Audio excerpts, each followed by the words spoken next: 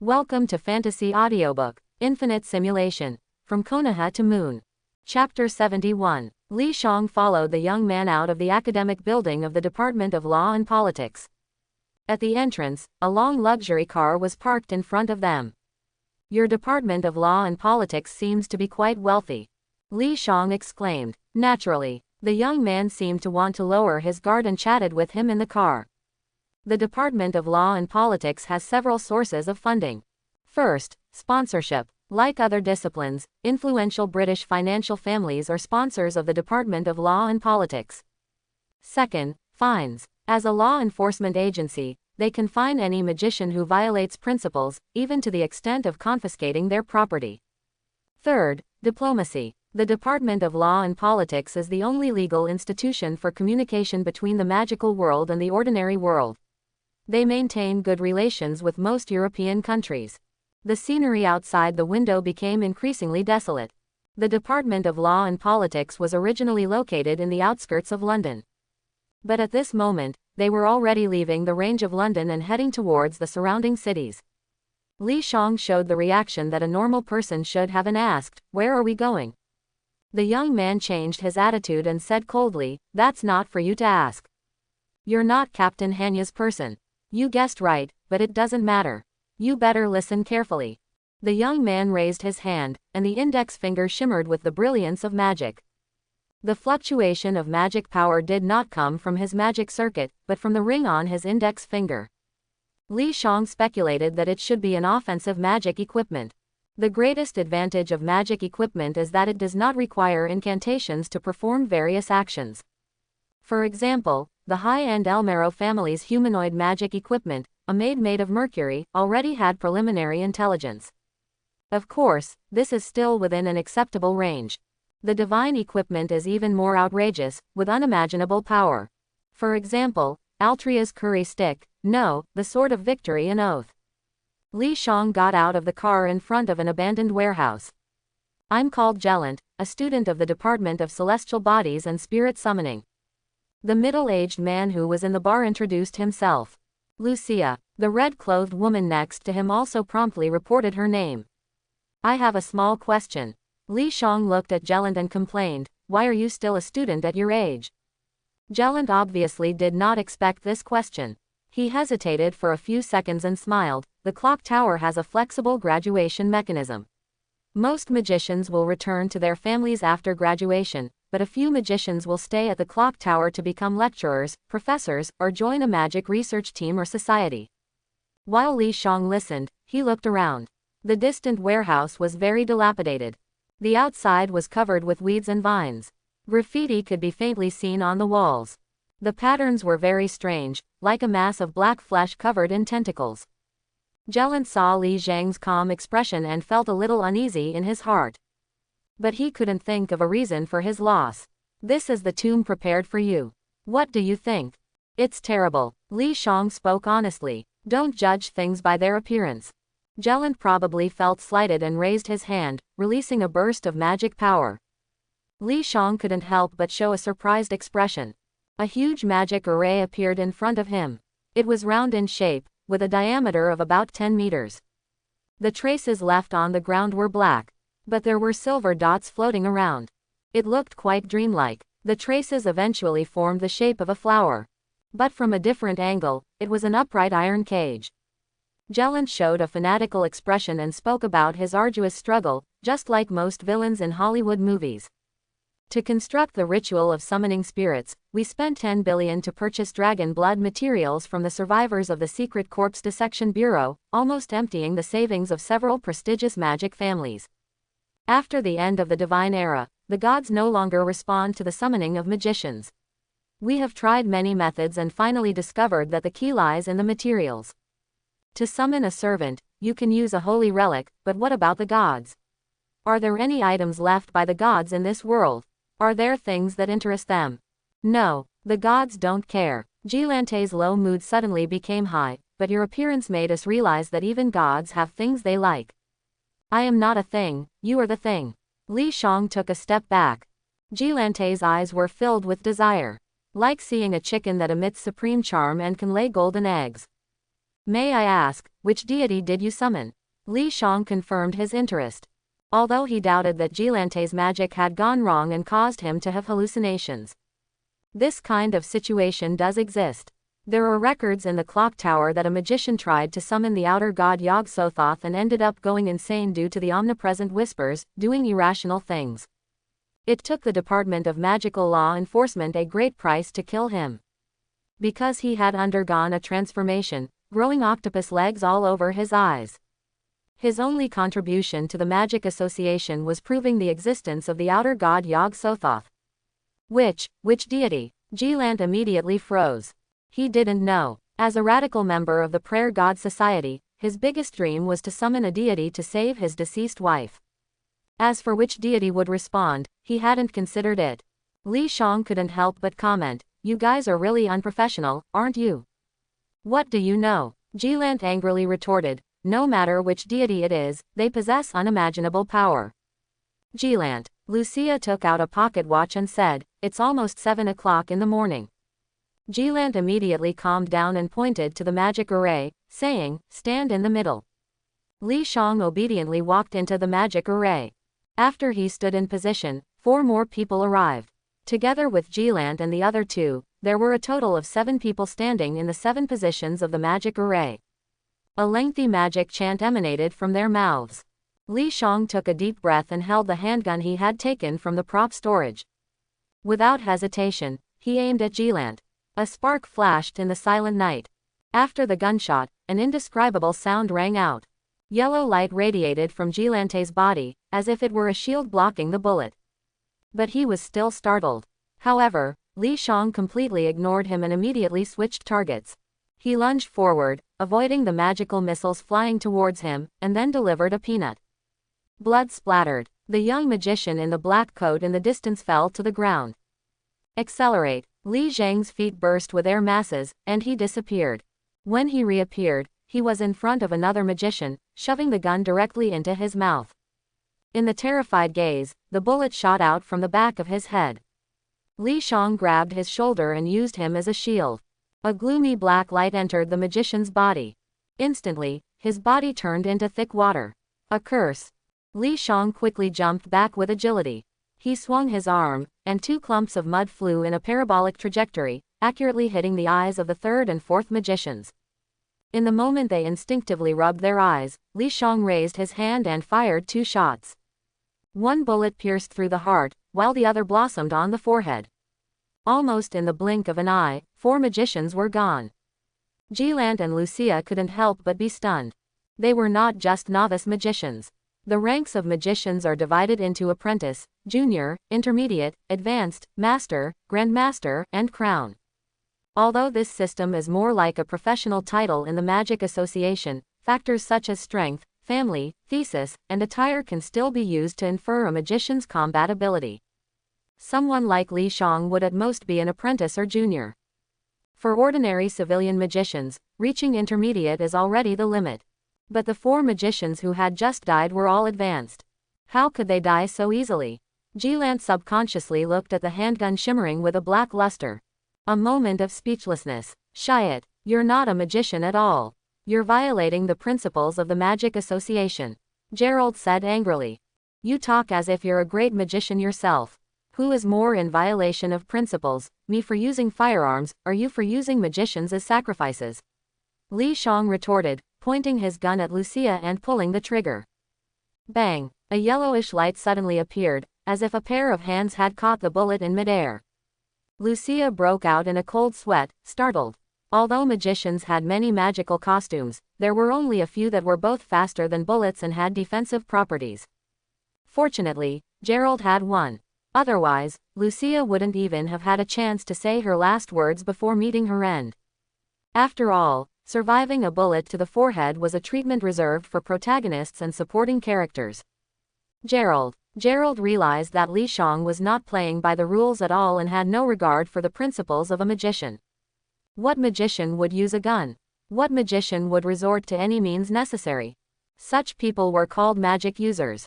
Like Emiya Kuritsugu. He had a notorious reputation in the Magic Association and was ostracized. If Gerald were to report Li Zhang's actions, there was a 50% chance that he would be expelled. The other 50% depended on whether his family and talent were strong enough. If he were an ordinary magician, he would most likely have to accept defeat and end his magical career. Lucia, it's time to sacrifice your life like your brother Louis. As long as the gods descend, I will definitely resurrect you all, Gerald said, enveloped in a faint yellow light. Leave this guy to me. I have my family's magical costume, and I'm not afraid of his gun. Lucia didn't hesitate and nodded. Do you really believe in this nonsense? Li Shang couldn't help but mock when he heard the familiar time for making grand promises. Resurrection, do you think the god you're summoning is a priest? But Lucia completely ignored him. She took 2 steps forward and stood at the edge of the magic circle, then screamed in pain. There was only one way for one person to unleash the power of 7 people.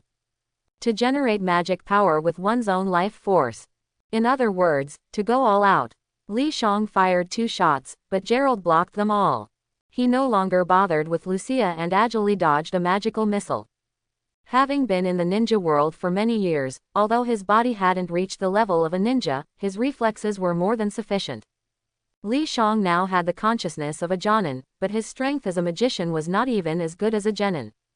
In simpler terms, he was all talk and no action. Just like most of the commentators in League of Legends who didn't have the skills to play professionally but had good eyes and mouths. Gerald frowned. Ordinary magicians would have been defeated by his few magic tricks. But this guy was slippery. While dodging attacks, Li Shang observed the magical costumes on Gerald's body. He didn't use any offensive magic, because it was useless. With his current level, he was far from being able to match a gun. Li Shang recalled the knowledge he had learned in class. Magical costumes could be roughly divided into 2 categories. One type was auxiliary costumes, used to amplify and supplement a magician's magic power. They allowed the use of magic with less magic power or magic that exceeded one's own limits. The majority of costumes were auxiliary costumes. The reason was simple. They were easy to make and cheap. The other type was called limited costumes. By infusing magic power into the costume, a certain phenomenon could be induced. This included the noble phantasms used by heroic spirits or servants. They were powerful and extremely rare. Gerald's magical costume clearly belonged to the second type. Li Shang had already experienced its effects. Just then, the original darkness suddenly turned blood red. The magic circle trembled violently. 7 flashes of lightning suddenly appeared at the 7 positions where the magicians were standing. Li Shang couldn't help but be surprised. Are you serious? He couldn't afford to delay any longer. If a god really descended, who knew what would happen? Li Shang thought for a moment and fired another shot at Gerald. The light on his body quickly gathered at his heart, blocking the bullet. The light in the other positions clearly weakened. Li Zhang's eyes lit up. It's useless. Your gun can't break through my defense, Gerald said proudly, and the ritual is about to be completed. Take advantage of the remaining time and flee like a rat. Most magicians have personalities that are comparable to Uchiha. Li Shang sneered and said, you're wrong. It's not that your defense is strong, it's just that my firepower is insufficient. Flower growers have always had a fear of insufficient firepower. He had anticipated this situation. Li Shang took out a Lee Enfield rifle and aimed it at Jelent, opening fire. Rat-a-tat-tat. The flames were dazzling. Although this British rifle had been replaced by newer models, its rate of fire was very fast, capable of achieving machine gun-like effects. Jelent was completely suppressed. The light on his body flickered like a nightclub's revolving lights. When he finally reacted, he cursed loudly at Chet. Reluctantly, he realized that if this continued, he would exceed the limit of his magic outfit. Just as he was about to use auxiliary magic to evade, a crisp sound rang out at his feet. Flashbang. Ah, my eyes. Jelent had never encountered such a speechless situation in his life. He covered his eyes, in extreme pain. His dog-like eyes were completely blinded without any defense. Then, a bullet pierced through the thin light and hit his shoulder. Once is never enough. 1 minute later, Jelent fell to the ground. Li Shang blew on the muzzle of his gun. The feeling of suppressing firepower was exhilarating. No wonder men liked to pilot Gundams. But he immediately thought of Lucia and quickly turned to look. He couldn't help but be taken aback. Lucia was lying on the ground, her body emaciated, gasping for breath, like an elderly person on the verge of death. But her expression was still excited. Noticing Li Zhang's gaze, she mustered her last bit of strength and said, "Your time of death is near. And I will be reborn." After saying that, she breathed her last breath.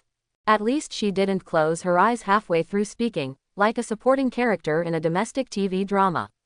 Li Shang gripped his gun and looked around vigilantly. The warehouse was gone, replaced by endless mountains. Illusion. Li Shang felt a strong sense of déjà vu. The previous 7 lightning bolts had turned purple-red, emitting a strange feeling. It's coming soon. Jelland was not dead yet. The golden light on his body was flickering madly. He held on, waiting for the arrival of the god. Li Shang frowned, wanting to shoot him, but a thunderous roar temporarily immobilized him. A blood-red dragon rolled out from the ground, spreading its wings and hovering high above his head. "Yes, devour him," Jelland shouted excitedly, completely ignoring the bullet holes on his body. The blood dragon, as he said, swooped down towards Li Shang. But it didn't devour him. When it was above his head, it suddenly dispersed into a pool of blood, raining down. Li Shang shook his head, regaining his senses from the dragon's roar. He looked puzzled as he watched the dragon blood on his body gradually disappear. "You have been bathed in dragon blood, and your body has undergone changes. New talents and panels have been generated. Please check.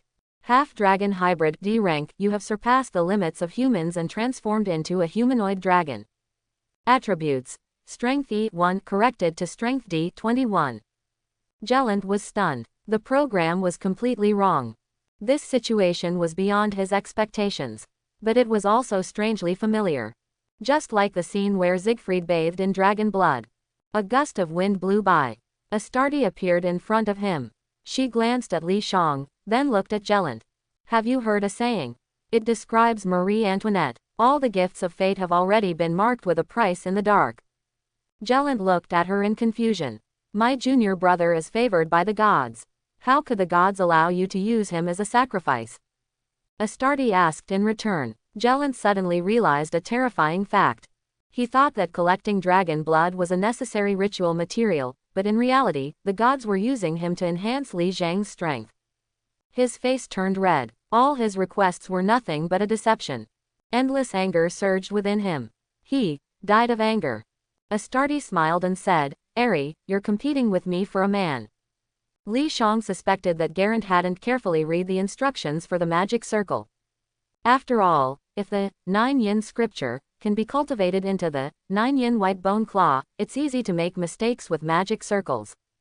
But magic is as rigorous as mathematics. Missing 1 or 2 steps, or reversing the order, will never lead to the correct answer. The dragon's blood quickly disappeared. The illusion also ended at some point. Apart from the dilapidated warehouse, there was no evidence of what had just happened. But Li Shang did indeed benefit from it. Celebrate, a new hybrid has been born. According to Type Moon's concept, he should be similar to Siegfried.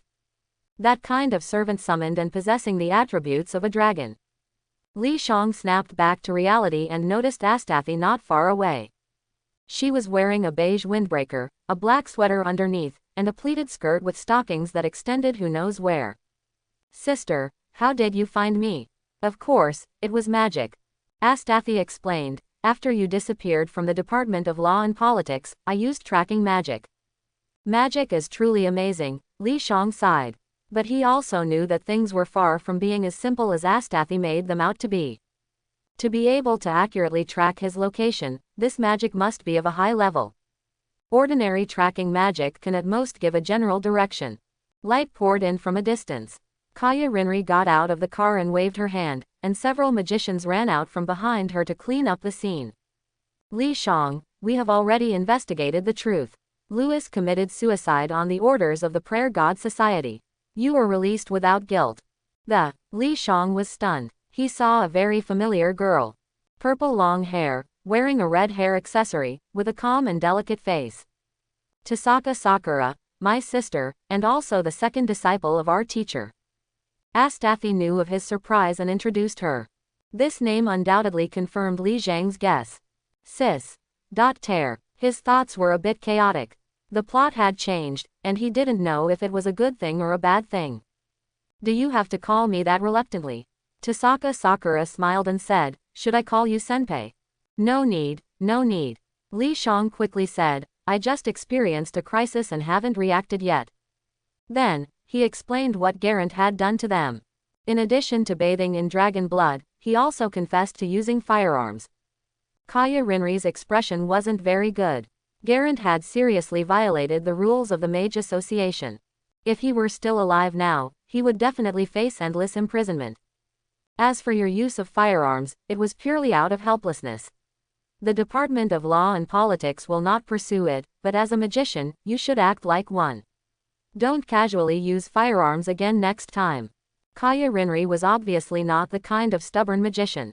I promise next time, Li Shang assured. After Kaya Rinri took away the body and the remaining materials of the magic circle, only Astathe and Tasaka Sakura were left. Let's go home. Astathe opened the car door. Tasaka Sakura immediately took the front passenger seat. Li Shang could only sit in the back seat. Unexpectedly, this time Astathe drove quite steadily. There was no longer the feeling of being in an F1 race. So she's a Siskin, Li Shang couldn't help but think. When they returned to the villa, it was already bright outside. There were no classes in the morning. Li Shang wasn't in a hurry either. The schedule at the clock tower was very similar to that of a regular university, sometimes only having one major class in a day. After breakfast, Astathe had something to do and left. Taking this opportunity, Li Shang asked, Sister, why do your names differ so much? I was adopted. Tasaka Sakura didn't hide it and said, I come from the prestigious Tasaka family in Fuyuki City, and I have an older sister. But because the magic crest of the magician family can only have one inheritor, I was adopted by Astathe. Li Shang nodded slightly. The magic crest is the symbol that distinguishes noble magicians from common magicians. It is something that magicians spend their entire lives training and solidifying, and can be transplanted to the successor after death. The reason why ancient magic families are so powerful is largely due to the existence of the magic crest. Let's give a simple example. For example, a first-generation magician accidentally developed the Sharingan and turned it into a magic crest. Passed down from generation to generation, it has been strengthened by countless people's efforts and has evolved into the Rinnegan in the latest generation. What does this mean? There's no need to say more. Two magicians with the same talent, let's say they both have 100 magic circuits, and the quality is the same. But one is a commoner with nothing, while the other is naturally born with the Rinnegan. How do you fight? This is why the 12 monarchs of the 12 magic clans stand tall and unshakable. They have inherited for thousands of years, and who knows to what extent their magic seals have reached. Maybe some are close to magic. It is difficult for commoner magicians to challenge their status. Unless they cheat or rely on other things. How did you two meet when London and Fuyuki City are so far apart? Do you know the creator of the mineralogy department? You mean Mr. Jeweler. Li Shang naturally knew. The creator of the mineralogy department, Kishua Zelrech Schweinerg. Possessing the second magic, a powerful magician who can freely travel between multiple parallel worlds.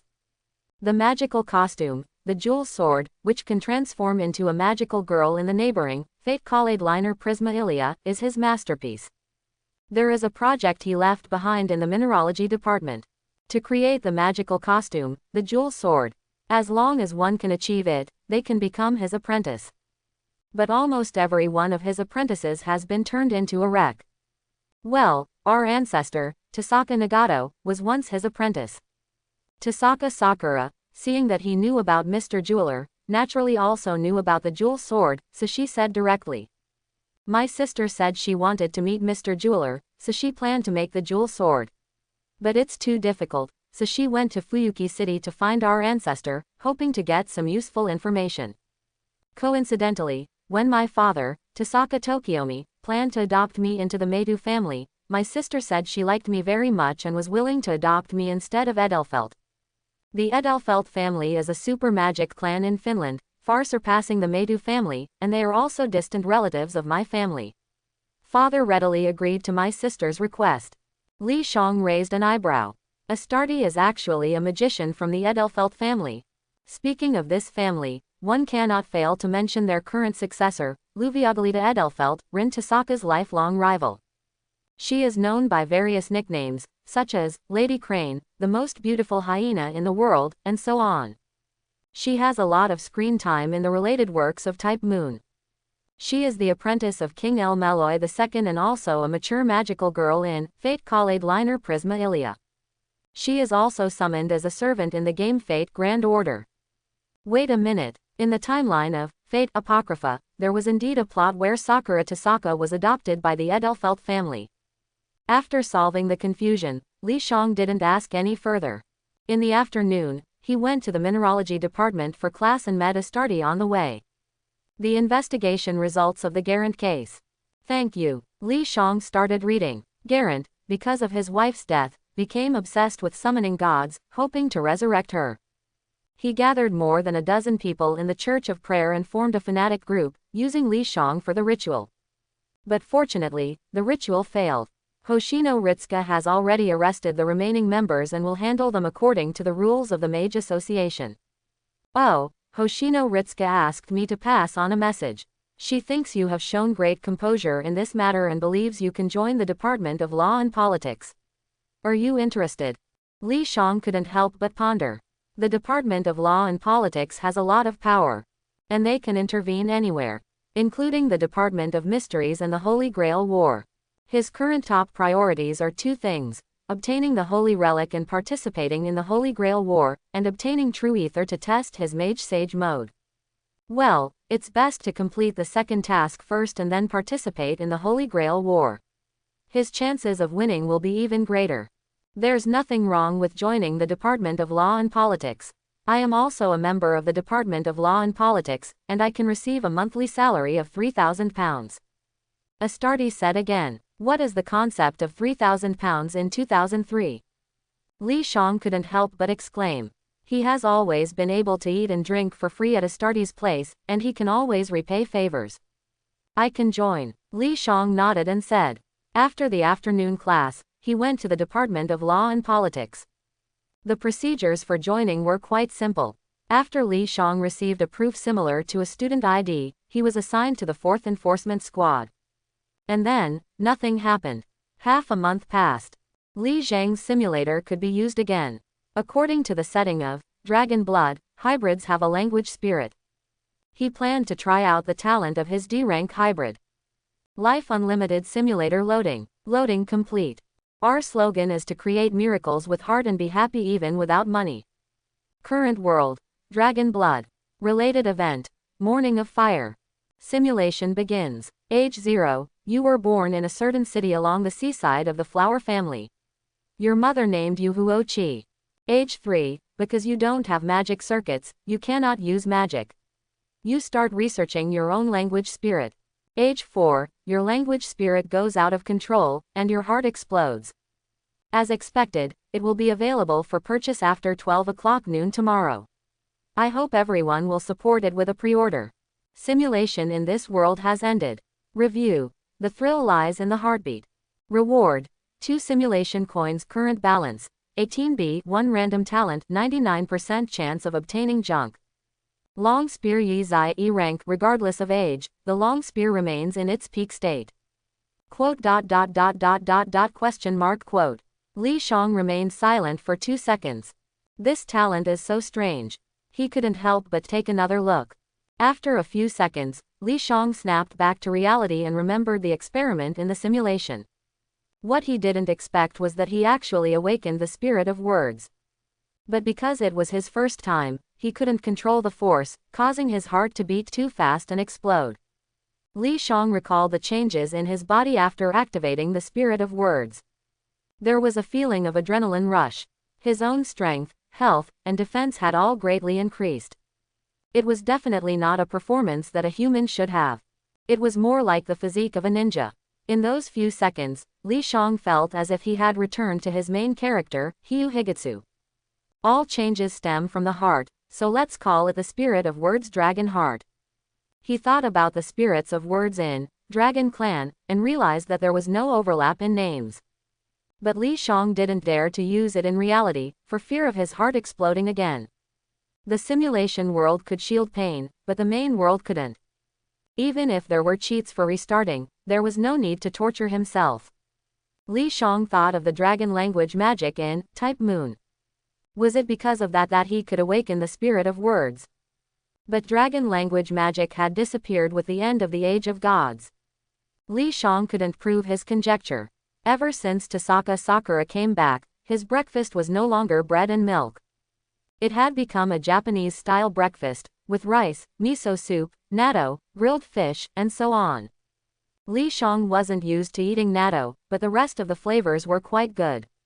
It had to be said that Tasaka Sakura was truly a traditional Yamato-style beauty. In addition, her personality was a bit more playful and cute than in the original work. Actually, Li Shang had always wanted to criticize the mushroom's twisted taste. Even if he wanted to play something dark and deep, it shouldn't be to the extent of torturing a beautiful girl like this, right?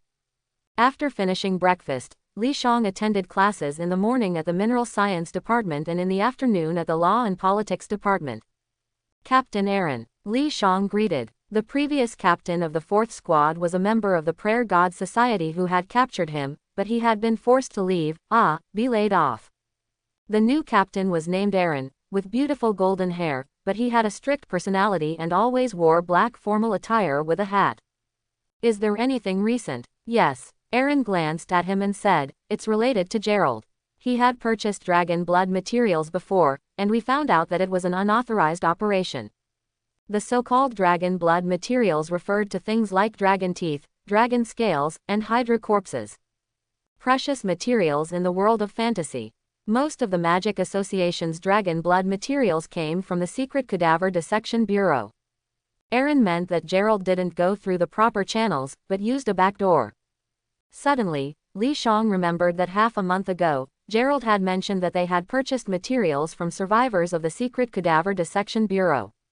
Survivors, in simple terms, were gravediggers from the Spirit Tomb Albion who had escaped without permission. And the reason they desperately fled was naturally because they had dug up extremely valuable dragon blood materials. In other words, this was a smuggling case. Do you need my help? When it came to the Spirit Tomb Albion, Li Shang was very interested. The dragon blood in his body came from the buried dragon in the Spirit Tomb. Although it was only D rank, Li Shang wanted to know how impressive this dragon was and if it was as strong as the Dragon Kings in Dragon Clan. Your rank is too low.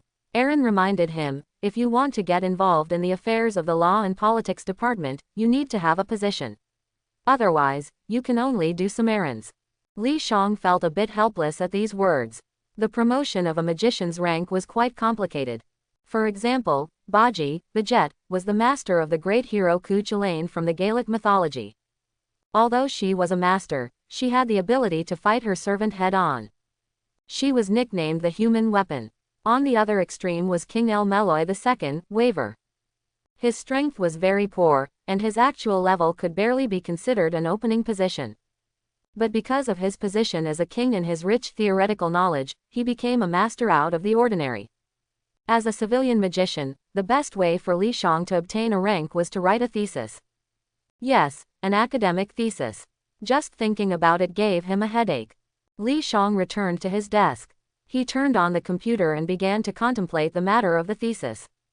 Generally speaking, a magician's thesis would be about the creation and improvement of magic, optimization of magical systems, and the most ruthless would be the establishment of new magical theories. Li Zhang's eyes suddenly lit up. He wasn't good at magic tricks, but he was very familiar with ninjutsu. Moreover, the ways in which the two were released were extremely similar. The difference was that the former required chanting, while the latter required hand seals. If I can create magic with hand seals, does that mean I am the legendary pioneer? Li Shang felt that there was great potential. He now had two ideas. One was to replace the chakra in ninjutsu with magic power. The other was to change the chanting in magic to hand seals. He preferred the first idea. Once successful, even if it was a weakened version, he would have countless new ninjutsu, or rather, magic. Of course, he shouldn't even think about bloodline limits, it was impossible. In addition, wealth, honor, and rank would all come rushing in, and then he would marry a beautiful and wealthy woman, reaching the pinnacle of life. Who knows, he might even become the greatest magician in the history of the Magic Association. So, Li Shang asked for leave from Alan and ran to a specialized magic training ground.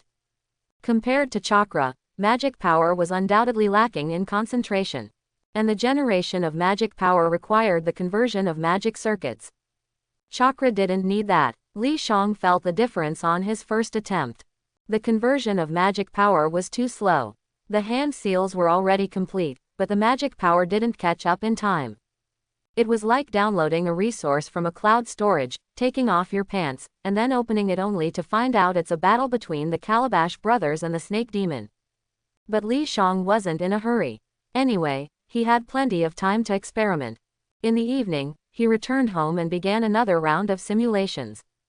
Simulation begins. Age 0, you were born in the flower planting family Magic City, and your father named you Zhao Tianwei. Age 1, you attempted to use the power of language and suffered severe heart failure. Age 2, your parents spent all their money to treat you, and you chose to start over in life. Simulation in this world ends.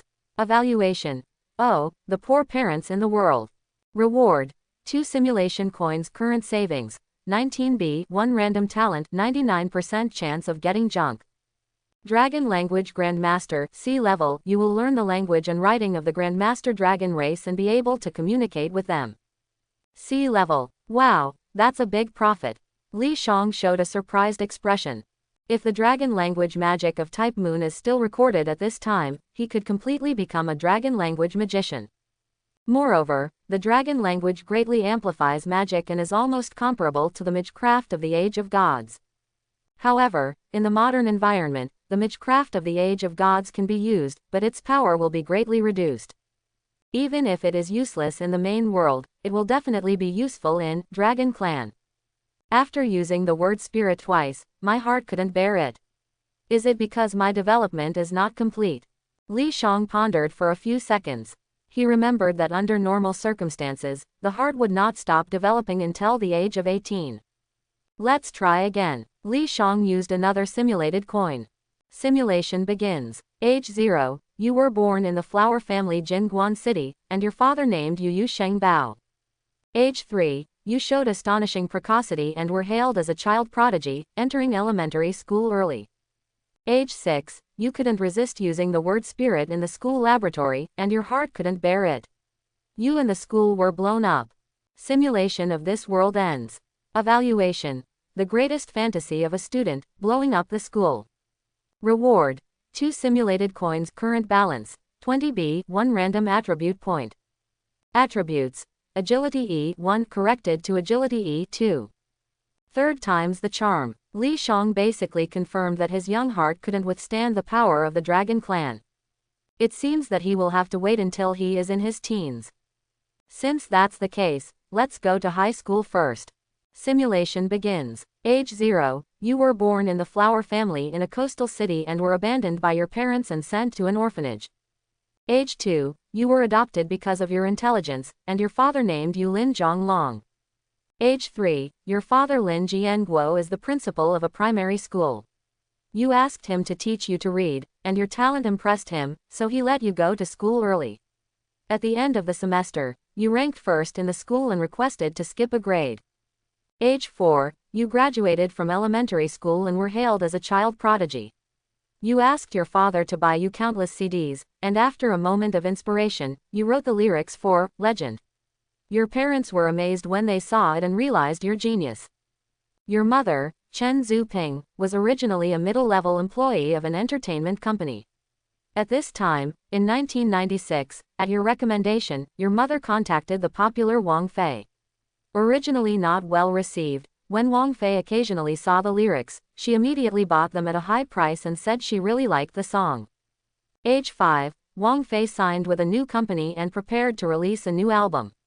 You took this opportunity to present Flowing Years, Anko, Human World, and Stubbornly Unaware to her, and they were all adopted.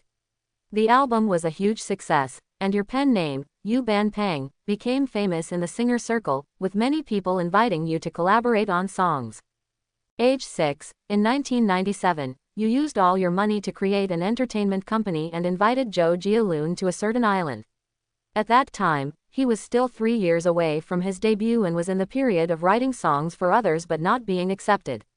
He didn't want to come, but when he saw your 4 songs, Nunchucks, Fireworks Cool Easily, In the Name of the Father, and Love Before BC, he showed an expression of incredible shock and immediately expressed his willingness to join.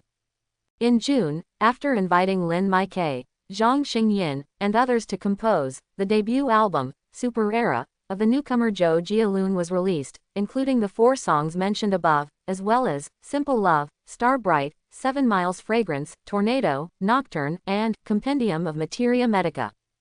These 10 songs swept the Chinese music scene, and no one dared to compete with them. They were hailed as the greatest Chinese language album in history. At the end of the year, Yu wrote Meeting in 98, which allowed Zhou Jialun and Wang Fei to appear on the Spring Festival Gala, becoming completely popular. Age 7, at the Top 10 Golden Melody Awards, Zhou Jialun swept 8 of the awards, winning an unprecedented 7 awards. While countless people went crazy for him, Yu also became a hot lyricist in the entertainment industry. You live a low-key life and never participate in events. Fans even offer sky-high prices to see you, but you always refuse. In July, Zhou Jialun's second album, Blue and White Porcelain, was released, and he appeared on the Spring Festival Gala with the title track, Blue and White Porcelain. Age 8, Yu signed the yet-to-debut Sun Yanzi and created her first album, Sun Yanzi, which included songs like Dark Night, I Miss, Backlight, Finally Understand, and Green Light.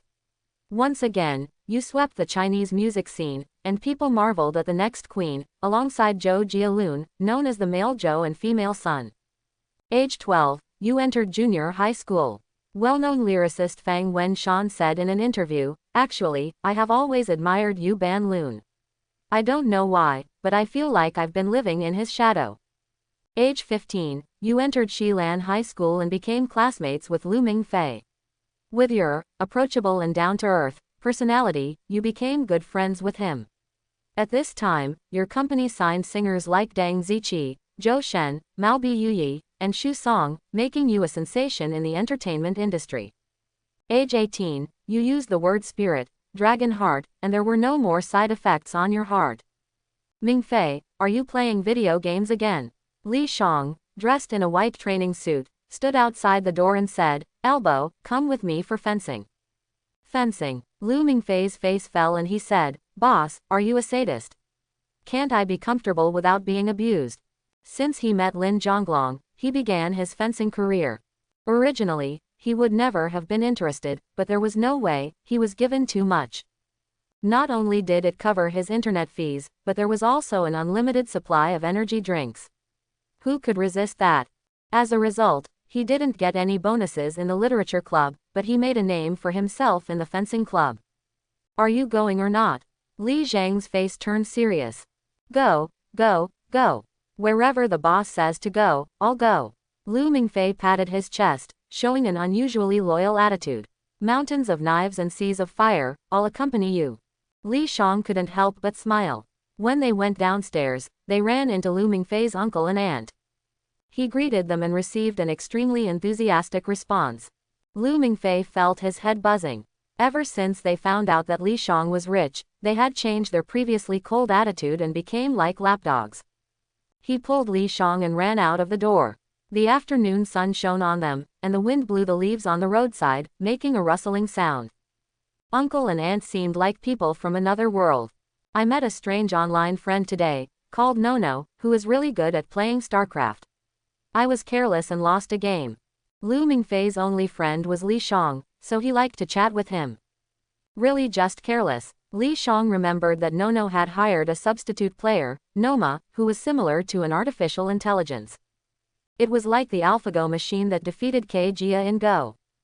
"Of course. Can I deceive you? Who am I?" Lu Mingfei, the undefeated. Lu Mingfei said with his head held high. "All right, undefeated it is. If I don't make you into the invincible East, then I'm not Lin Zhonglong." "Big brother, I was wrong." Lu Mingfei covered his little brother and said, "Am I, the delicate flower of our motherland, not worth your mercy?" The two of them arrived at the nearby Youth Palace Fencing Training Center while talking. "Zhaolin, you're here." The boss saw Li Shang and quickly came out to greet him. Lu Mingfei inwardly complained, rich people. But the boss immediately greeted him as well, and he immediately put on a smile. After changing into protective gear, Li Shang held a bamboo sword and said, Mingfei, what are you doing? Hurry up and change your clothes. Are you sure you want to wear that school uniform? Lu Mingfei reluctantly changed into a training suit. There was no way, he was beaten every day, how could he be happy? Although he had been learning for 3 years, compared to Li Shang, he was like an elementary school student defending against LeBron James. Lu Mingfei quickly stood opposite Li Shang, moving his bamboo sword slowly. After a moment, he let out a loud roar, but didn't attack. These little tricks of yours are useless. Li Shang raised his chin slightly and said, come at me directly. Although he really wanted to make a reference to Railgun, it was easy to encounter censorship for God-tier harmonization. Lu Mingfei was unmoved and extremely serious. 3 years of failure had already toughened his heart.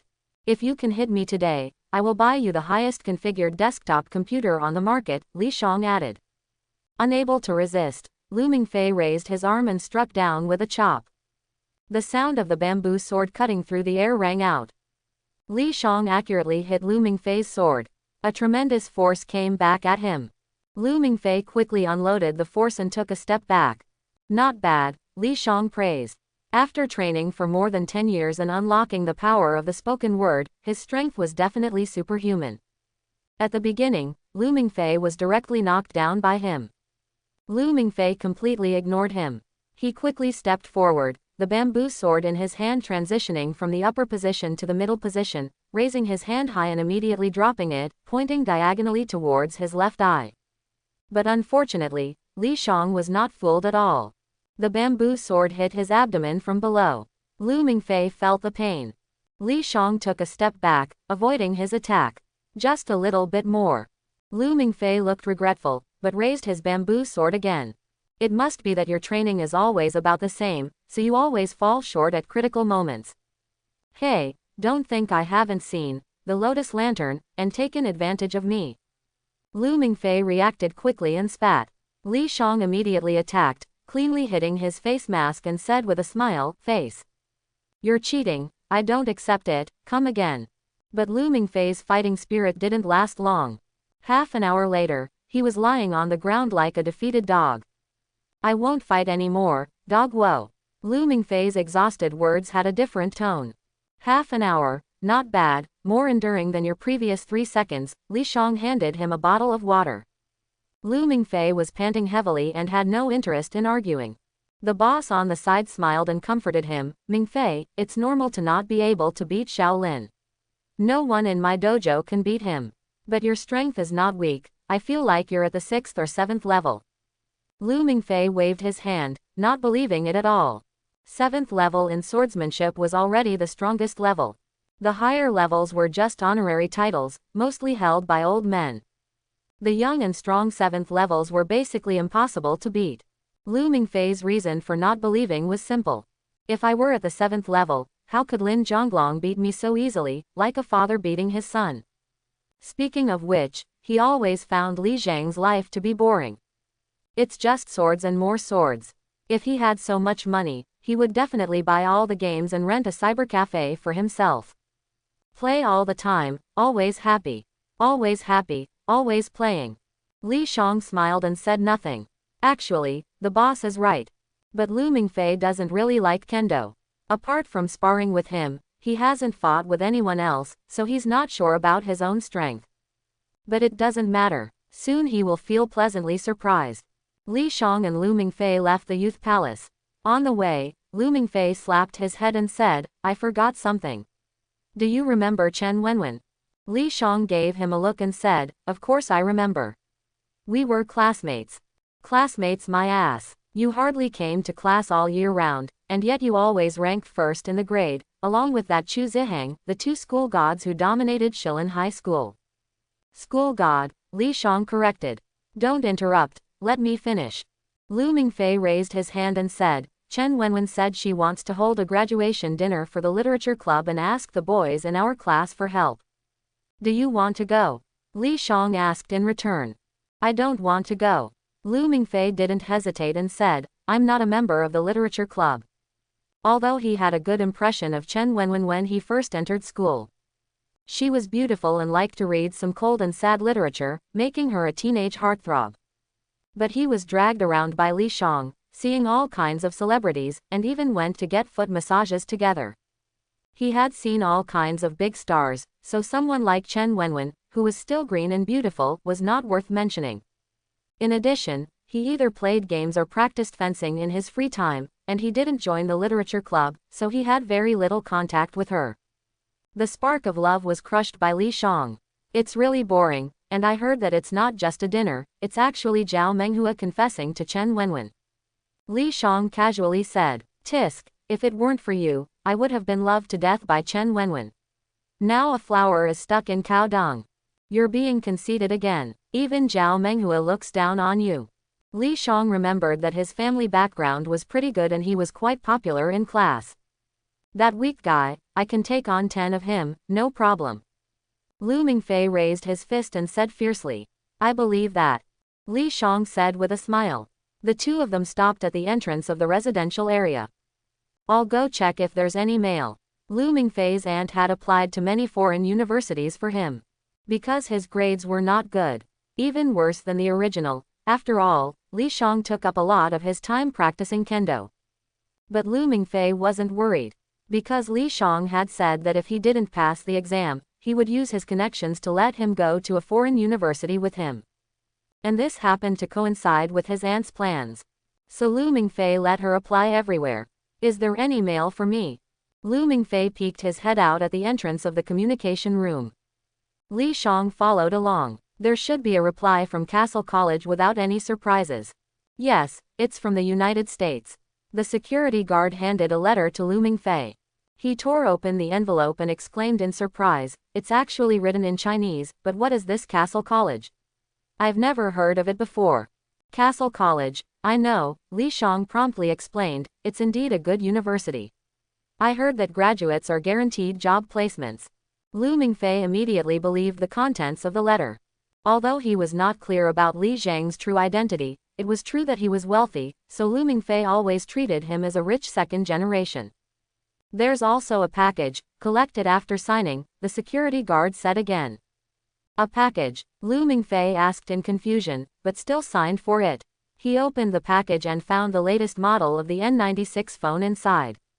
There was a contact person named Professor Gudrian. It must be a scam. "What Castle College? I've never heard of it," Lu Mingfei's aunt exclaimed, spitting with anger. Although she had applied for foreign universities for Lu Mingfei, it was just a way for her son, Lu Ming's, to seek advice. It was also a way to give Lu Mingfei's parents an explanation. However, she couldn't believe it even after it was truly accepted. Chubby Lu Ming's also said, "And what about the Chicago University's alumni school? Last year, our school's top student, Chu Ziheng, went to the Chicago Alumni College. That kind of college is almost like an Ivy League school, even Americans can't get in." The implication was that Lu Mingfei was even less likely to get in. But what scammer would spend so much money? Lu Mingfei's uncle touched the phone, maintaining an elegant posture. He had always had good taste and would always show off his high-priced replica watch during conversations. Although they had been using Lu Mingfei's parents' money all along. "The school Chu Ziheng went to is Castle College," Li Shang added sarcastically. Suddenly, the Lu Ming's family froze, as if time had stopped. Especially Lu Mingfei's aunt, who had a look of disbelief on her face. They, like Lu Mingfei, trusted Li Shang a lot. After all, after the uncle's certification, this classmate was worth more than 100,000. There was no way around it. Li Shang was about to slay dragons. After struggling for more than 10 years, wasn't he allowed to enjoy himself a little? Lu Mingfei felt inexplicably relieved, but didn't say anything. "We'll find out if it's fake or not the day after tomorrow at the Lijing Hotel," Li Shang said before leaving. On his way home, Li Zhang's phone rang. "Hello, who is this?" "Hello, I'm Yi Sheng from Castle College. After our investigation, we believe that you can participate in the interview for our college. If you're interested, please come to the Lijing Hotel the day after tomorrow morning." After saying that, he hung up directly. The difference in attitude towards Lu Mingfei was like night and day. Li Shang wasn't surprised. It was already in the original work, where they specifically invited other classmates of Lu Mingfei to the interview. But in reality, they were just extras. Their only goal was Lu Mingfei.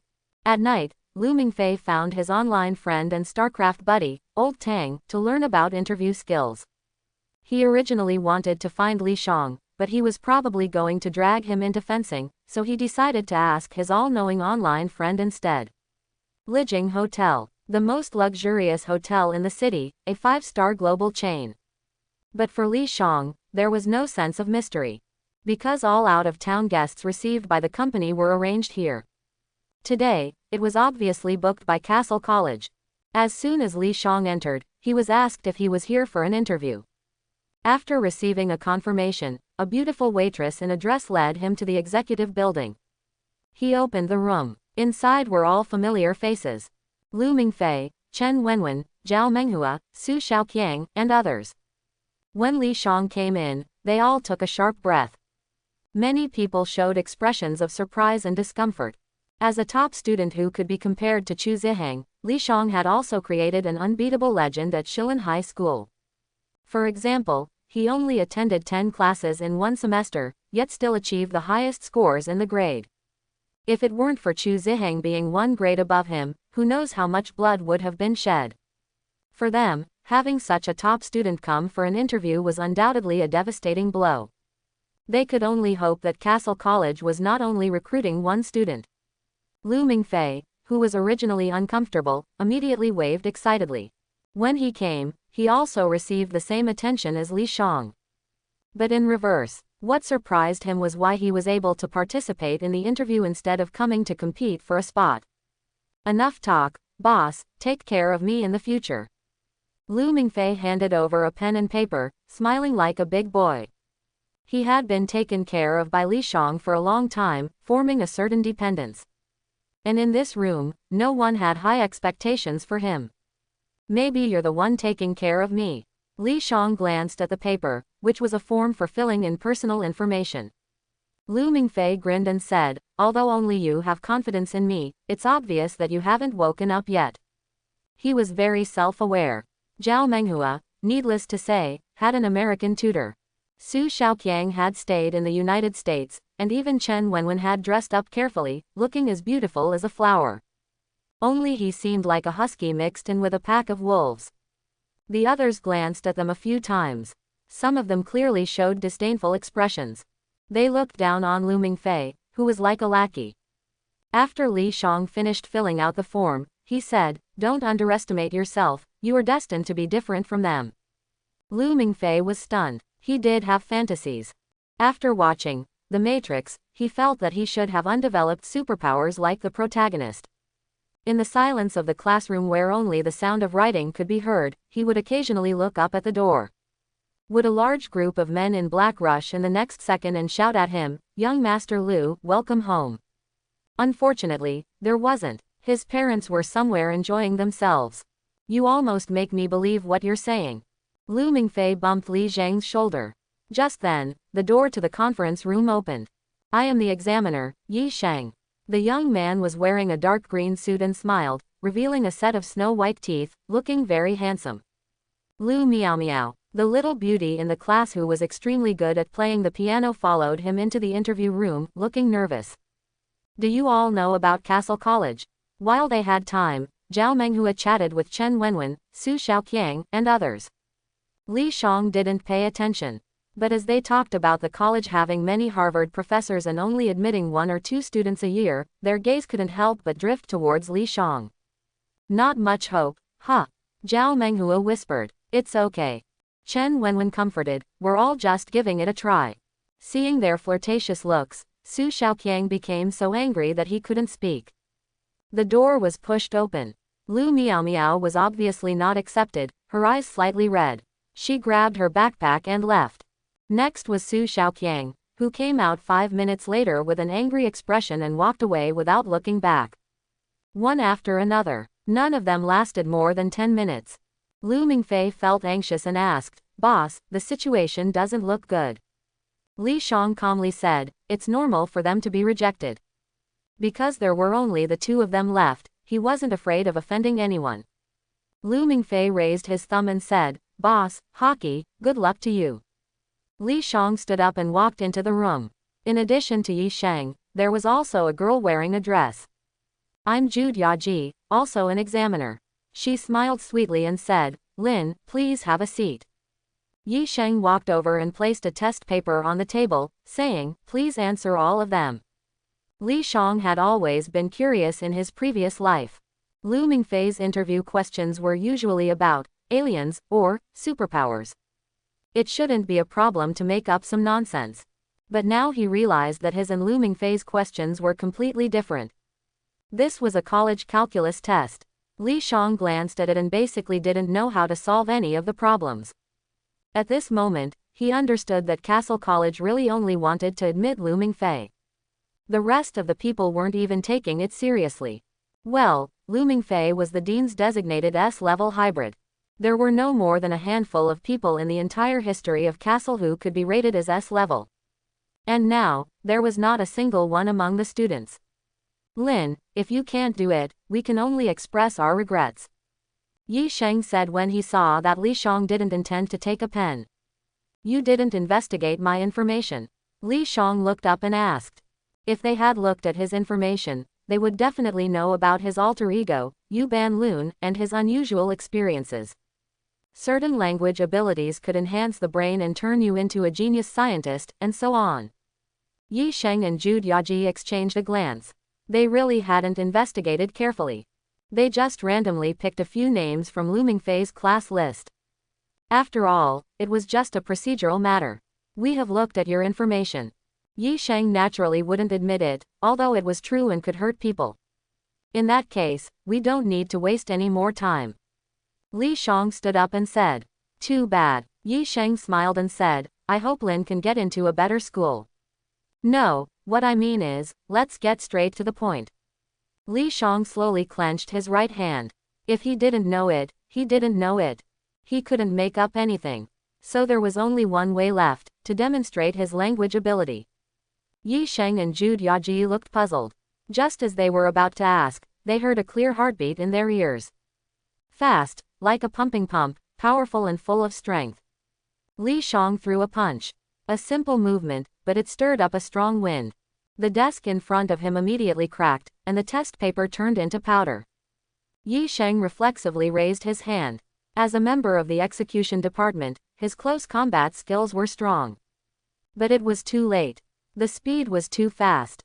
Yi Sheng instinctively closed his eyes. But Li Zhang's fist stopped in front of his face. Countless winds made Yi Sheng feel like he was being cut by a knife. And there was an unimaginable pressure that made him unable to breathe. When he came back to his senses, he noticed that everything around him was in ruins. You awakened the power of language." Yi Sheng swallowed his saliva. He ran a lap at the ghost gate. He couldn't help but curse the unreliability of the school in his heart. Why didn't they explain to him that there was another person besides Lu Mingfei? And judging from the strength he just displayed, he was probably another A-level. Jude Yaji quickly stepped forward, grabbed Yi Sheng, and said, "Sorry, this is a mistake on our college's part." "It's okay." Li Shang smiled and said, "I have long admired Castle College." Yi Sheng and Jude Yaji immediately thought of Chu Ziheng. He also came on his own. It shocked the college, and when they received the news, they couldn't believe it at all. "Congratulations on passing the interview. Please wait for the college's notification." Yi Sheng reached out his hand, and a white fang appeared. In fact, once someone awakens the power of language, it is impossible for them not to join Castle College. "Thank you." Li Shang shook his hand. "How did it go?" As soon as Lu Mingfei saw Li Shang come out, he quickly asked, "I heard some noise inside, did something happen?" "It's nothing, I just tripped." "That's really unlucky. But I passed the interview." Li Shang patted his shoulder and said, "Now it's your turn, good luck." Lu Mingfei was not surprised that he passed the interview, but when he heard the second half of the sentence, he took a deep breath and said, "Boil a bowl of tea for me while I wait for you to come back."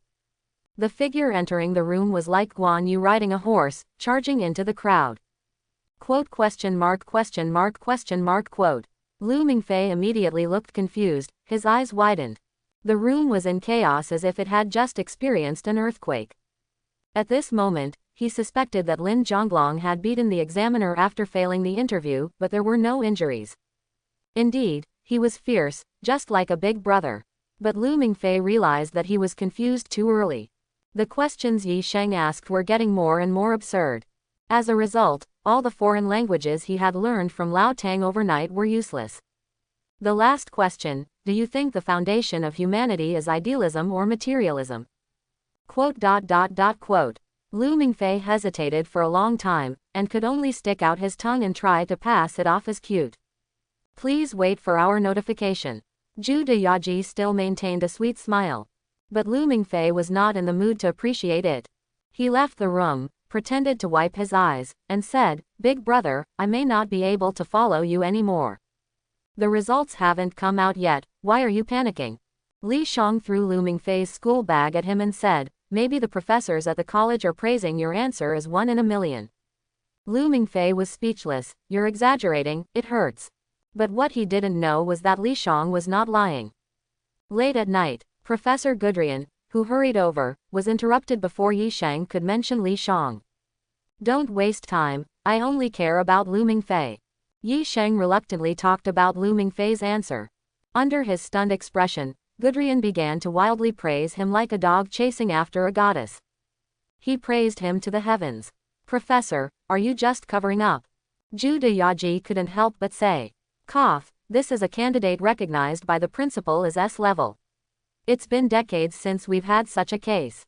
It's not an exaggeration. Professor Gudrian said firmly. Okay, I'll call and inform him. Zhu Deyaji took out her phone and quickly dialed the number, putting it on speaker. Is your family dead? Not sleeping in the middle of the night? An irritable voice sounded. Zhu Deyaji frowned, but still told him the news that Lu Mingfei had passed the interview. Suddenly, there was silence. She almost thought she dialed the wrong number. Oh, we will definitely come tomorrow. A vacant look appeared in Aunt Lu Mingfei's eyes as she hung up the phone. There's one more thing, Yi Sheng said with a serious expression. Is there anything missing from Lu Mingfei? Professor Gudrian asked with concern. It's a classmate who interviewed with him, Lin Zhonglong. He awakened his language spirit. Yi Sheng felt a bit helpless. Although he is an S-level, your attitude is really out of line. Professor Gudrian was stunned and asked, are you sure? The principal didn't tell me there was another one. How could I be mistaken? Yi Sheng brought him to the interview room during the day. The traces inside remained motionless and intact. Professor Gudrian's expression immediately became serious as he asked, tell me the situation. Yi Sheng immediately explained in detail about Li Zhang's performance. You mean you felt pressure from him? Professor Gudrian's face showed an excited expression. He struck gold with this find. Yes, I suspect his bloodline level is at least B level, and more likely A level, just like Captain Chu Ziheng. Yi Sheng concluded. Call him immediately. Professor Gudrian also took out a phone and said, I need to report this to the principal. Okay. Zhu Dea nodded and dialed the phone. Hello, Lin, congratulations on being admitted. Please come to the Lijing Hotel again tomorrow morning, and you can bring your parents. Li Shang hung up the phone and continued sleeping. The next day, he went to his own villa. Although he was adopted, his parents treated him very well, which was only right and proper. It's up to you to decide. Lin Zhongguo smiled and said. The biggest luck in his life was adopting this son. Who could have known that an 18-year-old boy would turn out to be a half behind-the-scenes boss in the entertainment industry? Such things can only happen in novels. Unexpectedly, they caught up with him. Sometimes he wondered, if Lin Zhonglong's biological parents knew his situation, they would probably regret it. Li Shang nodded and went to the Lijing Hotel alone. He arrived relatively late. Uncle and Aunt Lu Mingfei were already enjoying the rare luxury food. Li Shang had no good feelings towards the two of them. You must be Lin Zhonglong, right? Professor Gudrian warmly shook hands with him. Afterwards, he began to introduce the situation of Castle College. The library, the sports hall, the music hall, the sailing competition, the computer competition, the dance party, and so on. It made Uncle and Aunt Lu Mingfei feel sour, as if they had eaten lemons. Li Shang wanted to complain. Professor Gudrian said that they had won the sailing competition against the University of Chicago for 3 consecutive years. It's really unlucky. Isn't this bullying honest people? The members of the University of Chicago met a group of little dragons.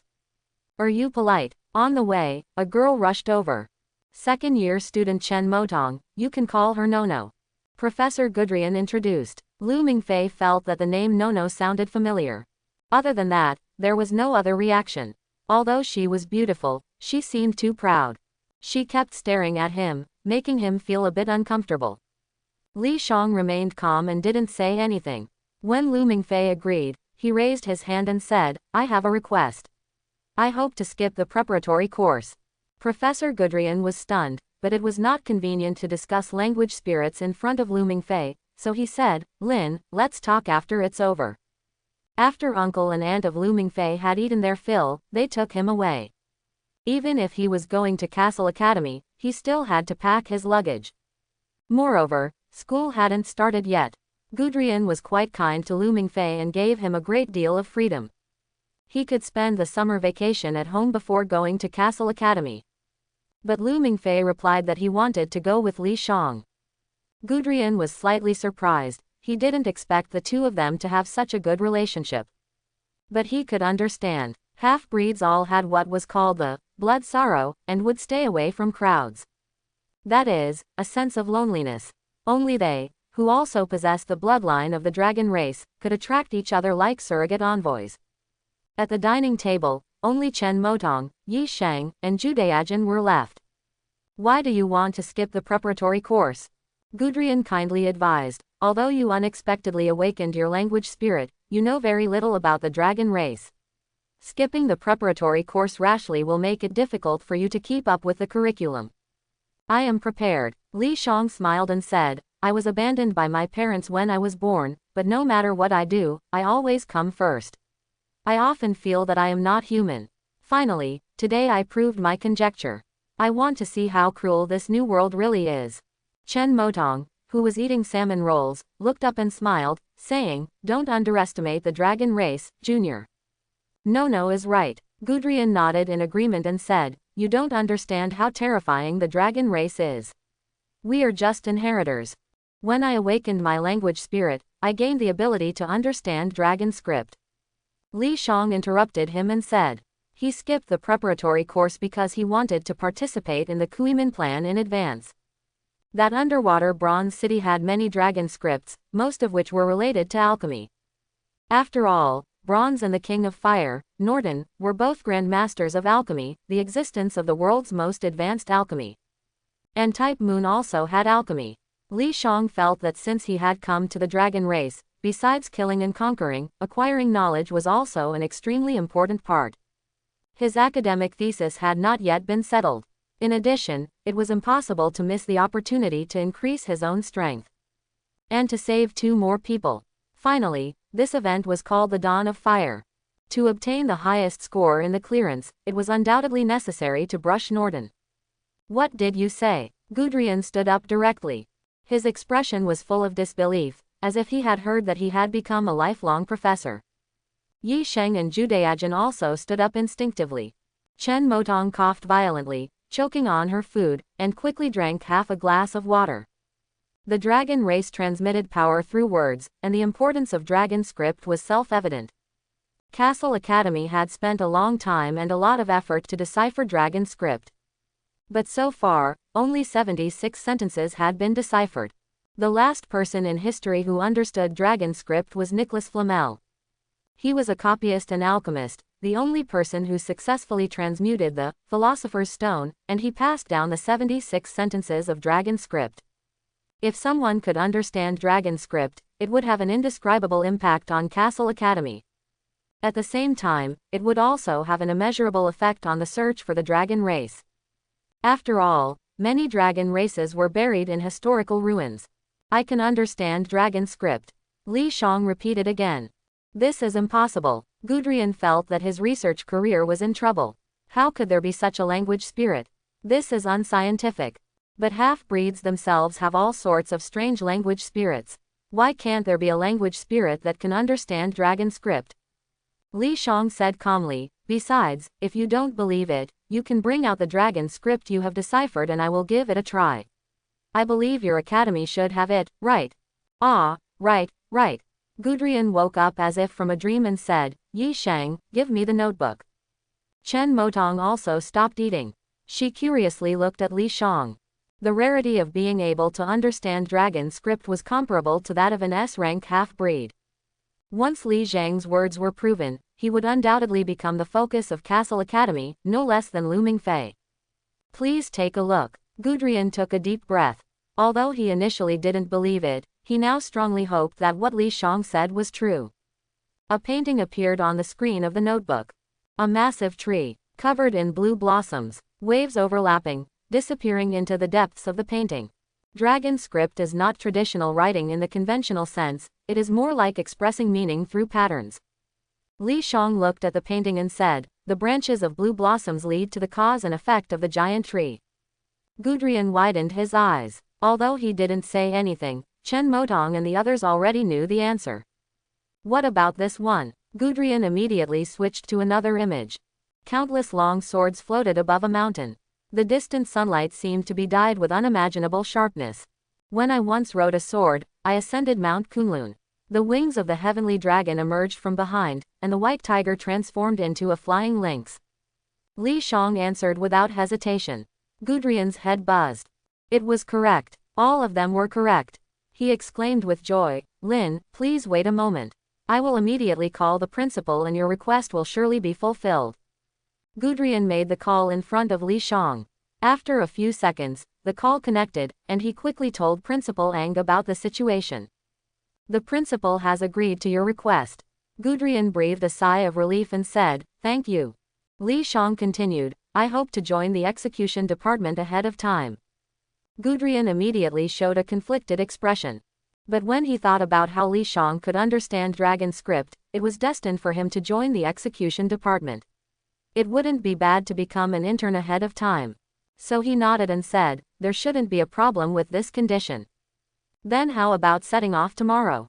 I think the professor also hopes for the S-class students of Castle College to report early, right?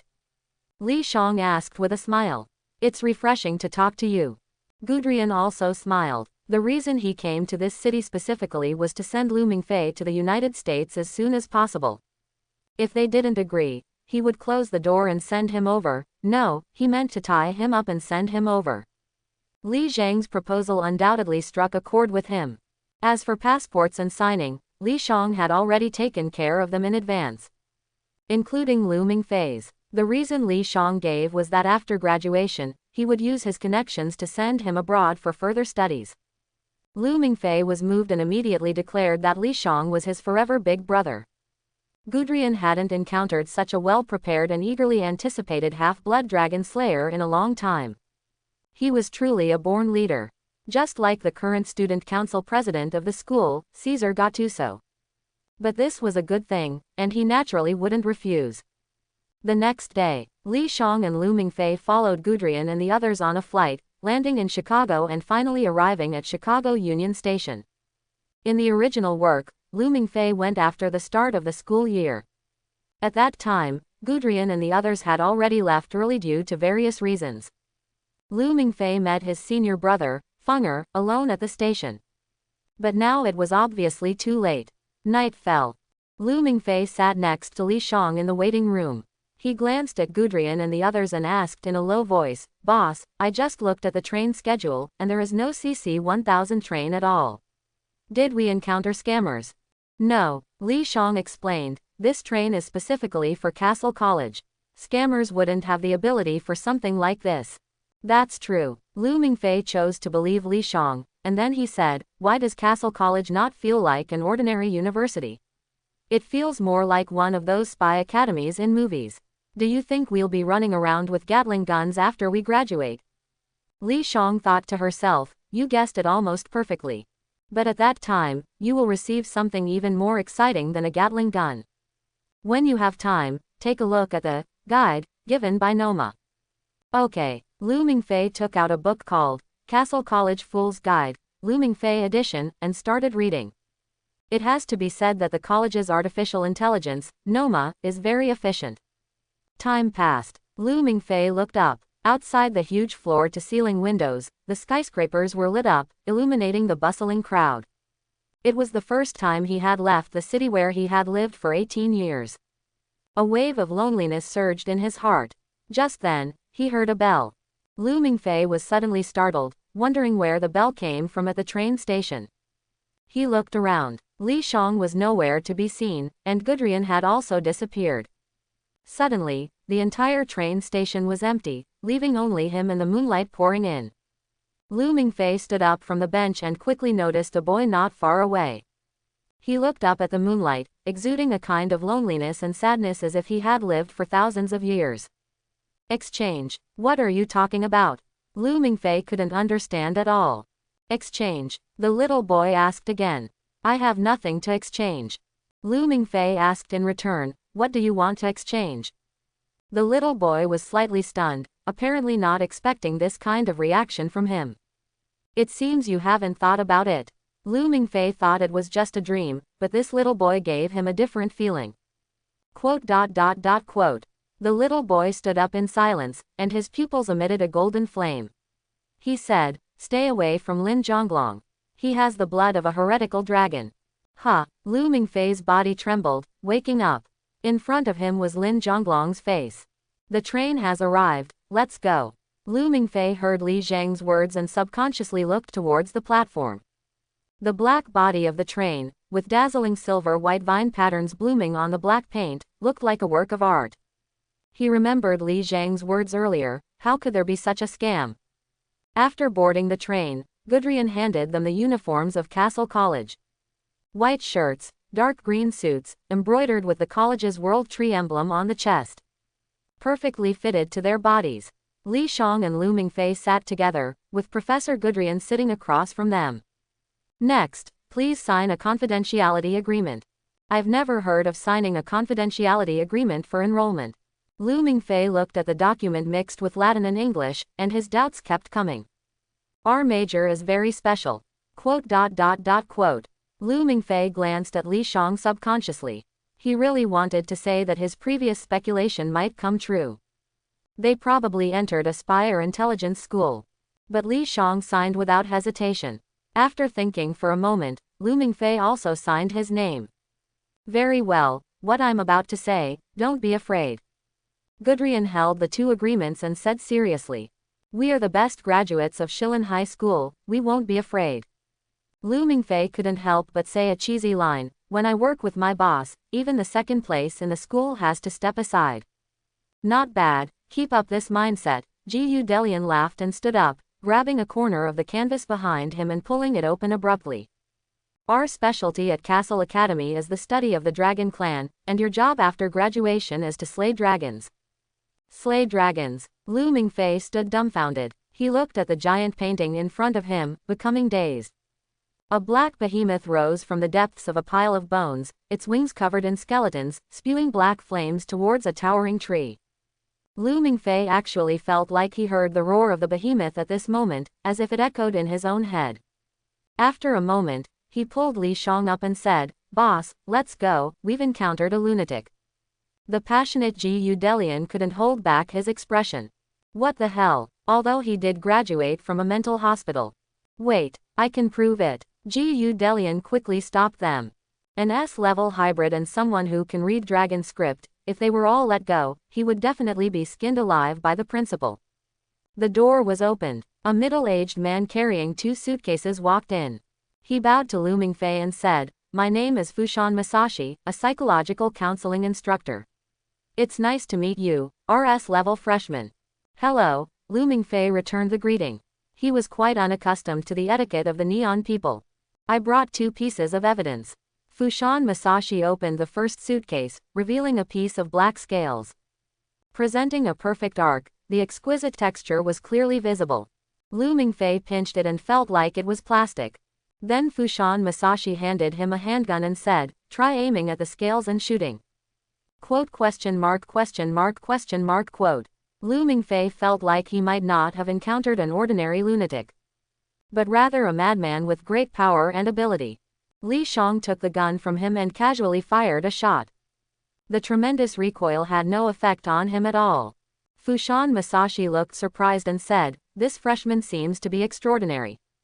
Lu Mingfei stared at Li Shang with wide eyes, as if meeting him for the first time.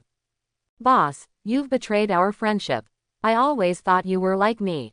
He could clearly see that Li Shang was extremely skilled with the handgun and perfectly hit the dragon scale. But the dragon scale was undamaged. Now for the second piece of evidence. Fushan Masashi opened the second suitcase and took out a glass bottle. Lu Mingfei's mouth hung open and couldn't close for a long time.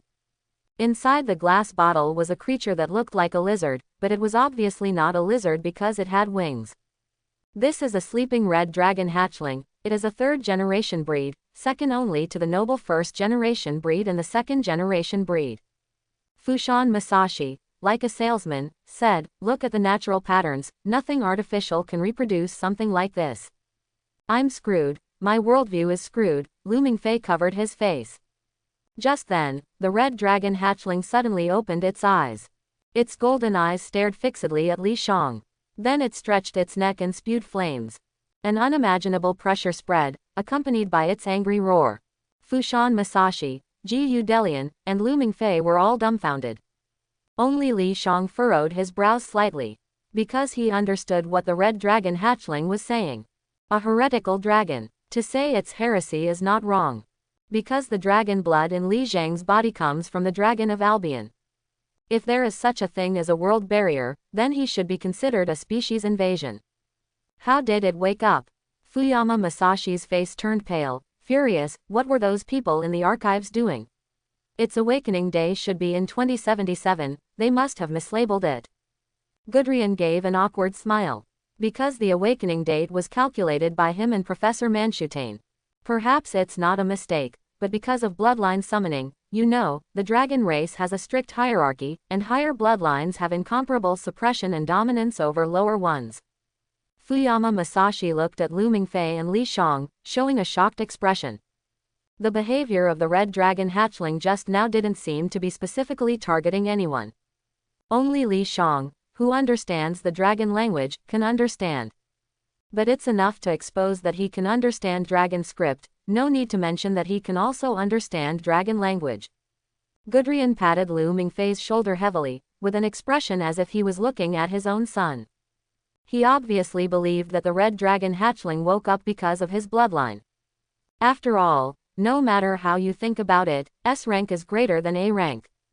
Lu Mingfei held his head, looking dumbfounded. He actually has a high-purity dragon bloodline. He suddenly remembered a line, "I don't want to be human anymore." Wait, does that mean, boss, you are too? Only now did Lu Mingfei notice that Li Shang has been calm from the beginning until now. Even when seeing the resurrected red dragon hatchling, he remained calm and composed. As if it was nothing out of the ordinary. Yes, he is too. Gudrian's smile didn't diminish, and he has already awakened his language spirit.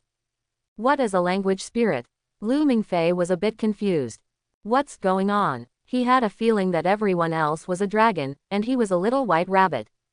A language spirit, simply put, is a special ability that arises from the dragon genes in our bodies. You can think of it as a superpower. The specific details will be explained in detail in our classes. Superpower. Lu Mingfei was stunned for a while, his previous fantasies seemed to be becoming reality. Although he wasn't as all-powerful as the protagonist in The Matrix, being a dragon wasn't bad either. He remembered what Li Shang had told him, that he was destined to be different from them. So there were already signs. But speaking of which, even though I was rated as an S-rank bloodline, I still can't beat Li Shang. Did something go wrong somewhere? Do we have any benefits? Lu Mingfei glanced at Li Shang. If he left now, wouldn't he become a deserter who betrayed his brothers? Besides, it would be so lonely for the boss to enter school alone. We do. At least $36,000 in scholarships per year. Yudirian waved his hand grandly and said with great enthusiasm. Lu Mingfei took a deep breath. He had originally wanted to scold loudly. But the US dollars, and Yudirian had previously brought news about his parents, which might also allow him to see them at Castle Academy. Lu Mingfei felt that at this moment, he was not like Guan Yu, who drank warm wine and beheaded Washong, but more like Guan Yu walking into Maicheng. But he had to go in, didn't he? Did he have to go back and face his nagging uncle and aunt? He still had to repeat a year, prepare for the college entrance examination, which was truly terrifying. And with the eldest brother entering school, he would be studying with a group of lower grade students alone. Lu Mingfei thought for a moment, I'd better slay the dragon. At least my fencing skills should be decent, right? I'm joining you guys. Lu Mingfei raised his voice. Since he was joining voluntarily, he had to be cool and handsome. Yudirian's eyes at this moment really looked like those of a young fangirl, and he excitedly said, I've already prepared your training plan, just wait for you to pass the 3E exam, and then you can start. For the first semester, you can choose the Introduction to Dragon Family Genealogy, Alchemical Chemistry. Hold on. Lu Mingfei's head was about to explode. Why are there still exams? Don't worry, for you, it's just a formality. Yudirian's eyes were full of confidence as he said, Lu Mingfei, you are S-class, destined to become a king. I'm not good at exams. Lu Mingfei said hesitantly. As for the second half of the sentence, he ignored it. What king? Going to slay dragons? If he didn't become a dead man, it would be a blessing from heaven. Trust me. Yudirian patted his chest and said, if you can't pass the exam, I'll. Don't make any promises before the exam. Lu Mingfei interrupted. Yudirian smiled and said, because school hasn't started yet, the school will specially prepare an exam for you too, probably tomorrow. After you arrive later, go to the dormitory first and familiarize yourselves with the environment. There is also a senior in the dormitory who can get to know you. The train arrived at the platform. The carriage door opened, and Li Shang saw a shiny bald head. Manstein, chairman of the Student Union Discipline Committee. The middle-aged man smiled and introduced himself. Discipline Committee. Bullying girls. Why is it an old man? Wouldn't it be great to have someone like Kuroko Shirai? Li Shang sighed inwardly and greeted, hello, professor. Are you our school's new S-class? Manstein asked instinctively. Lu Mingfei didn't look bad, but his current temperament was a bit lacking. Compared to Li Shang, he indeed didn't look as dazzling. No, he is. Li Shang bumped into Lu Mingfei's shoulder. He quickly reacted and said, hello, teacher. With great confidence. The air was immediately filled with a cheerful atmosphere.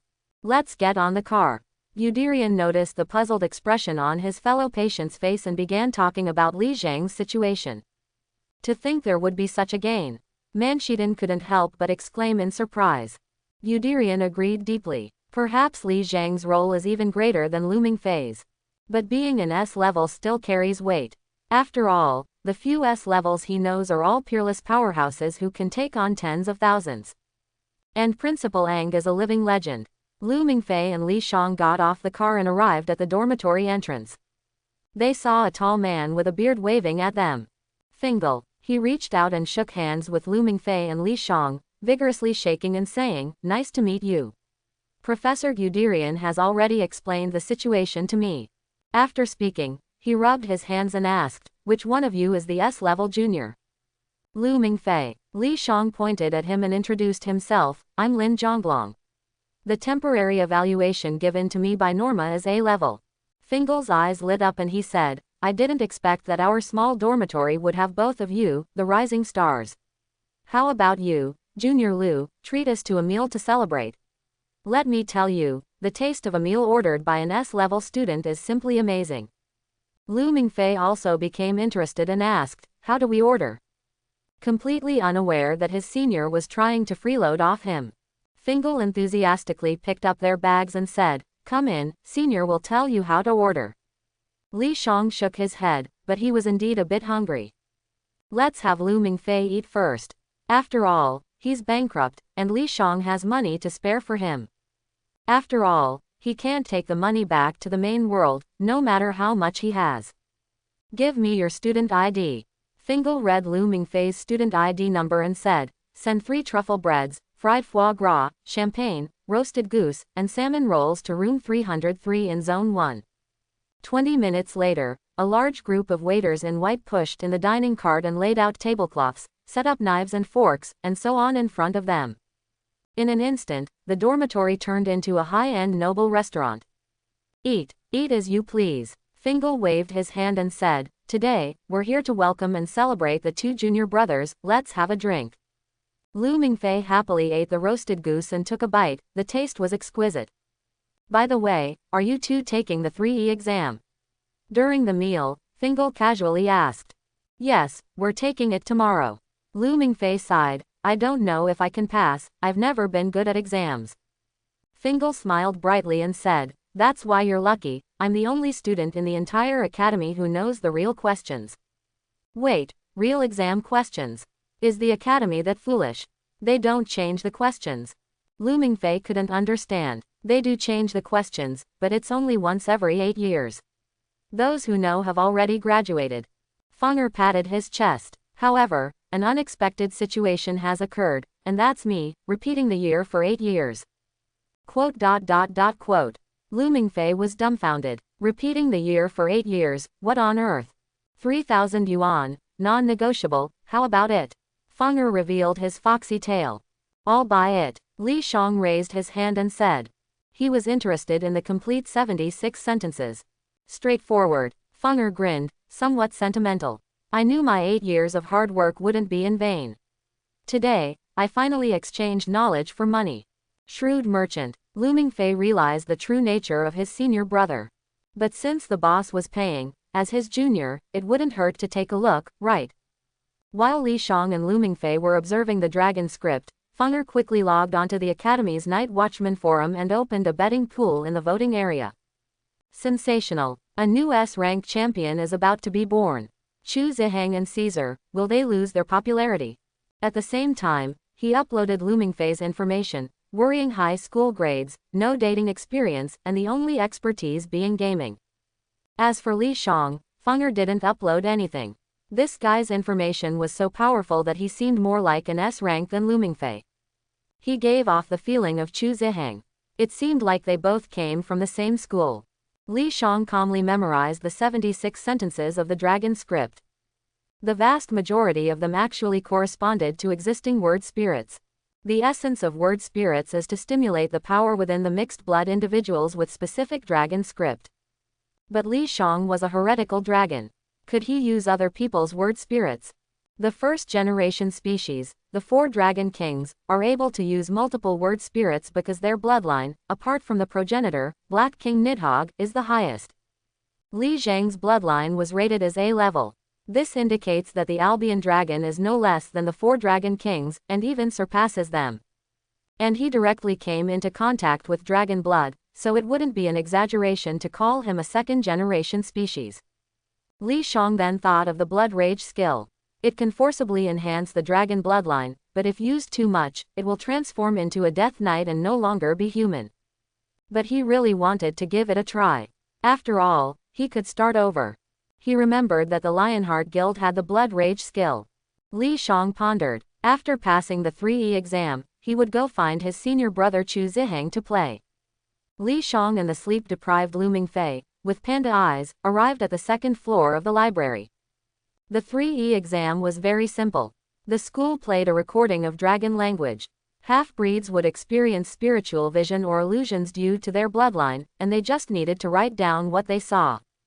Li Shang possessed the dragon language grandmaster, so even without spiritual vision, he could answer perfectly. But Lu Mingfei couldn't, so he spent the whole night memorizing and forcibly remembering the patterns of the dragon language. Li Shang couldn't directly tell him that someone would help him cheat, and even if he handed in a blank paper, he could still become an S-level student.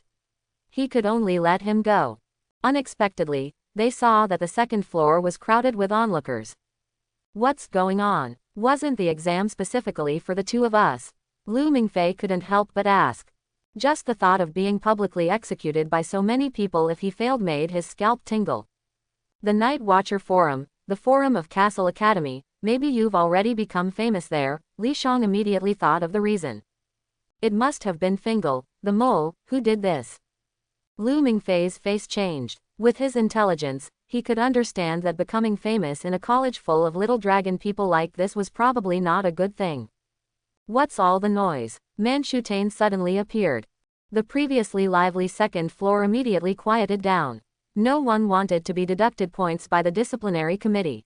I am your invigilator. Manshutane looked at Lu Mingfei and Li Shang and solemnly announced the discipline of the examination room.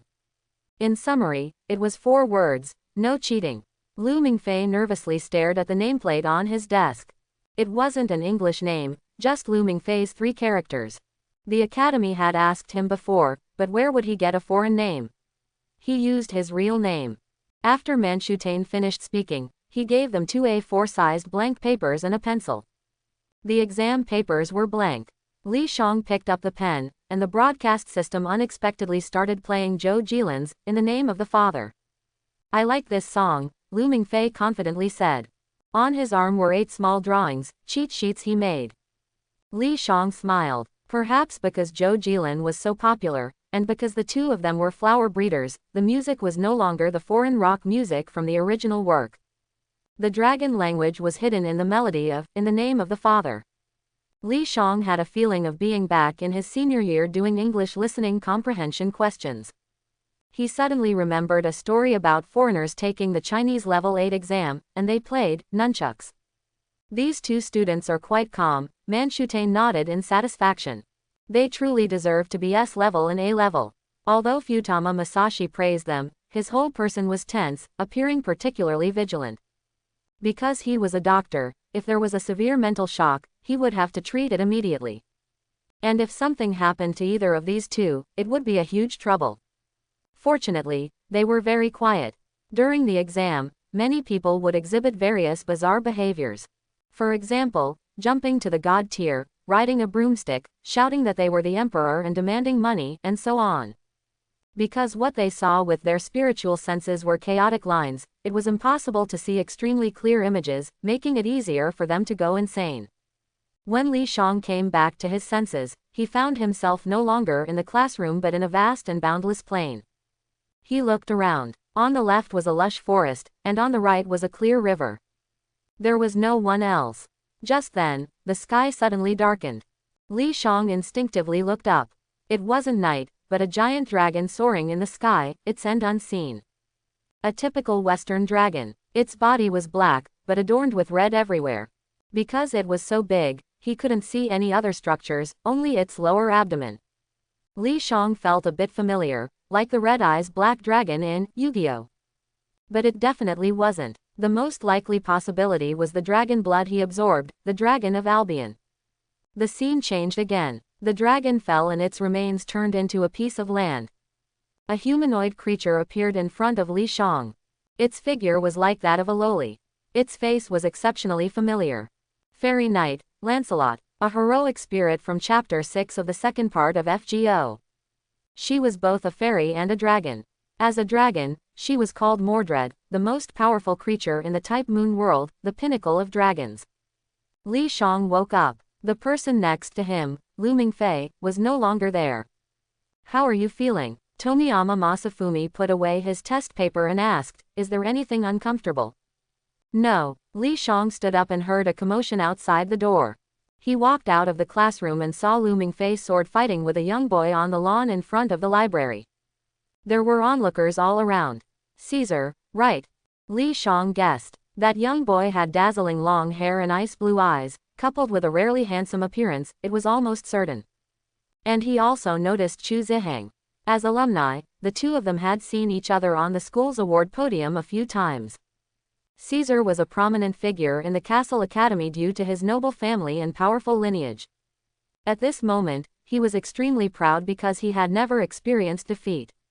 Even if his opponent was Chu Ziheng, he still had a slight advantage. But unfortunately, spending money couldn't compare to destiny. After a while, Caesar's personality would change because he would realize his limits. But Lu Mingfei and Chu Ziheng didn't have limits. The former could summon demons to fight the Dragon King, and the latter became Odin when he put on his mask. Li Shang watched for a while. Lu Mingfei's defeat was inevitable. After all, Caesar had awakened his noble phantasm, and his physical abilities were stronger. Even if he didn't use his noble phantasm. However, in terms of skills, Caesar did not gain much advantage. Every day, Lu Mingfei exercises with Li Shang and is already accustomed to fighting stronger opponents. And he also feels that the pressure Caesar puts on him is not as great as Li Zhang's. Having said that, he still understands that he cannot defeat him. Li Shang went downstairs. Senior Chu Ziheng turned around. His golden pupils caught sight of Li Shang, and a hint of reminiscence appeared on his stern face. The beautiful girl next to him smiled gently and asked, Ziheng, do you know this new student? Chu Ziheng nodded slightly without explaining. Li Shang knew his personality and said to the girl, we are alumni from the same high school. He is one grade above me. My name is Lin Zhonglong. Su Shi. It seems we are fellow villagers. Li Shang remembered her fate in the original work and couldn't help but sigh inwardly. Let's talk later. He flashed his figure, grabbed the bamboo sword in Lu Mingfei's hand with his right hand, and forcefully swung it, forcing Caesar to retreat. Caesar felt the power transmitted to him and was slightly surprised. Interesting. Just as he was about to continue the fight, he heard Li Shang say, I remember, Freedom Day is coming soon. How about we settle the score then? As soon as these words were spoken, the students around immediately quieted down. This was undoubtedly a challenge. Caesar hadn't received a challenge in a long time. Because he was simply too strong. Whether it was swimming, horse racing, kendo, or musical instruments, culture, etc., he excelled in all of them. The Gattuso family was training their heirs according to the standards of the emperor. Although Caesar didn't particularly like the title of heir. I'll be waiting for you. Caesar naturally wouldn't refuse. The onlookers left one after another, losing interest. You actually have the guts to fight Caesar. Li Shang couldn't help but be surprised. Who told him to come and make me change my boss right away? Lu Mingfei said with loyalty, I said he's not qualified. Indeed, you're a good brother. Li Shang patted his shoulder. He suddenly realized that Lu Mingfei was no longer the weak child from the original work. Now that we've offended Caesar, let's join the Lionheart Club and teach him a lesson on Freedom Day. Li Shang said with a smile. Chu Ziheng and Su Shi behind them were slightly startled. Obviously, they didn't expect such a change. But undoubtedly, it was a good thing. They had been fighting the Student Union and the Lionheart Club for so long without a clear winner. Now that they have joined forces with these two fierce warriors, they might achieve good results on Freedom Day. Can we join? Li Shang turned around and asked. You can. Chu Ziheng answered calmly, suddenly realizing something, both of you are not afraid to face me. His golden eyes exuded the imposing aura of the Dragon Clan, and few dared to meet his gaze directly. Why should we be afraid? Lu Mingfei felt puzzled. Chu Ziheng remembered him because on that rainy night that had pierced his heart, he had considered letting him get in the car. But fortunately, he didn't, or else it would have cost him his life. If Li Shang knew what he was thinking, he could only say, bring Lu Mingfei along, and maybe the Dragon Clan will have a direct conclusion, leaving no room for Odin's role. That's good, Chu Ziheng said seriously, I promise that the next president will definitely be one of you, because you are qualified to be my opponents. Lu Mingfei opened his mouth. Isn't this too fast? The procedures haven't been completed, and he has already promised the position of president. Su Su said in a timely manner, then let's go have lunch together to celebrate the addition of the two new members and talk about Freedom Day. The cafeteria of the academy. Lu Mingfei couldn't help but exclaim. It was like a magnificent church. The dome was adorned with tree-shaped chandeliers, and the walls were made of granite. At this moment, the tables were filled with students. Su Su talked about Freedom Day. It was a privilege won by the students 10 years ago from the principal. Simply put, it was real-life CS. As long as alchemical weapons were not used and no casualties occurred, anything else was allowed. But now it has become the arena of the Lionheart Society and the Student Union. The winner would receive generous rewards. For example, they could pursue any girl, and she couldn't refuse and had to maintain a relationship for 3 months. Even someone else's girlfriend. The pure love war god was furious. The Prime Minister was ecstatic. Lu Mingfei remained speechless for a long time after listening. This is indeed a spy academy. But there's no way, Li Shang has already issued a challenge, so no matter what, he can only face him. I don't have any requirements, just give me a sniper rifle and let me play freely, Li Shang said. You know how to use a sniper rifle? Su Su couldn't help but ask. I do, I've been playing with it since I was little. Quote. Su Su really wanted to ask, What kind of family do you come from that you can play with a sniper rifle since you were little? Lu Mingfei was also dumbfounded, realizing that a real spy was right beside him. What about me then? I've never fired a pistol, let alone a sniper rifle. We can provide temporary training. Su Su looked at Lu Mingfei and said, your swordsmanship is good, maybe you can use it in the end. Although Li Shang was skilled in firearms, it was because of his deep blue attributes. Oh no, it was the result of his own efforts. Teaching Lu Mingfei might mislead him. Su Su, on the other hand, was suitable. She was gentle and patient.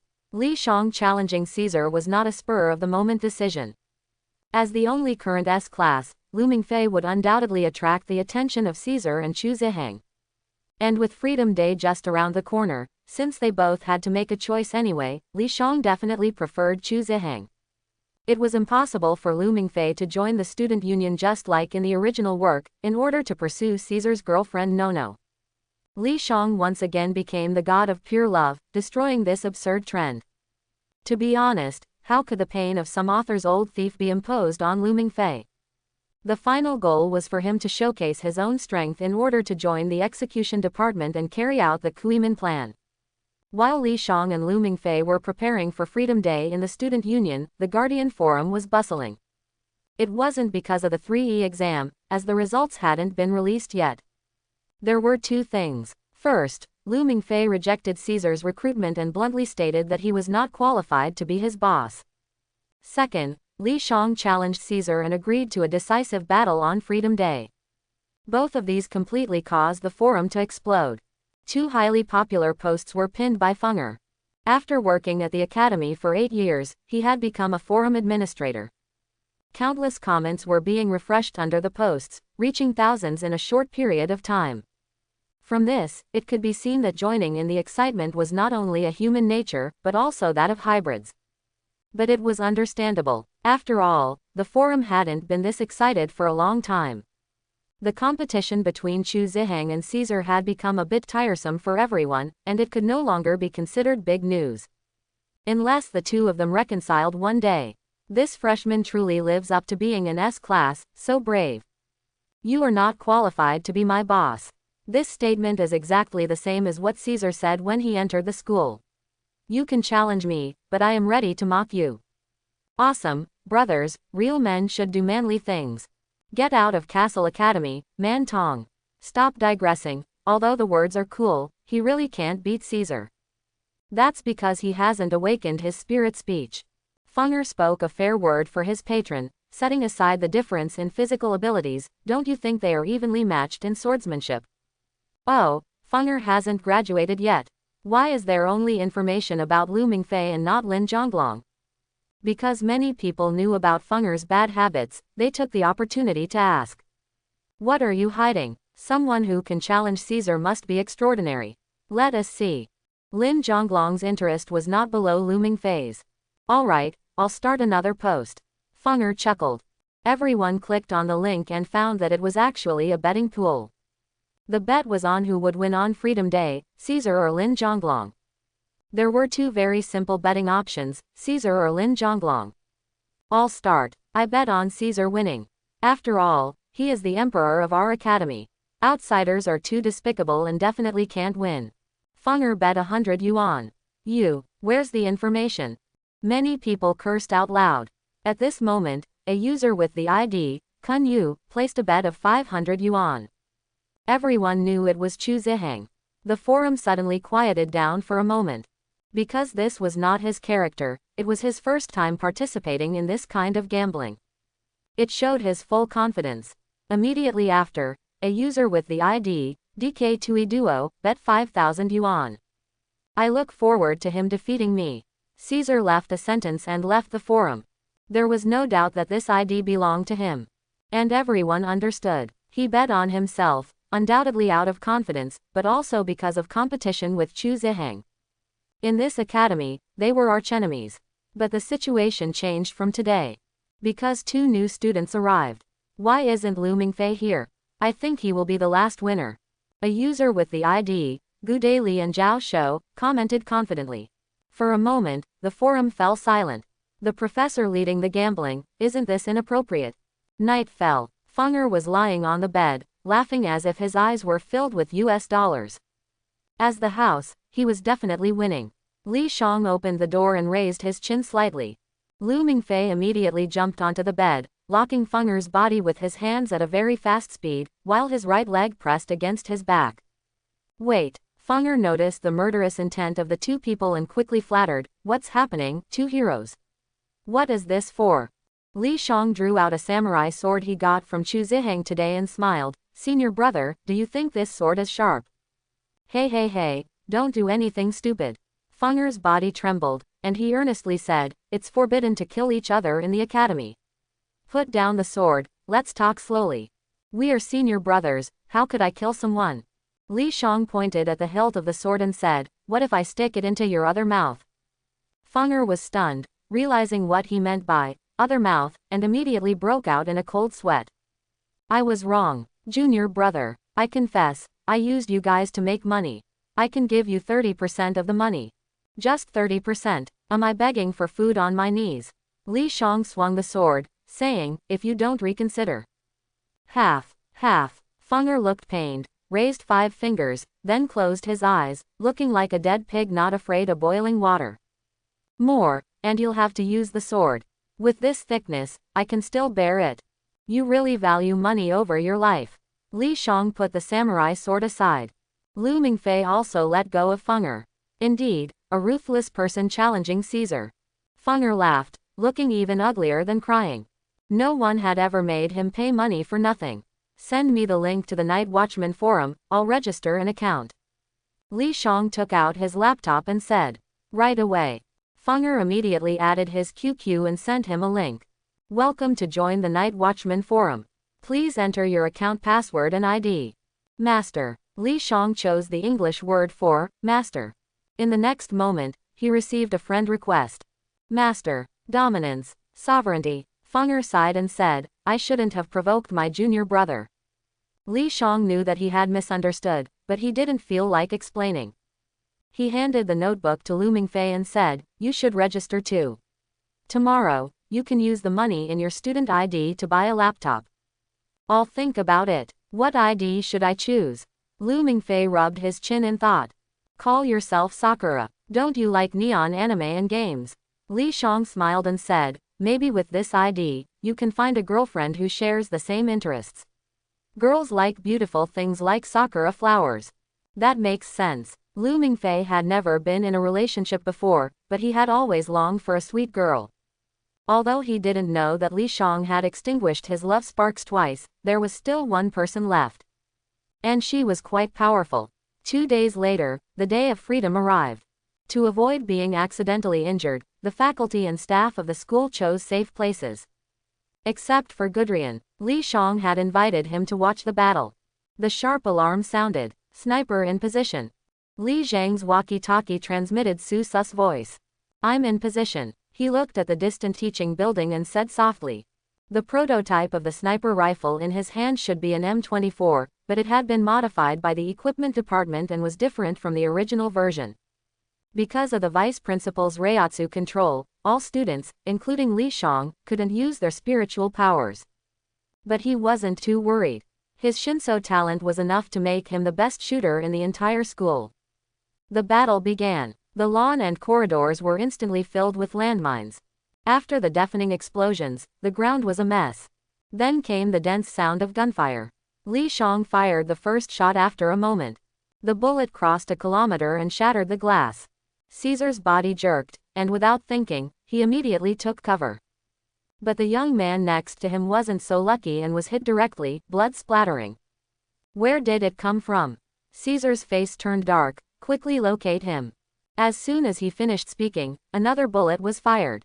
He quickly rolled away. The bullet hit where he had been standing. "It seems like it's aimed at me." Caesar looked at the direction of the bullet, but didn't notice anyone. He immediately ordered everyone to stay away from the dangerous windows. But the third bullet still took someone's life at an oblique angle. "He's on the rooftop a kilometer away," someone said on the walkie-talkie after a moment. "Send a team to flank and eliminate him." Caesar immediately gave the order. 500 meters was already the limit for ordinary snipers, and even though hybrids were stronger, a kilometer was still a bit extreme. And to be so accurate, there was no doubt that he was an extremely skilled expert. The central parking lot had already turned into a hell, with over 30 people dead. Li Shang even saw someone carrying a shoulder-mounted rocket launcher. He promptly took him out. Li Shang narrowed his eyes. He noticed a team approaching him at a very fast speed. As expected, Li Shang no longer aimed at Caesar, but instead aimed at them. First blood, penta, kill, legendary. That guy on the other side has already killed 23 of us. Can't anyone stop him? The roaring voice came through the walkie-talkie. Gudrian couldn't help but gasp. He knew Li Zhang's location in advance and had hacked into both sides' walkie-talkie systems, so he knew exactly what was happening now. It was simply outrageous. A freshman turned out to be a sniper king. And everyone was a hybrid, making it even more difficult to successfully snipe. Many people had the reflexes to dodge bullets. What a lucky find. Compared to Lu Mingfei, Li Shang seemed too mature. As if he had already graduated after just starting. On the rooftop, Li Shang discarded the sniper rifle. He had already showcased his firearms, and now it was time to rely on his own strength. He grabbed a rope and jumped down from the 20-meter-high teaching building. Of course, he was facing away from the battlefield. After landing steadily, Li Shang glanced at the katana at his waist, thought for a moment, and took out a handgun. The hunting moment had arrived. His target was Caesar. The first principle of infiltration and assassination was to capture the leader first. The parking lots on both sides were the bases for both sides. Without spiritual powers, Li Shang couldn't pass through the hail of bullets, so he chose the narrow path. Chapter 81. The Castle Academy was engulfed in gunfire. The teaching buildings near the parking lot, especially the strongholds of both sides, were bombed to pieces. Although they didn't completely collapse, Ji Dalian couldn't help but feel a sense of fear. These guys are really audacious. If they had chosen my class, I would have taught them a lesson. Ji Dalian said as he took out his binoculars. He first looked at the S-level Lu Mingfei, who was crucial to his lifelong professorship. At this moment, he was following behind Chu Ziheng, occasionally taking shots, which was quite worrying. If it weren't for Principal Ang's absolute authority in his heart, Ji Dalian would have doubted whether he had misjudged the rankings. Lin Zhonglong was S-level, while Lu Mingfei was only A-level. Soon, he shifted his gaze to Lin Zhonglong. Ji Dalian believed that when Lu Mingfei's language spirit awakened, he would return as a king like lightning. But for now, let's see how the experts operate. Li Shang approached the student union stronghold through a narrow passage. But he quickly stopped and leaned against a marble pillar. The intense gunfire was affecting his sound positioning. However, his vision had also been enhanced after his language spirit awakened. At this moment, there were 3 people on his left. They were wearing deep red combat uniforms, which stood out even in the dusty environment. He himself was wearing a black combat uniform, which was equally difficult to hide. Li Shang extended his arm and fired 3 shots in succession. The gunshots didn't sound abrupt in the chaotic environment. The 3 people almost instantly fell down. Li Shang continued walking forward and, as he passed their bodies, suddenly looked up. He saw a girl hanging from the ceiling lamp. After making eye contact with him, she was startled and instinctively pulled the trigger.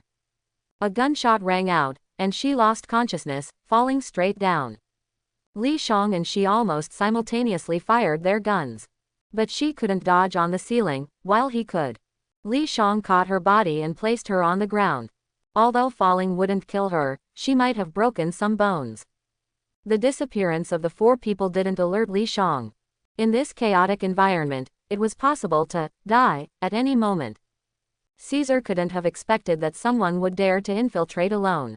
Even Chu Ziheng would only come out with a bayonet when there were only 1 or 2 people left in the battle. Li Shang turned towards the vicinity of the student union stronghold. At a corner, he suddenly accelerated. Bullets hit the wall behind him. Li Shang turned around and discovered a young man crouching in the corner. He was lying on the ground, pretending to be dead, but the gun in his hand was now aimed at Li Shang. However, a dark figure smashed into his head. Before losing consciousness, the young man saw clearly what it was actually a pistol. The force was so strong that he suspected the other person had used a language spirit. Don't underestimate a ninja who has survived in the ninja world. Not only are my hands accurate, but my feet are as well. It's actually very simple. While Li Shang was paying attention, he casually kicked the gun that someone dropped on the ground, hitting the young man. He immediately crouched down. The biggest problem appeared in front of him: how to enter the headquarters of the student union. There were crowds of people at the entrance of the teaching building, and there were also a large number of firearms. Charging head-on would definitely not work, his body wouldn't be able to withstand it. Li Shang felt his way to the back of the teaching building. The walls were all smooth tiles. Without being able to activate the power of language, it was almost impossible for anyone to climb up. But even so, Li Shang also discovered 4 people guarding the rooftop. No, there should also be snipers lying down. As the headquarters and the highest point of the rooftop, it wouldn't make sense not to have snipers deployed. Li Shang hesitated for a few seconds, then immediately took out 4 objects similar to stones. They were special bullets made by the equipment department at Chu Zihang's request. In simpler terms, they were called throwing cannons, a type of firecracker that he liked to play with during the Chinese New Year when he was a child. As long as they were thrown forcefully on the ground, they would explode. Li Shang swung his arms left and right, and the 4 bullets hit perfectly. His training in throwing ninja tools came into play again. The sniper on the rooftop was suddenly startled. But he didn't notice where the bullets came from while lying down. Li Shang took out a pair of gloves, similar to Wolverine's iron claws. His body moved on the wall like a gecko. Oh my god! Gudrian, holding a telescope, couldn't help but exclaim. As a professor, his eyesight was good. He could tell that Li Shang wasn't acting recklessly, but came prepared and had trained. If he didn't know about his family's situation, Gudrian would have suspected that Li Shang came from a family of dragon slayers, just like Caesar, trained from a young age. Why isn't he in S-class? Otherwise, it would be a piece of cake for me to capture him as my lifelong student. Gudrian was full of dissatisfaction. Although Principal Ang told him that after graduating from the S-class training, he would be promoted to a lifelong professor at the academy, he was somewhat unsatisfied at this moment. Li Shang reached the rooftop, leapt and landed accurately on the sniper. The poor guy didn't even have time to say a word before being knocked unconscious by the tremendous impact. Li Shang didn't show his head, he bent over and let the rooftop wall block him. There were a bunch of sniper rifles outside. If he was taken out by his own people, it would become a comedy. Especially Vice President Su Shi, her sniper skills were only slightly worse than his. Li Shang went down the stairs. When he was a sniper before, he already knew that Caesar's command center was on the 2nd floor. It had a certain height to observe the surroundings, but with their level, they could also jump out of the window and escape safely at any time. And this teaching building had 5 floors. Li Shang encountered resistance on the 4th floor. But he didn't hide, because there was nowhere to hide. The hallway is too narrow. When the 2 sides met, the members of the student union were all shocked. Anyone who sees an enemy in their own territory would have the same reaction. But it gave Li Shang some time. He casually threw a grenade. What the? Get down, get down. Although someone was shouting, it was useless. The group of people were all killed by the grenade. The specially made grenades from the equipment department didn't have real killing power, but at such a close distance, it would still make them very uncomfortable. They would probably have to lie down for a few hours afterwards. The sudden explosion woke up the others. Caesar instinctively looked up and asked, "What's happening on the 4th floor?" But no one replied. The people present were not fools, and they immediately understood that something had happened. "I'll go take a look." Chen Motong pulled out her Colt pistol from her waist and said, "You command, I'll go where it's most suitable." She was the vice president and an A-level hybrid. Although she didn't have an awakened spirit, she was still second only to Caesar in the student union. Caesar nodded and said, "Be careful." In the distance, Chu Zihang and Su Su exchanged glances. They didn't remember sending someone to forcefully charge into the student union headquarters. Even Chu Zihang himself wasn't sure about it. "Lin Zhonglong," Su Su suddenly said. Chu Zihang immediately asked on the intercom, "Lin Zhonglong, are you in the student union headquarters?" After receiving a positive reply, He thought for a moment and then ordered, "Assault team, attack." The assault team was also known as the Suicide Squad. Originally, it was supposed to be used later to charge through the parking lot and head straight for the headquarters. The young man in charge of the assault team accepted the order and roared without hesitation, "Charge! Charge! Charge!" Nearly 30 people rushed towards the parking lot at high speed amidst the gunfire. The pressure on the student union suddenly increased. Caesar's face darkened. Chu Ziheng's behavior further confirmed that someone had infiltrated their rear. For him, it was a disgrace. His name was Caesar, and he wanted to surpass the great Caesar. But that great emperor was an unparalleled military strategist in Rome, shining with dazzling glory. And he couldn't even handle a small Lionheart society. Li Shang had already reached the third floor and saw Chen Motong, also known as Nono, in the hallway. She was wearing a deep red combat suit and had a red ponytail. "Why is it you?" Chen Motong couldn't help but ask. Before this, she had imagined that it might be the cold Chu Ziheng or her best friend Su Su. But she didn't expect it to be Lin Zhonglong, who had just entered school and hadn't even attended a class. It happened to be the first day of school. No matter how talented he was, he had never been on the battlefield. Not to mention that he was only A-level. Chen Motong didn't hesitate and immediately started shooting. In front of him, there was no distinction between men and women. Even though Chen Motong was the goddess of the Castle Academy, it had nothing to do with him. In just a few seconds, half of the personnel were eliminated. Chen Motong regained her senses and also started shooting without hesitation. But Li Shang disappeared in an instant. She lost her target and couldn't help but widen her eyes. Where did such a big person go? Then a smoke bomb exploded. Li Shang drew his sword. This smoky environment made him excited. Because he was a genius from Kurigakure. Silent assassination technique. He was no worse than Zabuza. Chen Motong only heard the sound of heavy objects falling around her, but she couldn't see anyone at all.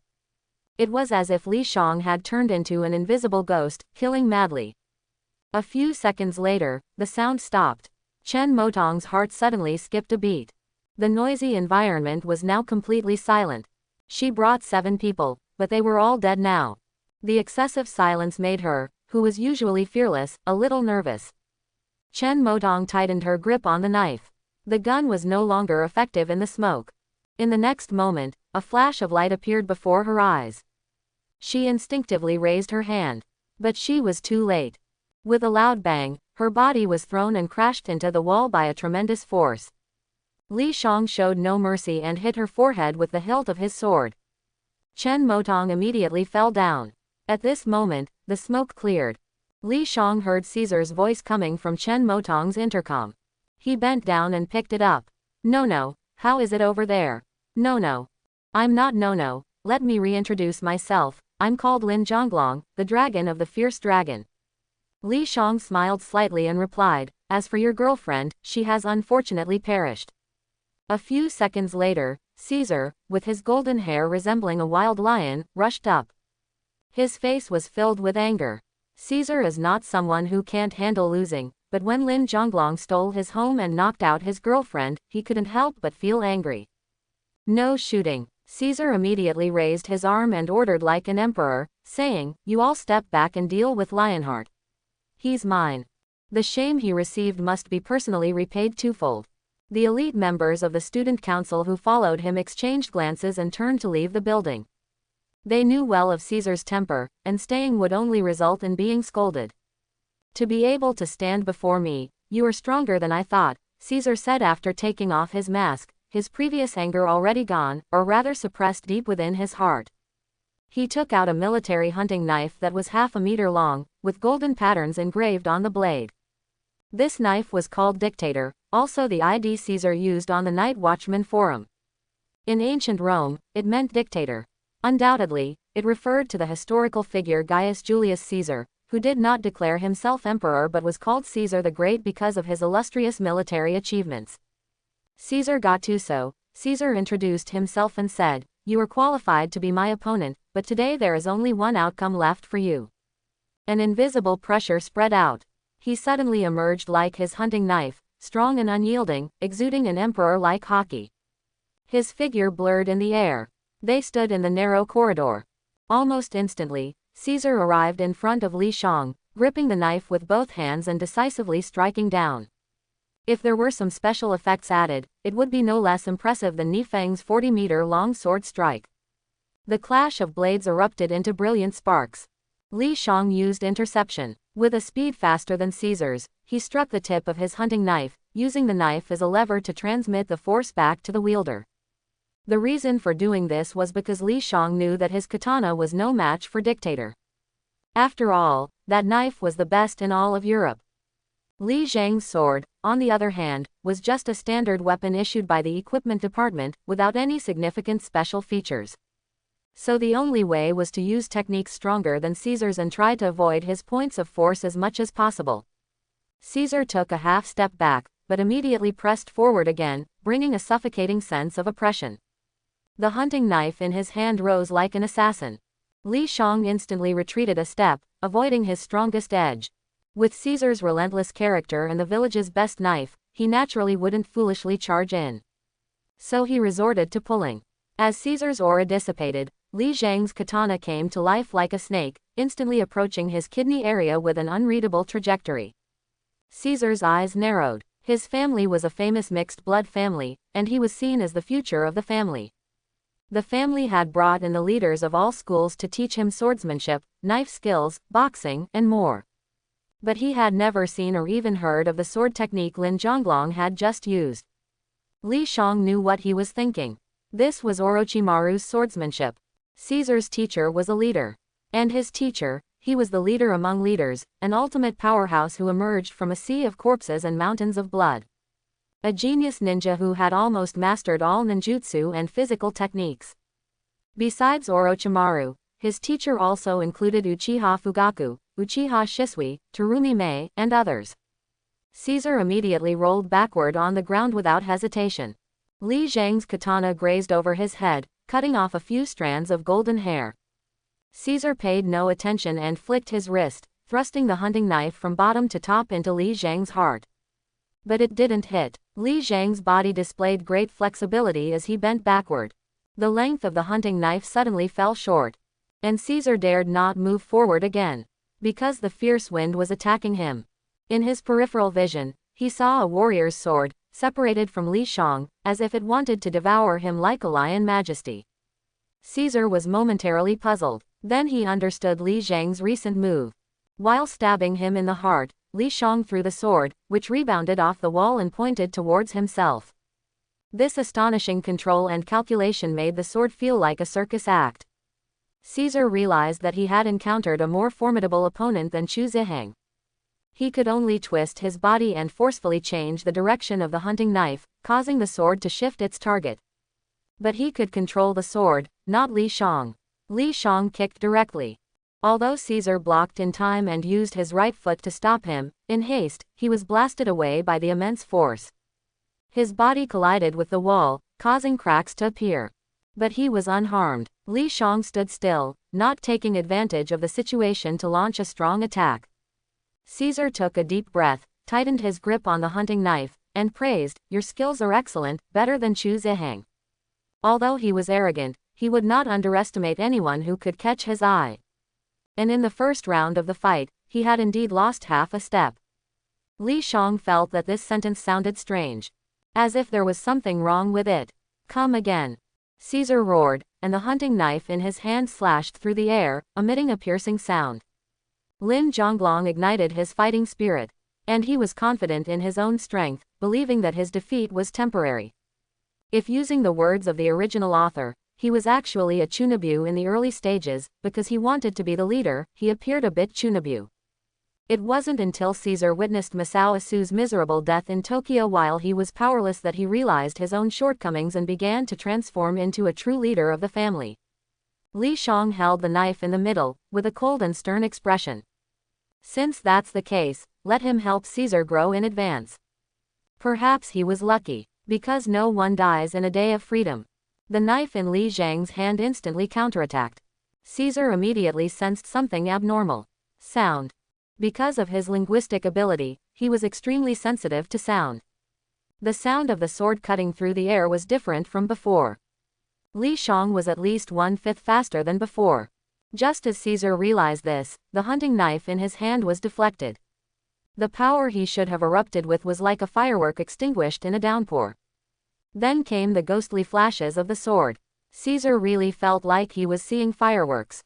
The sky was dim, heavy rain pouring down, the world was covered in a hazy gray, and all that remained in his line of sight were dazzling lights. Caesar roared again, continuously slashing with the hunting knife in his hand. But he seemed to be chasing after Tom, while Li Zhang's sword brushed past him every time. His strength, his sharpest knife, couldn't fully exert the effect it should have. But Caesar was still Caesar, his fighting spirit boiling like a lion. However, his opponent was a nimble snake, dancing on his blade. Li Shang stood slightly, swinging the sword in his hand. It seemed no different from before. But Caesar heard a faint and unique sound in the wind. This sword is so fast. Caesar gritted his teeth, his muscles tense, his eyes and ears trying to capture Li Zhang's sword. But in the next moment, the sound disappeared. He had an expression of disbelief. The speed was so fast, yet there was no sound, it was simply impossible. But such a strange thing happened right before his eyes. You should know that his words are the links. Li Shang struck Caesar's heart with a sword. The tremendous force caused the emperor to fly up. Caesar was still conscious, but he knew that he had lost to Li Shang in terms of technique. He got up and looked at the samurai sword with a notch cut by his hunting knife, realizing that he had taken advantage of the weapon. Recalling the battle, he realized that Li Shang had never directly confronted him. Caesar picked up his girlfriend's pistol in silence and said, "You win." Immediately, he aimed the gun at himself, and the anesthetic in the bullet spread, causing him to fall down. Even if the emperor failed, he did not want to die at the hands of others. This is the proud Caesar Augustus. I concede. Li Shang sheathed the samurai sword back into its scabbard. But he knew that this sword would probably have to be sent to the equipment department for repairs. He thought for a moment, then lifted Caesar and walked down slowly. Although Chu Ziheng ordered the assault team to attack, the combat power created by the student union under Caesar's pay-to-win strategy was not inferior, so they were at a stalemate for a while. At this moment, the elite members of the student union guarding the second-floor corridor heard a sound and looked up, unable to help but gasp. The emperor, who had always been invincible in battle, was being carried on someone's shoulder. As Li Shang approached, they instinctively made way for him. Even though they held guns in their hands, their minds were taken away, as if they were under a petrification spell, unable to move. Li Shang walked to the door. Everyone was of mixed blood, and their vision was astonishing. Naturally, they saw Li Shang and Caesar. "Cease fire." Su Su couldn't help but smile and stepped forward, shouting loudly, "Caesar has been killed, your student union has been completely defeated." Yes, without their leader, what could the student union do to stop them? The outcome was already determined. Li Shang put down Caesar and looked at them. With a bang, a pistol was thrown away. Like a chain reaction, one weapon after another fell to the ground. Everyone gave up resistance. The academy suddenly fell silent. Whether they were wearing red clothes or black clothes, the mixed-blood individuals all stared at Li Shang. The emperor at his feet seemed to be the epitaph of his glory. Sunlight shone on the smoke, and Li Shang smiled. Su Su and the others rushed over. 3 years. Their Lionheart Club had finally achieved victory. Cheers erupted, contrasting sharply with the dejected student union. Immediately, a march resounded through the academy, and a large group of doctors and nurses rushed out. They opened their suitcases, took out syringes, and injected each body one by one. Caesar woke up first. He didn't look at Chu Ziheng, but said to Li Shang, "Next time, let's have a real fight." He was speaking with his words. After saying that, without waiting for Li Zhang's reply, he turned around and went upstairs to see Chen Motong. The disciplinary committee's Manchetan appeared with a bald head. When he saw Li Shang, he angrily said, "You just blew up an entire floor of the teaching building. That's money, money." "Oh, my good friend." Gudrian ran out and said, "Compared to a student who killed Caesar as soon as he entered school, and moreover, my student, this is nothing." He emphasized the phrase, "my students," with extra emphasis. "Are you proud?" Manchetan's hands trembled with anger. They seriously violated the principle of Freedom Day. Look at all the injuries on your bodies, and yet no casualties. Those injuries were just from them falling carelessly. Chu Zihang said calmly. Immediately, the students around nodded in agreement. They were all in perfect harmony, as if they had trained together. I'm going to report you to the principal. Just wait. Manshiden was filled with anger. He took out his phone from his pocket, dialed a number, and put it on speakerphone. Hello, Manshiden. A gentlemanly and elegant voice sounded. Principal Ang, I'm sorry, but there are some things I need to report to you. This year's Freedom Day was particularly excessive, especially the freshmen. Manshiden, what about our freshman, Lu Mingfei? Ang interrupted his complaint and said, he passed the 3E exam and is now a true S-class hybrid. The surroundings immediately quieted down, and everyone's gaze turned to Lu Mingfei. He had a silly smile on his face. In addition, there is also Lin Zhonglong, who has been rated as A-class. Ang seemed to be quite aware of what happened on Freedom Day. His hearty laughter rang out. Just entering the school and defeating Caesar, I am looking forward to your performance. Remember to choose my course, Introduction to the Dragon Clan Genealogy. I will, Li Shang replied. Manshiden, Freedom Day is a privilege won by the students. There's no need to blame them. All expenses are covered by the Board of Directors Fund. Ang hung up the phone. Applause erupted one after another. Everyone was applauding excitedly, and some even winked at Manshiden. HMPH. Just you wait, Manshiden threatened before choosing to leave. I didn't misjudge you. Chu Zihang didn't celebrate with the others. He didn't like the excitement, and they didn't dare to high-five him either. Luck, Li Shang smiled and said, it's also fortunate that we didn't have to use our linguistic abilities. Otherwise, it would be hard to say who would win or lose. Defeating Caesar can't be explained by luck. Chu Zihang shook his head. At this moment, Su Su walked over. She glanced at Chu Zihang and said, Zihang, how about giving the reward for this year's Freedom Day to Lin Zhonglong? The Lionheart Club and the Student Union had 4 bets regarding the outcome. The first was the right to use Norton Hall for a year. The second was the right to participate in the Academy Star Finals. The third was the privilege to pursue a girl. The fourth was Caesar's Bugatti Veyron. Except for the first one, which belonged to all members of the Lionheart Club, the other 3 were personal privileges. I'm not interested. Li Shang refused before Chu Zihang agreed. Then he found Professor Gudrian and said, I hope you can be my recommender. I want to join the executive department. No problem. I'll take you to see Professor Schneider tomorrow. He will definitely be willing to accept you. Gudrian agreed without hesitation. If Li Shang could join the executive department, it would set a record for the academy. A student who hadn't even attended a single class would be able to join the elite executive department. As his mentor, Gudrian naturally felt proud. Night fell. But the Night Watchman Forum was destined to be sleepless. A highly popular post was pinned to the top. The title was, Freedom Day, the failed emperor, who will be crowned king. Guardian Forum. Is it possible that Lin Zhonglong is actually an S-class freshman? No way. Do you think the principal made a mistake? But no matter how you look at it, he shouldn't be A-class. Maybe he's beyond A-class. But does anyone know how Lu Mingfei performed? Didn't they both join the Lionheart Society? I was there, in the student council, but I didn't see Lu Mingfei. He's been playing with guns behind Chu Zihang.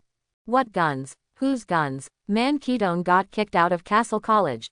Brothers, want to know what happened on Freedom Day? Here's the video. Funger appeared and uploaded a video on the forum. All users who saw this message couldn't help but click on it. Please pay $100 to watch. Vampire. Funger, where's your horse? Is this guy trying to gamble all the chances of repaying his debt on his roommate? Listen to me, everyone, don't buy it, don't give this profiteer any sweets. A user with the ID, I don't want to fail any exams, appealed.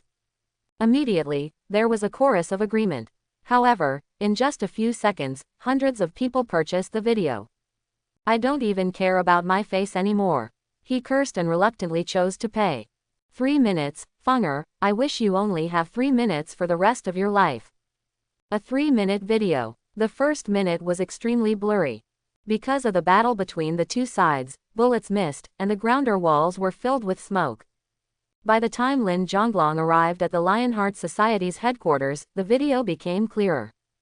The first explosive moment appeared. What is this? A ninja. He can hit the target on the rooftop with just a casual throw, and his agility in going upstairs is so cool. Many people watched and left comments under the post. Then, Lin Zhonglong broke into the teaching building like a raging bull.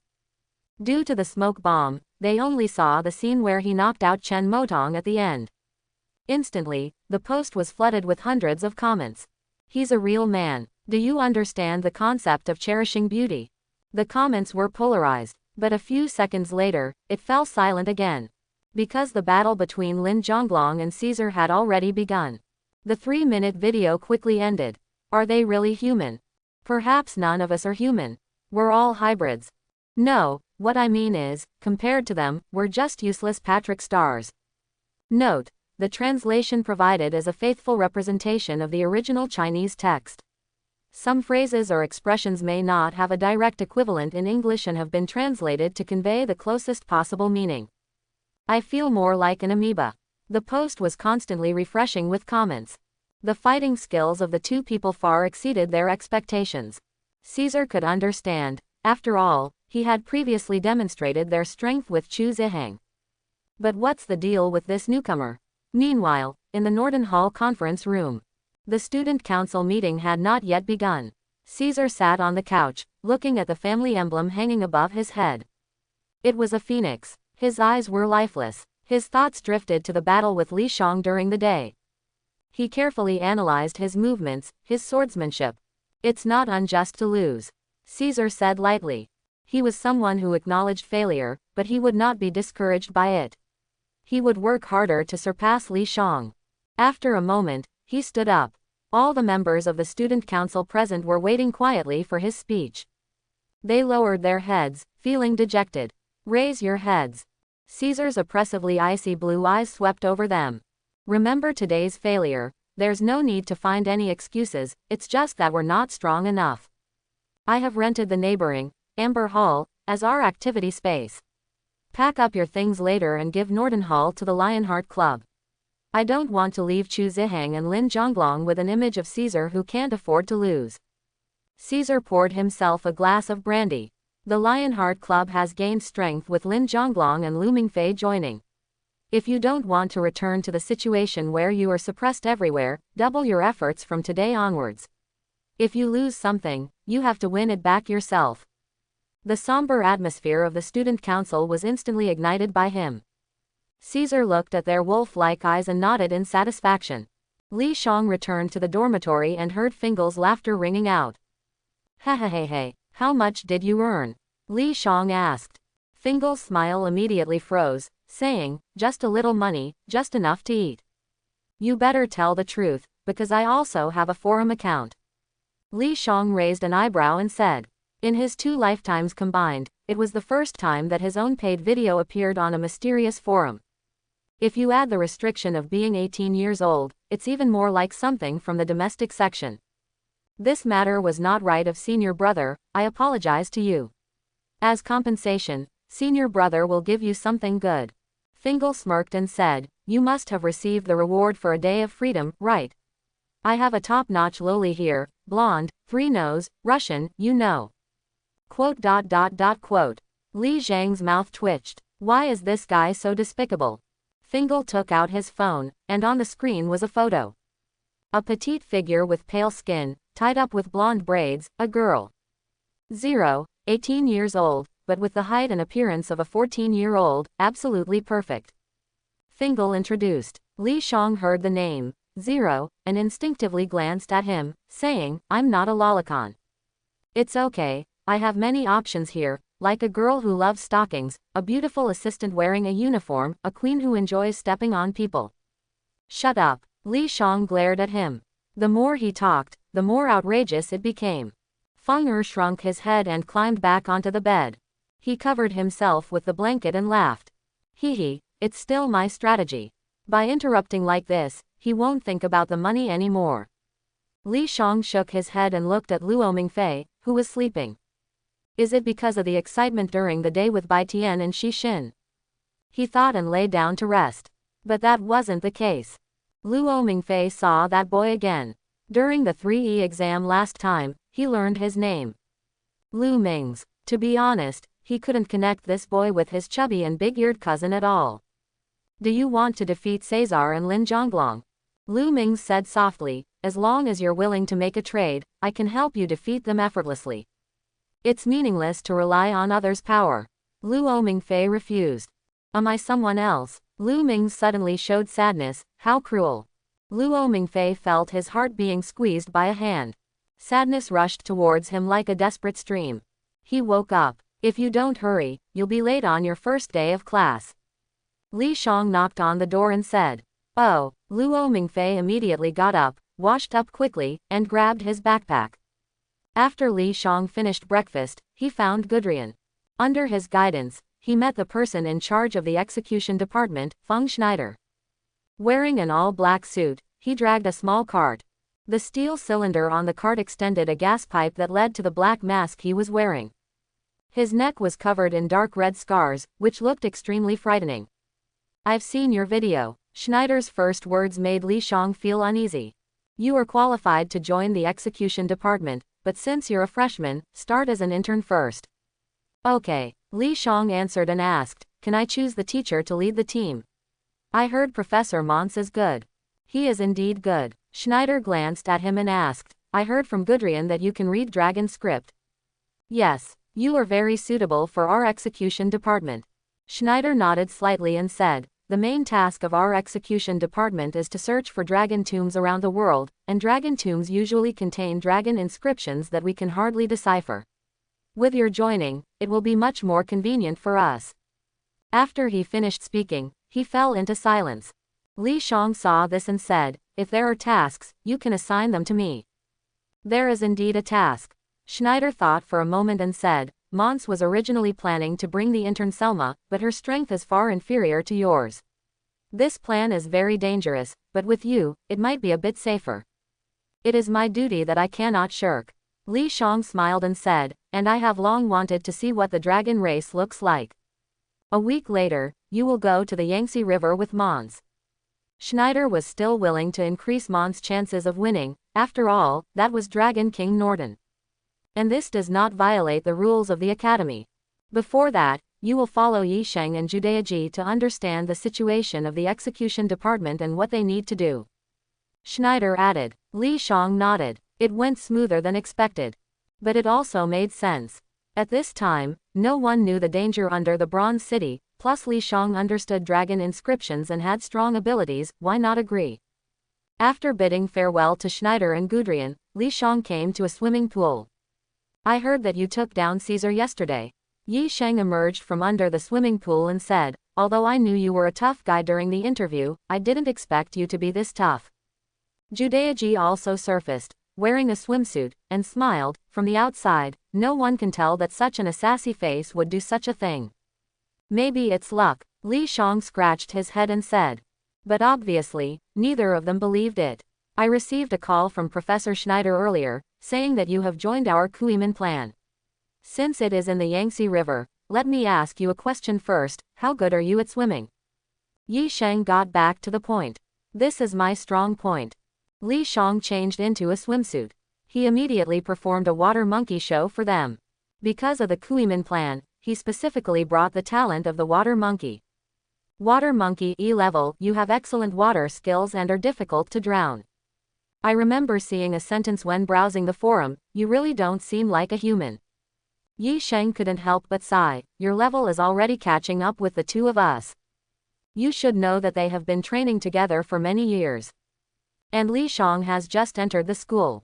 I grew up by the river since I was a child. Li Shang floated on the water and explained. Yi Sheng nodded. The higher the level, the more advantageous it is for their plan. He was just a little amazed. A freshman performing so perfectly puts a lot of pressure on people. Do you know the White Emperor City? I saw it in my high school textbook. It is a city over 2,000 years old, established by a man named Gongsun Shu. He established his country here to resist the rebel Wang Meng against the Han dynasty, and he was called the White Emperor. You have a good knowledge of history. Yi Sheng praised, but behind this period of history hides Norden, one of the four great monarchs of the dragon race. Legend has it that before Gongsun Shu declared himself emperor, he saw a dragon rising from a well. Our Kuiman plan is to explore Norden's dragon tomb. Kuiman, the old name for the Three Gorges. After learning about the Kuiman plan, Yi Sheng said, originally, I should have taught you how to swim, but your level is already good enough, so you can go back to school for the remaining time. Of course, you can also stay and watch our training. I think after beating Caesar, you missed a week of classes again. This glory is enough to make you the number one among the new students in the academy. Zhu Deyaji flicked her dark hair and smiled kindly. This is completely different from what I imagined as the number one. Li Shang stood up and smiled, but I still plan to go back because I don't want to stay and watch you two show affection. Yi Sheng and Zhu Deyaji were slightly stunned, then said in unison, you misunderstood. The executive department prohibits the development of emotions between task partners. Even their expressions were equally serious.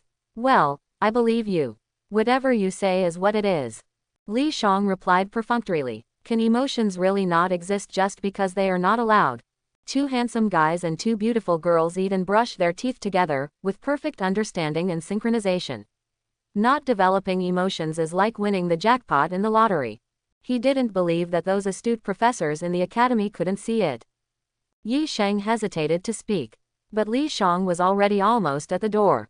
Let's continue training. Zhu Deyaji held his right hand and smiled. The water surface churned again. Li Shang turned his head and saw the two of them, like a pair of telepathic twins, performing synchronously in the water. It reminded him of synchronized diving, where two people completely overlap from the side view during the jump until they hit the water, unable to see the other person's figure. It's hard to end without getting married. Li Shang sighed. Time passed quickly. Li Shang had already gotten used to the rhythm of Castle Academy. Lu Mingfei was also getting by, although for him, what the professors taught was like mythology. His values were constantly reshaped. But after being crushed and restored a few times, he became indifferent like a salted fish. He did get along well with the game and Fingal. Wait, did you say you're going back to the flower planting family? Lu Mingfei suddenly heard the news and after 2 seconds of being stunned, he wailed, Boss, don't abandon me. I'm not going home, I'm going on a mission. Li Shang explained, a mission from the executive department. You're going on a field assignment so soon. Fingal poked his head out from the top bunk and said in surprise, Professor Schneider really values you. Li Shang glanced at him. Tisk, he's pretending to be good. But in terms of experience in the executive department, you have the most. Fingal was undoubtedly a master at pretending to be clueless. In this dormitory, Lu Mingfei thought his senior brother was a weakling, studying abroad for 8 years, just as useless as him, a Hello Kitty, but in reality, he was a tiger. But Lu Mingfei himself was not bad either. With his cheat, he could kill anyone, even gods. Li Shang couldn't help but smile. On the surface, he was the strongest in this dormitory, but in reality, he was the weakest. Where are you going? Lu Mingfei asked again. He wanted to go, but considering his own strength, he didn't want to be a burden. The Three Gorges of the Yangtze River. Li Shang didn't hide it, Lu Mingfei would find out sooner or later. As for Fingal, he might have already received the news before him. The Three Gorges, huh? Fingal sincerely said, be careful.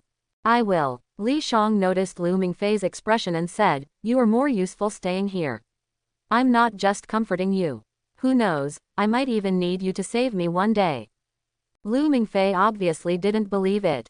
With Li Zhang's strength, it wouldn't be a problem for 10 people to fight him. If there really was a life-threatening situation, he might not be able to save himself either. A silver-white business jet tore through the clouds, flying over mountains and rivers, and arrived at the secret runway of the Three Gorges Airport. After getting off the plane, they took a special car to the Three Gorges Dam. Li Shang saw a military ship disguised as a tugboat by the river. The Moniahe, its hull cannot be shaken even by a level 12 storm. As Li Shang introduced, he joked, I wonder if it can be overturned by the Dragon King. You really are a prophet. Li Shang couldn't help but comment on the original plot. Don't make any more promises, especially don't say you two will get married after the mission is over. Yi Sheng blushed and waved his hand, saying, I told you, Ayaki and I are not a couple.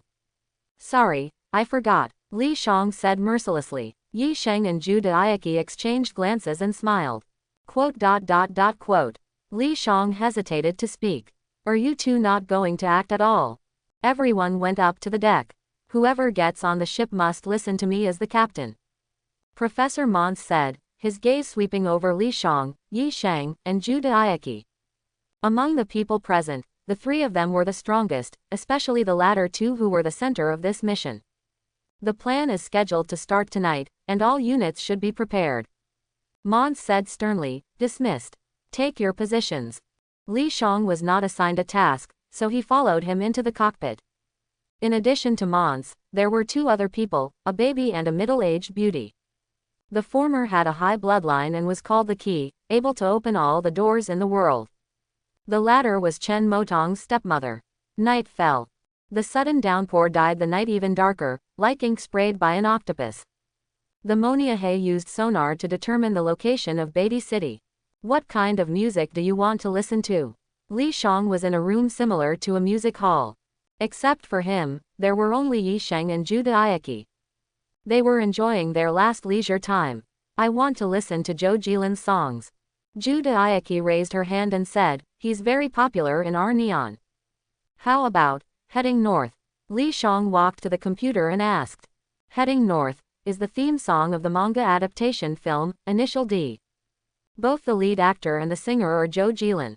And, Initial D, was already a hit anime in neon. I like this song. Zhu Daiyaki smiled and said, Yu Banlun is also my favorite lyricist. Li Shang pressed the button. Zhou Jilin's voice echoed in the hall through the speakers.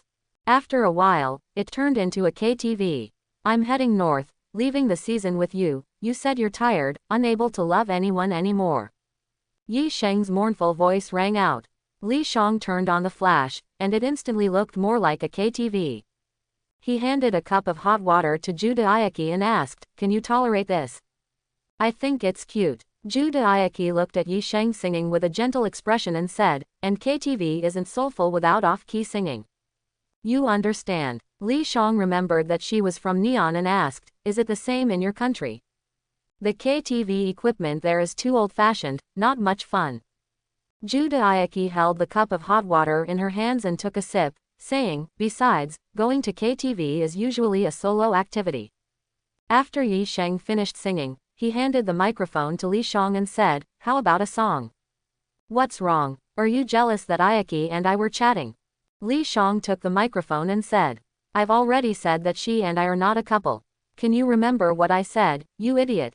Yi Sheng glared at him and sat down next to Zhu Daiyaki. I want to sing a new song. Li Shang looked at them and said, wait, you can sing? No, I mean you can create songs. Yi Sheng looked surprised and asked, are all freshmen monsters? Didn't you guys see my information? Li Shang took out his phone and opened a video, which showed him and Zhou Jilin. Yi Sheng and Zhu Daiyaki widened their eyes. It was clearly a birthday party in the video. Zhou Jilin said, without you, I wouldn't be where I am today. As long as you say the word, I can go through fire and water. You are Zhou Jilin. Zhu Daiyaki felt like his worldview was collapsing. The fierce little dragon who defeated Caesar was actually a famous lyricist. Are you kidding me? Yi Sheng's eyes shifted back and forth between Li Shang and the video of Zhou Jilin. It is well known that videos cannot be edited, they are all real. Besides, there is no point in deceiving them. As long as they go back and check the information, they will know about Li Zhang's past experiences. The Academy has intelligence capabilities surpassing the FBI. Alright, now is not the time to be surprised. Li Shang raised the microphone and said, this song is dedicated to you, it won't be released, it's exclusive to you. Yi Sheng and Zhu Daiyaki immediately listened attentively. This is Zhou Jilin we're talking about. It's hard to find anyone in Asia who surpasses him as a lyricist. If Mons and Caesar don't quite understand, they definitely do.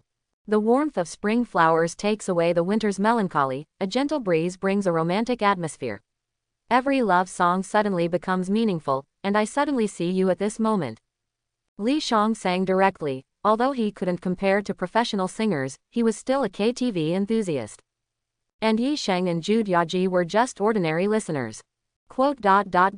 Listen to me, let's walk hand in hand, give me your whole life.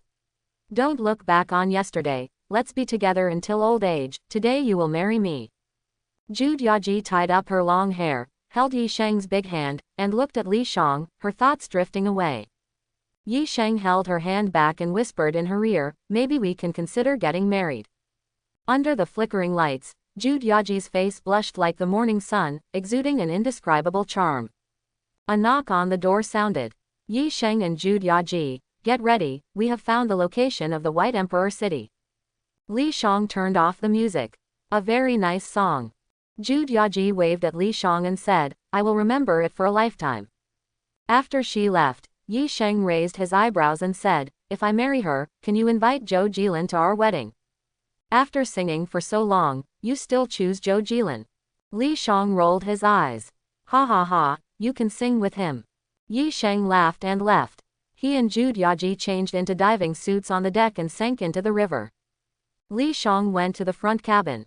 When Mons saw him, he said, pay attention to the heartbeats of those two, if there's a problem, call me. I'll go check on the crying little baby in the rear cabin. As the only married man, only I can take care of him. Li Shang nodded and put on his headphones. The sound of 2 heartbeats immediately came through. 50 meters underwater. Yi Sheng looked around, but there was no terrain that could be called a city. The entrance should be nearby, but after 1,000 years, it must have been buried. Zhu Yaji stretched out her arms and chuckled, so, to save time, let's go straight there. I'm always the one exhausted. Yi Sheng sighed and said, but as a man, it doesn't matter if I'm tired.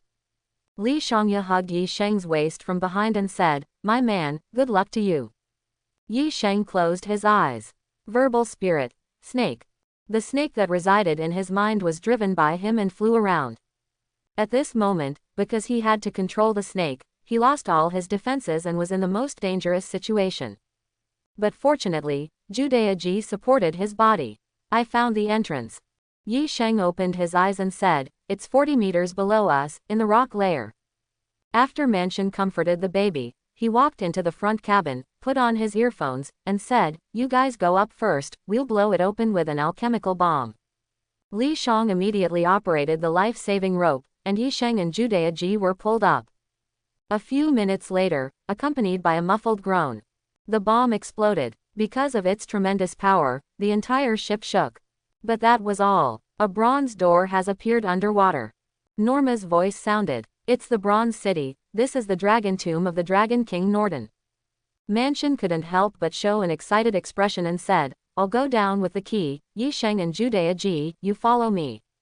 Professor, I request to join the battle. Li Shang raised his hand and said, the Dragon Tomb holds unknown dangers, I can protect the 2 of them if I go down. You. Mansion frowned and showed a hint of hesitation.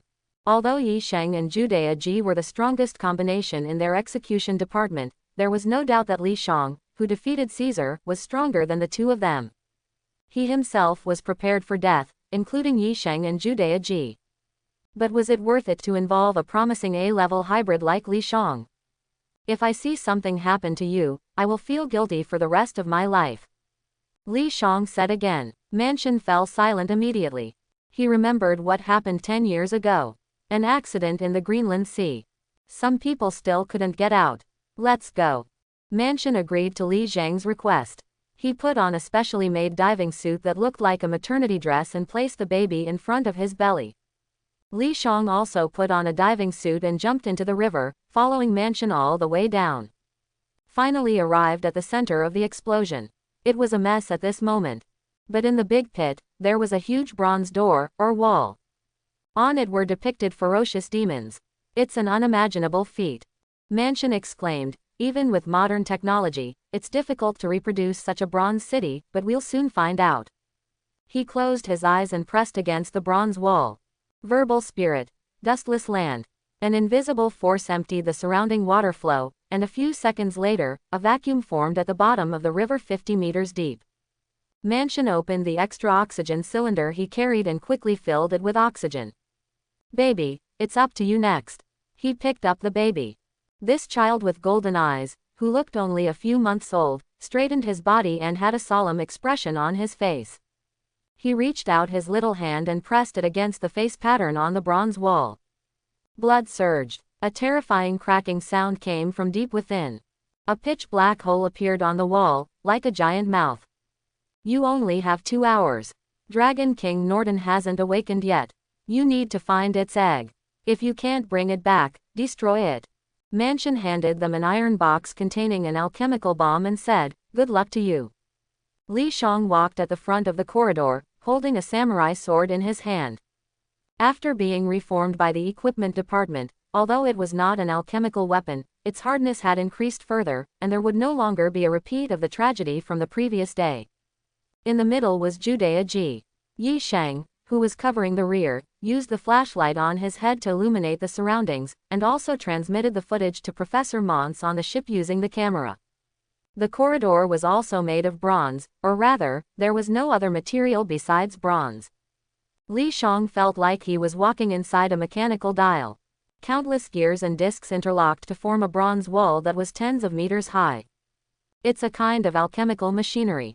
Mons' words rang in their ears. Dragon King Norton is the most outstanding alchemist, so it's expected that he would create this kind of groundbreaking alchemical machinery.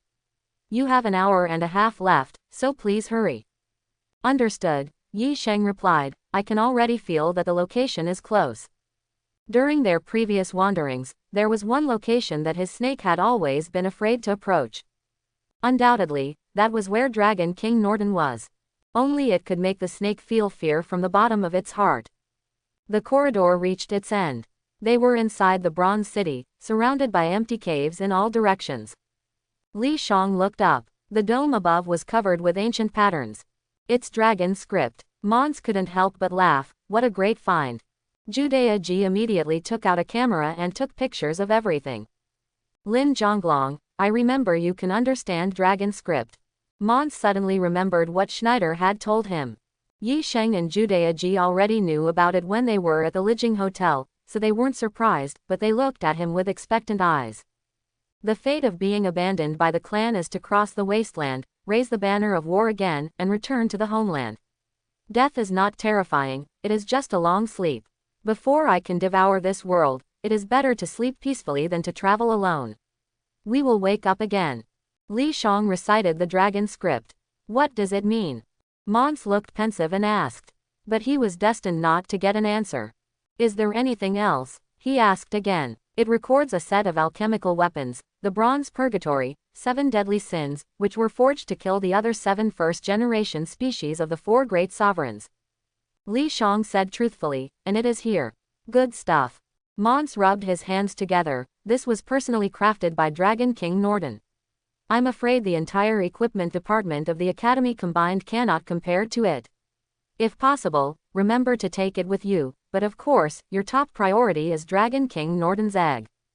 I will, Li Shang replied. He continued to look at the dragon script. In addition to the 7 deadly sins, there were also many alchemical techniques and maps. But he was not a professional, and this map seemed very ancient, so he wasn't sure of his current location. Just then, Judea Ji shook her head and felt dizzy. She suddenly saw 2 sculptures below. Snake-faced human bodies, holding spears.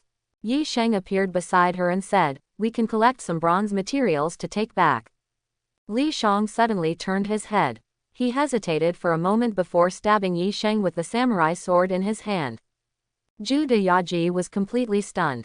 Immediately after, Yi Sheng in front of her also turned into a sculpture. It's spiritual vision, Li Shang explained. You've been looking at dragon script for too long and it's causing hallucinations. Thank you. Judea Ji broke out in a cold sweat as she realized that she was holding a knife in her hand, pointed directly at her own lifeline and signal line. She was startled. If she cut it, the 3 of them would lose all contact with Mons completely. It was like 3 ants lost in the depths of a dragon's lair. Yi Sheng, have you found a way? Li Shang looked towards Yi Sheng in the distance. Because the environment was dim and he had been searching for Norton's location, he hadn't noticed Judea Ji's abnormality just now. Wait for me a moment. Yi Sheng closed his eyes and then said, in the hollow on the right. Li Shang and Judea Ji swam to his side. They followed the passage to another hollow. From the outside, it looked like an egg. And in the center was a brass jar. But they felt no joy. A 15-meter-long black giant beast. The cockpit was silent, only Mons subconsciously uttered 2 syllables. An ancient creature reappeared. It glowed with a cold light in the water, like a blade tainted with poison. The only option left to them now was to snatch food from the tiger's mouth. Mons faced an unprecedented decision. Should he let his students take the risk? But the 15-meter giant beast was enough to devour everything. Could his students, no matter how outstanding, escape with the brass jar? The rest of the people were in chaos. Although they had heard it countless times in class, they couldn't suppress their panic when they actually saw it. At this moment, it would be appropriate to describe it as a fear of a giant creature. Yi Sheng and Zhu Deyaji held each other tightly, in perfect harmony. Li Shang glanced at the scene of the man and woman guests holding hands, and if there was background music playing, it would be like a scene from If You Are the One. But instead of Meng Fei, it was this giant dragon. But 15 meters was definitely not Norden, but its dragon servant. In the original work, it was this dragon servant that killed Yi Sheng and Zhu Deyaji. Li Shang tightened his grip on the knife. After joining the Lionheart Society, he learned the blood rage technique from Chu Ziheng. For this, he had spent some effort. Fortunately, he had the gift of eloquence. Because Chu Ziheng initially refused. Blood rage was an absolute forbidden technique. Its principle is to suppress human consciousness and stimulate the dragon bloodline within the body to increase its purity. However, the body will undergo dragonization, and eventually the dragon bloodline will overpower the human bloodline, permanently transforming into a dragon. Li Shang believed that it would be difficult to defeat this giant beast with his current level of skill. He could only resort to using his full power. If he still couldn't win, the only option would be to restart the simulation and try again. In the few seconds of hesitation, the giant beast opened its eyes and let out a deafening roar. "Quick, run!" Mons immediately shouted, saying, "Pull them up." At this moment, he chose to protect the students. But it was already too late. The entire Bronze City began to operate frantically. Their lifelines were trapped by the gate, and the tremendous force prevented them from moving an inch. All the modules were shifting, like a maze with constantly changing mechanisms. Li Shang remembered something from the original work, causing him to furrow his brows. The giant beast spread its wings, its golden eyes fixed on the 3 intruders. "Professor Mons, there is a map in the dragon text, but I don't have time to decipher it now, nor can I find a way out. Please immediately contact all the students in the academy, especially our S-rank student, Lu Mingfei." Li Shang raised his katana and calmly said, "I will deal with this giant beast. Yi Sheng and Zhu Deyaji, go get the bronze jar." Mons was stunned. This was a dragon. How could you dare to face it alone? "Hurry!" Li Shang immediately roared. It wasn't that he had lost his composure, but his body had undergone a tremendous transformation in an instant. Blood was coursing through his veins at an unimaginable speed. Any doctor who saw it would only leave behind the words, "It's incurable, there's no hope, just wait for death," like Bian Q's 3 consecutive failures. Li Zhang's cells were cheering with all their might, transmitting an endless power. His eyes turned golden. A momentary astonishment appeared in the cold vertical pupils of the giant beast. "Heretic!" It roared to the sky. Flames erupted. Even in the water-filled Bronze City, the flames couldn't be stopped. And bronze was a conductor of heat. Under high temperatures, Yi Sheng and Zhu Deyaji's faces turned pale. But they didn't cry or scream. Yi Sheng said, "I love you." Zhu Deyaji leaned against his shoulder and said, "Me too." In the next moment, something happened that shocked them to the core. Li Shang raised his katana high, the blade emitting a faint blue light, like a hazy moonlight. The flames spread apart from him, as if cleanly slicing a watermelon. Now is not the time for lovey-dovey talk. Li Shang turned his head and glanced at them. Yi Sheng and Zhu Deyaji noticed his golden eyes, and their bodies couldn't help but tremble. An unimaginable pressure spread. Yi Sheng felt his snake trembling in fear. Both of them woke up as if from a dream, their eyes filled with vitality once again. But it was difficult to obtain the brass jar. Because Li Shang was fighting the giant beast at an extremely fast speed, with a wide range. It felt to them like a battle between a humanoid Tyrannosaurus and a Tyrannosaurus. After Mons was dumbfounded, he quickly took out his phone and dialed Schneider at the college. The piercing sound of a bell rang out. Castle College woke up. "What the hell is going on?" Lu Mingfei cursed and looked out the window, but he saw Lu Ming's He couldn't help but be startled. Am I dreaming again? This is not a dream. Lu Ming stood at the door and said, I came to remind you that the death knell has already sounded. Death knell. Lu Mingfei realized that the bell that had just awakened him had not stopped, and it was becoming more urgent. What happened? Do you remember the cheat code in StarCraft? Black Sheep Wall. Reveal the entire map. Lu Ming's revealed a secretive smile. Consider this a chip or reward before our transaction. What do you mean? Lu Mingfei looked puzzled. This is an emergency. Fingal answered him. At this moment, he changed from his previous laziness to a very serious tone. We're going to the library. Lu Mingfei thought of Lu Mingzi's performance and quickly ran out. On the way, everyone else was doing the same, all running towards the library. He entered the library and found that Chu Zihang and Caesar were already in position. In addition, there were Schneider, Gudrian, and Manstein. I won't waste time on pleasantries. The situation is extremely urgent now. The 3 members of the executive department are trapped in the palace of the Three Gorges Dragon King, Norden. Schneider spoke in a very fast tone. Your task is to interpret the map and find a way out for them. A dome made up of photos appeared on the projection. Lu Mingfei's heart trembled. If he remembered correctly, Li Shang went to the Three Gorges. He quickly turned on the computer. Eva at your service. A girl appeared on his computer. I have already configured the system to your familiar interface.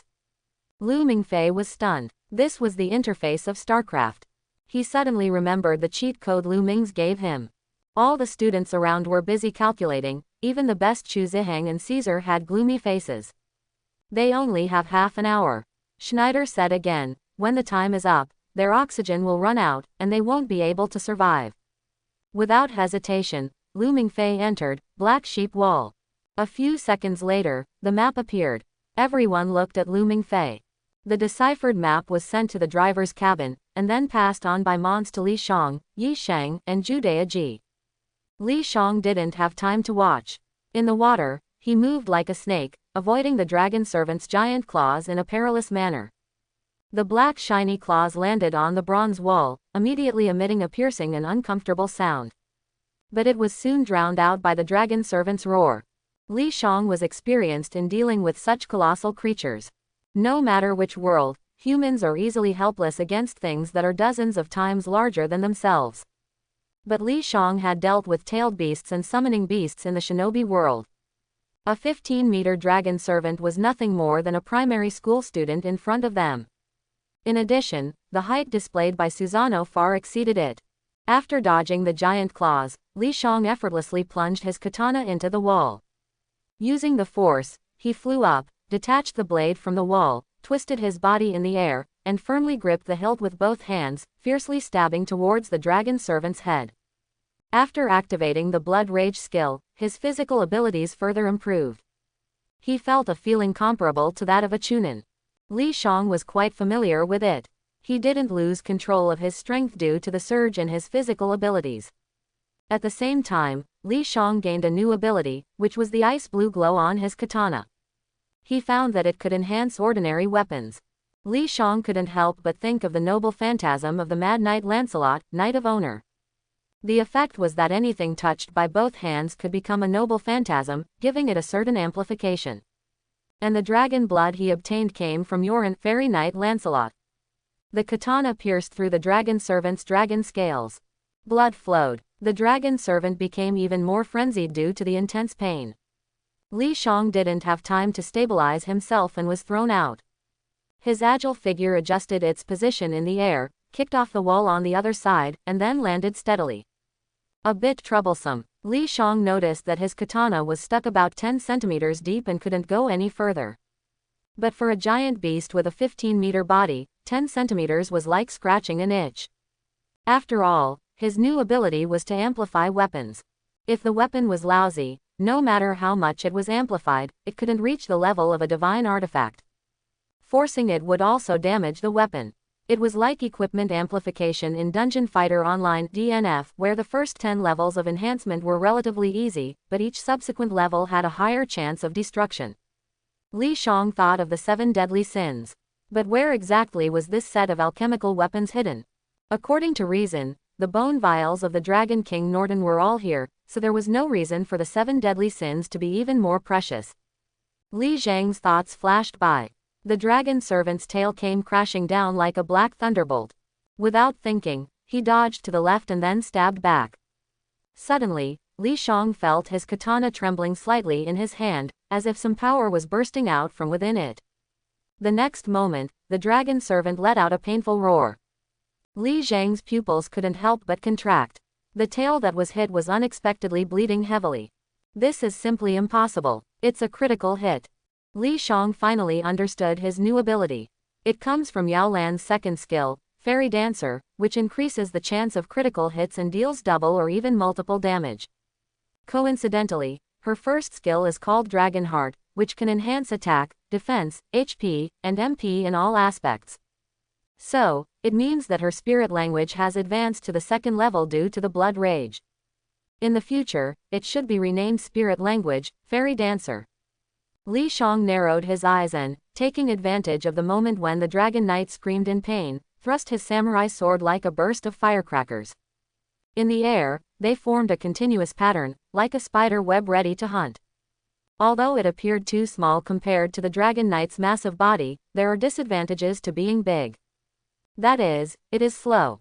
After the blood rage, Li Zhang's speed further increased. If he were to fight Caesar now, he was confident that Caesar wouldn't even be able to touch a single strand of his hair. The Dragon Knight instinctively raised its huge claw to block. Clang, clang, clang, the sound rang out. Li Zhang's sword danced on its claws like a pedicure knife gone wild. The Dragon Knight couldn't help but scream.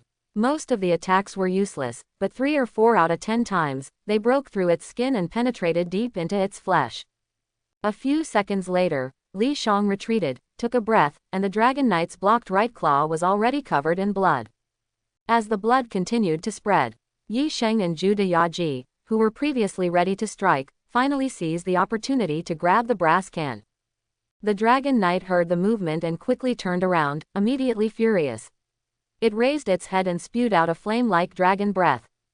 Since Li Shang had split its flames earlier, it hadn't used them again. But now, facing 2 little mice, it couldn't hold back anymore. Li Shang moved. He appeared in front of Yi Sheng and Zhu Deyaji at a speed invisible to the naked eye. So fast that they both thought it was an illusion. You guys run according to the map. Li Shang swung his sword. The roaring flames split apart again and quickly submerged in the flowing water. Zhu Deyaji suddenly remembered something and said, "There's a box under the bronze can, it might be the 7 deadly sins you mentioned earlier." Li Shang nodded slightly and confronted the Dragon Knight. At this moment, it was crazily chasing Yi Sheng and Zhu Deyaji, like a wild horse without reins. Its strength was terrifying, reaching the ultimate level. Golden flames burned fiercely in Li Zhang's eyes. He jumped onto the Dragon Knight's head, and his entire body's bones made a loud crackling sound. Die for me. Li Shang stabbed with all his strength.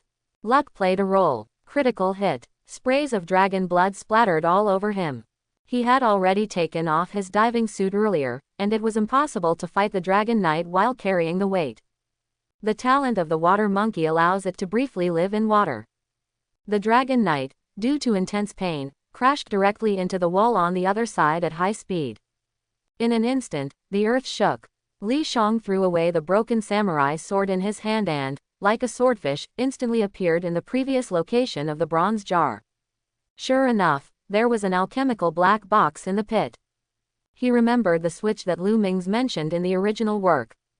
He found a groove above the box.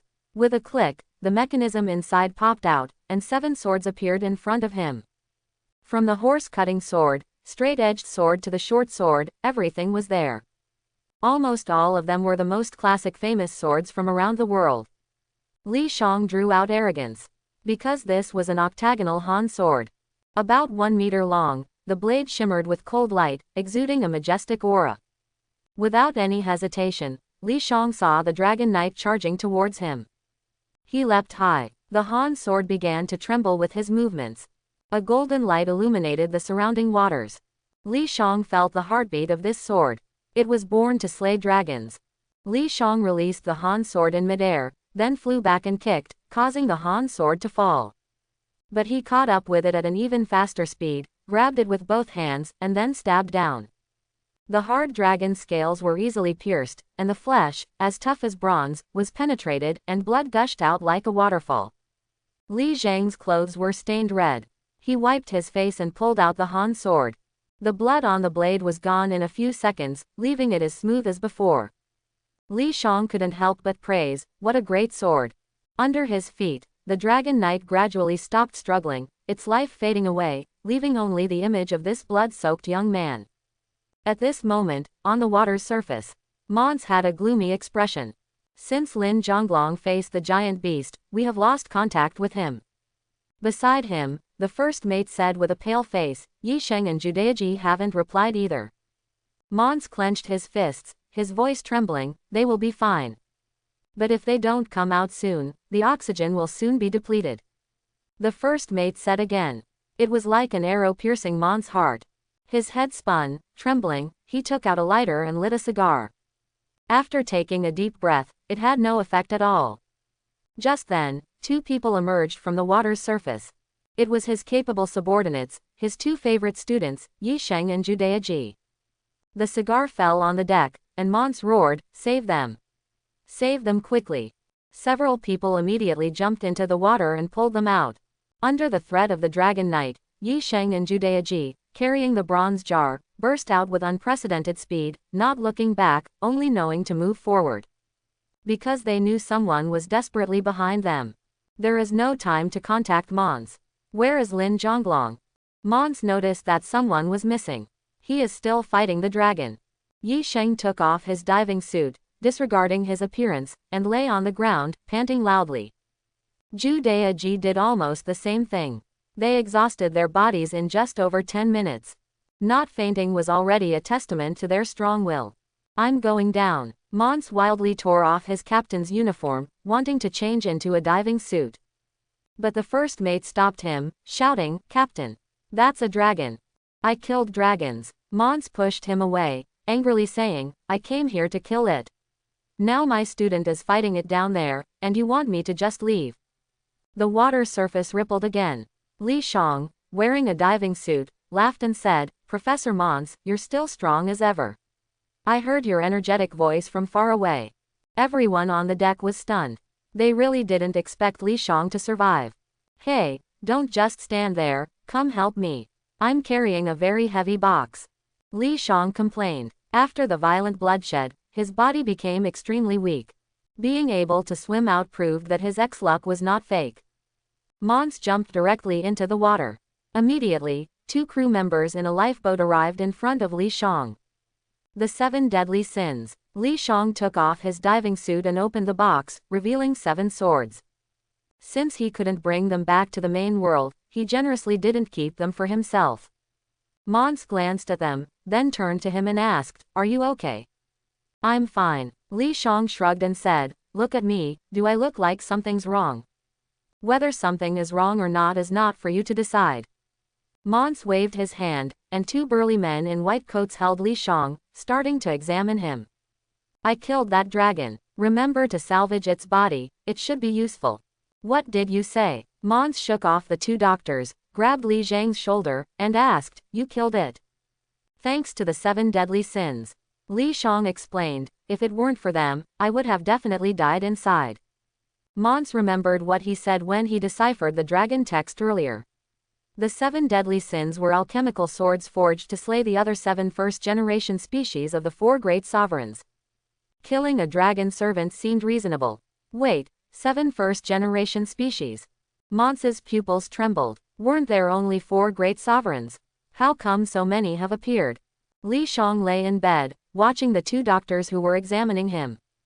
Their white coats concealed their muscular bodies, forming a stark contrast to the ordinary doctors in regular hospitals. Li Shang was not surprised. After all, even the maintenance workers in this academy were retired special forces from various elite special operations units. Urban warfare experts were very common here. Li Shang speculated that these 2 doctors were also former special forces. "There's nothing serious, just excessive fatigue. Rest for a few days and you'll be fine." "Thank you." Shortly after the 2 doctors left, another bowl of strong medicinal liquid was brought in. "Drink it." Li Shang sniffed it and almost vomited. Is this Chinese medicine? Yes. Aren't you a Western doctor? Li Shang held his nose and drank it all. No, I'm an old Chinese doctor. The middle-aged man smiled brightly and said. Fortunately, he didn't say anything like, I'm an old Chinese doctor who specializes in bragging. After returning the bowl to him, Li Shang felt his head becoming heavy, and a wave of drowsiness washed over him. On the deck outside, Mons looked at the salvaged Dragon Knight and didn't know what to say for a moment. The staff were busy as bees. They were seeing the legendary creature for the first time. A series of examinations officially began. But Mons' focus was on the wounds on the Dragon Knight's body. According to Li Shang, he killed this dragon with the 7 deadly sins. Because Yi Sheng and Zhu Deyaji escaped, they didn't capture the whole process. Mons also had no way of knowing the specific details. But there was a problem with these wounds. There were 2 types of marks. Indeed, there were Chinese swords and samurai swords among the 7 deadly sins. If Li Shang had used these 2 swords, it could explain the numerous wounds. However, Mons noticed a broken sword in the Dragon Knight's head. It was the ordinary samurai sword that Li Shang carried. How did he insert it? Mons put away the broken sword. He wouldn't mention this matter. The Castle Academy was not a sealed container, and many people had different ideas. There must be secrets on Li Zhang's body. But he had just saved them. If it weren't for Li Shang, Mons couldn't imagine how they would deal with this giant beast over 15 meters long, and what price they would have to pay. At least the chances of his students Yi Sheng and Zhu Deyaji surviving would be very slim. Mons returned to the cockpit, took out his phone, and reported the incident to the principal. You did a great job, especially the new student Lin Zhonglong. The academy will reward him generously. Principal Ang Ri said loudly, this is a historic day. We have captured the Dragon King Norden for the first time. A new storm has arrived, and we are all witnesses. I feel deeply honored, said Mons solemnly.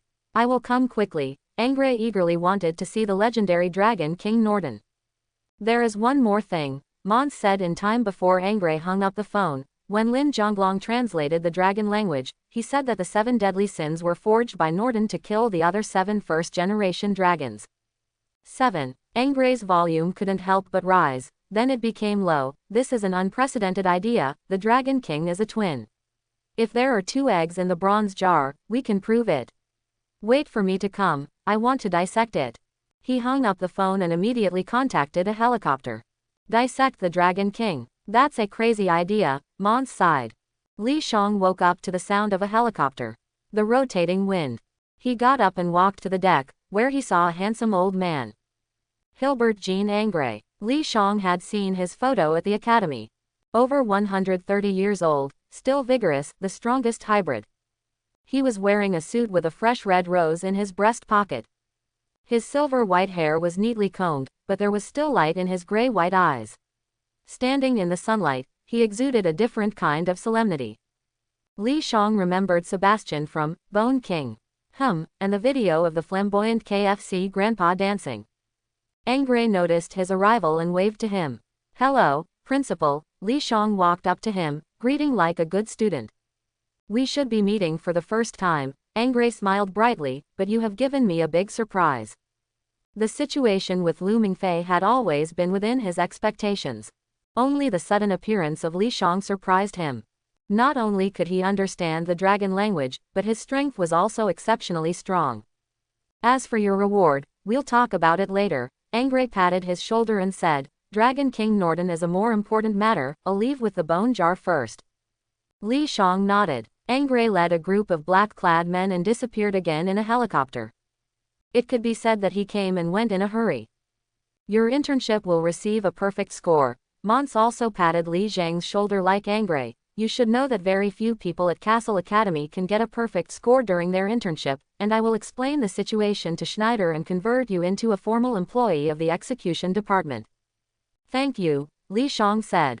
Not getting a perfect score would be a problem. Who would slay dragons during their internship? This is what you deserve. Rest well, and when Yi Sheng and Zhu Deyaji wake up, we'll return to the academy. Mons took out a phone and said, if you want to eat Chinese food, call me, I'll arrange it for you. Then let's do it now. Li Shang thought for a moment and said, I want to eat mapo tofu, saliva chicken, twice cooked pork, and husband and wife lung slices. All Sichuan cuisine. Mons swallowed his saliva. I'll order right away. Just hearing the names of the dishes makes me unable to resist. Let's have lunch together. Hopefully Yi Sheng and Judeaji can make it in time. Then we'll need to order more dishes. 4 people definitely won't be full. Li Shang added, Kung Pao chicken, boiled sliced pork, and shadow beef. The sun gradually rose. Yi Sheng opened his heavy eyelids and looked at the familiar ceiling. I'm still alive. Yaji, Yi Sheng called out. I'm here. A warm voice sounded. Yi Sheng immediately relaxed. Get up. Professor and Lin Zhonglong are waiting for you to eat. Yaji held his hand and pulled him up. The two arrived at the dining hall. Wow, Sichuan cuisine. Yi Sheng exclaimed excitedly, this is really thoughtful. I haven't had Chinese food in a long time. Besides pork knuckles, the academy only serves mashed potatoes and sauerkraut. It's unbearable. There's nothing we can do. Mons picked up his chopsticks and said, the tradition of the academy is German cuisine. This tradition is really terrible. Li Shang couldn't help but say. You just entered the school and don't understand the reason. Castle is a German family name, the most famous dragon-slaying family in history. Mons glanced at Li Shang and explained, the Castle family is the chief director of the academy, so you understand. Don't say unnecessary things, let's eat. Yi Sheng rubbed his hands together and said, I'm so hungry now I could eat a whole cow. Yaji handed him the chopsticks. Li Shang raised an eyebrow. Why does it smell like dog food? Mons ate a piece of meat and said, Lin Zhonglong, remember to choose my class, Magic Mechanical Design. I will consider it. Li Shang seemed to encounter professors who were asking him to choose their classes. Upon hearing this, Yi Sheng gave Li Shang an encouraging look. Everyone knows that Professor Mons is the strictest teacher at Castle Academy. Lunch ended. Professor Mons drank a lot of water. Although Sichuan cuisine was delicious, it was really spicy. He was not used to it. Li Shang returned to his room. Soon, Yi Sheng and Yaji also came in. We came here to thank you. Yi Sheng said with lingering fear, if you hadn't applied to join us in the water, I can't imagine what the result would have been. We are teammates, it's what I should do. Li Shang accepted their thanks naturally, but politely said. In the original work, Yi Sheng, Yaji, and Mons were all killed. There is no doubt that he saved them. There's no need to say that. Yi Sheng shook his head and said, we remember what you did, so feel free to ask us for anything in the future. Us? Didn't you say you and Yaji are not a couple? Li Shang teased, why are you suddenly so intimate now? Yi Sheng glanced at Judeaji and said firmly, slaying dragons is a dangerous task. I understand the value of time, so to hell with the rules of the execution department. Li Shang was stunned for a moment, feeling like he had just eaten a mouthful of dog food. He felt bitter in his heart. For some reason, he suddenly thought of Astati. That beautiful and glamorous rich woman. The next day, they took a business plane back to Chicago. On the late-night train, Li Shang received a reward from Principal Eng that was sent to him. $3 million and an alchemy weapon tailored by the equipment department. Li Shang didn't care about the former, but the latter was indeed useful.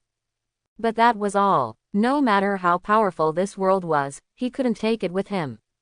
Li Shang really wanted to complain, what about my set of the 7 deadly sins? But he also understood that the academy would definitely not want to leave him with a weapon capable of slaying the Dragon King. In the entire Dragon Clan world, besides the 7 deadly sins, only 2 weapons had such power. Perhaps guessing Li Zhang's thoughts, Eng mentioned the 7 deadly sins and said, regarding the 7 deadly sins, you will have the right to use them and can apply for them when going on missions. Li Shang nodded, not surprised either. In the original work, Lu Mingfei and Chu Ziheng had used everything. As an A-level and a discoverer, he naturally had the qualifications. The dragon script discovered in Bronze City, I hope you can take the time to organize a translation. Eng continued, your translation of the dragon script has made a great contribution to our understanding of the Dragon Clan. When you come back, I will award you an additional scholarship. Thank you, Principal, Li Shang politely replied. The train arrived at the academy in the night. Li Shang pushed open the door of the dormitory and said, your emperor has returned. Feng poked his head out from the top bunk and said, "Welcome back, Your Majesty. You should speak in a high-pitched voice, otherwise it won't be right." Lu Mingfei said from under him. "Get lost. I'm not a eunuch." Feng rarely showed some strength, glared at him, and said with a strange tone, "Mingfei, it's time for you to serve the emperor." Lu Mingfei was stunned for a moment, then reacted. He found out that his name sounded like Mingfei, which means the emperor's concubine. So soon back. I suppose the mission was successfully completed, right? Feng curiously asked. Yeah, Li Shang replied. Feng stopped asking. He opened his computer and typed on the keyboard. After a while, Lu Mingfei complained, "You unscrupulous merchant, doing such shameless things again." Li Shang, upon hearing this, opened the Night Watchman forum. He saw a highly popular post that was pinned at the top. The strongest freshman in history. Lin Zhang successfully completes the execution department's mission and returns. Of course, this alone couldn't prove Feng's unscrupulousness. He posted a high-definition photo of Li Shang on the thread and left a comment. "Any junior sisters or junior brothers interested in him, please pay me $100, and I will private message you his phone number. Ming Fei, it's your turn. I'll give you 30% of the profits." Li Shang closed the forum and immediately spoke. Lu Mingfei, like a hungry wolf emitting a green light, climbed onto the top bunk and pounced on Feng Ge, forcefully locking him in place. Li Shang also jumped up. The bunk bed couldn't bear the weight and started creaking. "You get 30%, Mingfei gets 30%, and I get 40%. Li Shang smiled and said, "How about that, senior brother?" "Why only 30%? Feng Ge exclaimed, "This is too much. You guys don't do anything, yet you want to take 70% of the profits for no reason. You're asking to be hanged on a lamppost." "Oh, so you know about that." Li Shang sneered and said, "You act as if you've paid some kind of price, but you sold my phone number. I provided the platform." Feng Ge's arrogance instantly dissipated, and he smiled apologetically, "Giving you 40% is no problem, but why does Lu Mingfei get 30%? Before Li Shang could answer, Lu Mingfei confidently said, "The big brother eats meat, the little brother drinks soup, it's only natural." Quote. Feng Ge felt hopeless. "Are you trying to become gangsters?" Li Shang raised an eyebrow and said, "Are you a prophet? It wouldn't be an exaggeration to call you Asugi Iri the Neon Yakuza princess. Just tell me if you're in or not." Lu Mingfei locked him in and asked. "I'm in." Feng Ge chose to compromise in this situation where a man was on top of another man. What surprised the three of them was that within a few minutes, they had sold nearly 100 copies. Li Zhang's phone rang, but he didn't answer and turned it off directly. Feng Ge raised his thumb and said, "Junior brother, you're ruthless. Learn from me and become a paparazzo. You'll be the next minister of the news department." "No, I'm worried that after I graduate, you still won't have graduated." Li Shang said with a killing intent, "There's no 60-year-old crown prince in this world." Feng Ge bent his thumb down and raised his middle finger. Of course, he didn't dare to do this openly, so he secretly looked down on him. A night of silence. In the early morning, the sunlight had already spread across the earth. "Why do we have pig elbows for breakfast?" Li Shang couldn't help but complain. "Just get used to it." Feng Ge glanced at Lu Mingfei and said, "If you don't want to eat, we can order from our S-class menu." "You're dreaming." Lu Mingfei already knew that the student card was equivalent to a credit card, and the money had to be repaid. "Just make do with breakfast." Li Shang took mashed potatoes and pickled cabbage. He suddenly remembered a piece of news from his previous life. Was this pickled cabbage stepped on by the beautiful girl Little Dragon Girl? "Senior brother, here's the pickled cabbage for you." Li Shang couldn't eat it. Being attentive for no reason. Feng suddenly froze, only to see a mature woman walking towards the three of them. Blonde hair, blue eyes, perfectly proportioned, one could say she was a sight to behold. Especially those legs, sizzling and wild. They must be perfect for riding a motorcycle. Wait, it seems like she's coming towards me. Feng immediately put down the pig's trotter in his hand, straightened his collar, coughed, and greeted, "Hey, beautiful. Lin Zhonglong junior brother." The mature woman completely ignored Feng and looked at Li Shang with seductive eyes, saying, "Do you want a girlfriend?" As she spoke, She reached out. Feng stood still, holding his chest, with a heartbroken expression on his face. Sorry, I have no intention of dating. Li Shang stopped her hand and said. It doesn't matter if we don't date, we can just try the size first. The mature woman grabbed him by the hand and handed him a piece of paper, saying, contact me tonight. Li Shang glanced at the note, which had a mobile phone number on it. Feng pounded the table. If you like her, you can have her. Li Shang threw the note in front of him and said. Junior brother, I'm not that kind of person.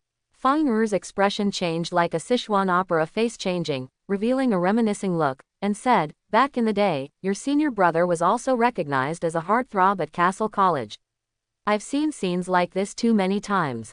At most, you can only score a 70, far from being top-notch. Li Shang thought to himself, I don't believe your nonsense, you old scoundrel. He smiled and asked, it seems like senior brother has many girlfriends, when can I meet them? I've passed through a myriad of flowers, but never touched a single leaf. Feng patted his chest and said, your senior brother is very devoted, I can only like one person. When she died, my heart stopped beating. Lu Mingfei obviously didn't believe it.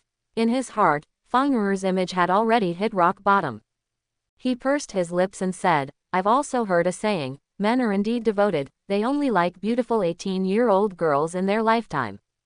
Feng laughed and said, it seems like junior brother understands me. Li Shang sighed. One was an unlucky kid who had never been in love, while the other's heart had long turned into stagnant water. He suddenly thought of a question, how old is Uesugi Iri this year? After finishing breakfast, Li Shang received 6 invitations from his senior sisters to applaud for love. Junior brother, give up your Eastern Reserve and go all out. Fight until dawn tonight, never give up. Feng patted his shoulder and said, start your hunting time. Get lost. Li Shang glared at him and said. Feng quickly ran off to class. Li Shang and Lu Mingfei have the same class, Professor Mons Level 1 Magic Mechanical Design. At 8 o'clock, Mons walked into the classroom on time and nodded at Li Shang and Lu Mingfei. But he didn't smile. He always maintained the most serious state during class. Li Shang found it somewhat headache-inducing. It felt like a liberal arts student going to take a physics and chemistry class. He glanced at Lu Mingfei, who was actually dozing off. Truly deserving of an S-level hybrid. After class, Li Shang started translating the Bronze City Dragon text. There was a lot of alchemy in it, and he planned to give it a try when he had the time. But most of it was quite difficult. After all, it was the Dragon King Norden. It possessed the power of fire and could easily kill matter and remove impurities. It's difficult to replicate scientifically. Li Shang planned to use these alchemy techniques to exchange for the support of the academy or to join the alchemy department. He was just a novice who hadn't even entered the door, so the chances of failure were too high if he tried it directly. And alchemy was not like language spirits, it required a considerable amount of materials. Knowing the method alone was useless. After all, you can't make a silk purse out of a sow's ear. Lunchtime. Li Shang didn't eat in the academy cafeteria. He couldn't stand looking at things like pig's trotters for even a moment. Fingal came over eagerly to mooch a meal. Lu Mingfei also unceremoniously ordered 2 servings of puff pastry cream soup and cheesecake. In the afternoon, it was Principal Anghei's Introduction to Dragon Family Genealogy. After eating, Li Shang quickly started translating the dragon text. But unexpected things happened. Before class, they received a message from the academy that this class was cancelled. Lu Mingfei immediately smiled from ear to ear. For any student, not having class is always the best. Li Shang guessed that Ang was probably dissecting the Dragon King Norden. However, he still called the principal and talked about the dragon text. He received a reply to come to his office at 8 o'clock tonight. The ice cellar is the most secretive and important area of the Castle Academy. It preserves countless precious dragon specimens and various unspeakable things. At this moment, Ang and a group of researchers in white coats were gathered around a bronze jar. They placed it in a low-temperature quartz glass chamber, unable to come into contact with any metal or fire. Because the Dragon King Norden might wake up through fire and metal. By then, they would encounter the biggest trouble, facing the Dragon King directly. Aang swept over the dark green copper rust, which was engraved with a pattern of twin snakes guarding a giant tree. The tree was undoubtedly the World Tree, which was also the emblem of Castle Academy. Is the Dragon King Norden still alive? An middle-aged man couldn't help but ask. I'm not sure. Aang shook his head and said, this brass jar was made in the year 33 AD by Li Shang, who was a minister of Gong Sunshu, but in reality, he was Norden, the true mastermind behind it all. He placed the egg in the Bronze City until it was brought out by members of our execution department the day before yesterday. This is not bronze, but some unknown alchemical material. Someone raised their hand and asked, how do we open it? With a solution of grey tin, a liquid we obtained from an ancient Egyptian tomb, which is currently the only liquid capable of corroding this alchemical material.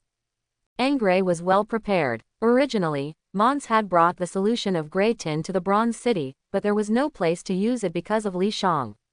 Now it could be put to use. Two researchers immediately opened the solution of grey tin and slowly poured it onto the surface of the brass jar. Accompanied by continuously rising bubbles, the internal structure was revealed to everyone. 2 compartments. Someone's face turned pale and said, one of them is empty. Aang remembered Li Shang and said in a deep voice, that gap was not caused by the solution of grey tin, but by an old injury a dragon escaped. In an instant, everyone fell into silence. 2 bronzes and the King of Fire. Does this mean there are 8 of the 4 great sovereigns? This undoubtedly dealt a blow and subversion to their acquired knowledge. And their dragon-slaying mission became particularly difficult at this moment. They used to think they only had to kill 4, but now they have to kill 8. We captured 1 Dragon King, will the other attack the Castle Academy? Someone asked with a trembling voice. Everyone present was a key figure in the Castle Academy. Many of them had known about the Morning of Summer incident. Aang was even a first-hand witness.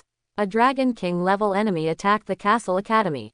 It led to the complete annihilation of the Loyal Heart Society and the decline of the Castle family, the greatest Dragon Slayer family in history.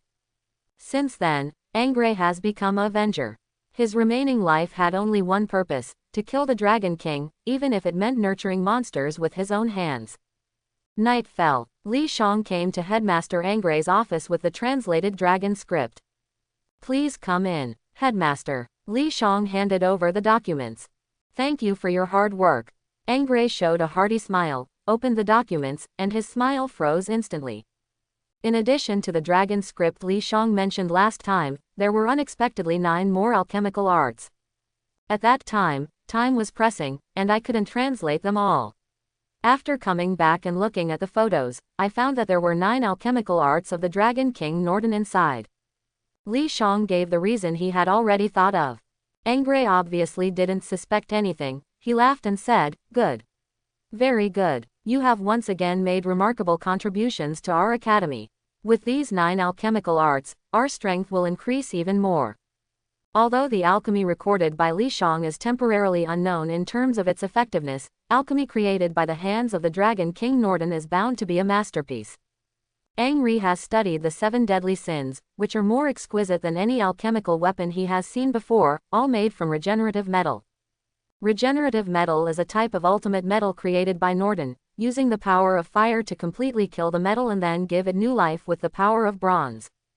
Each one has unique properties, and the alchemical techniques used surpass the understanding of humans.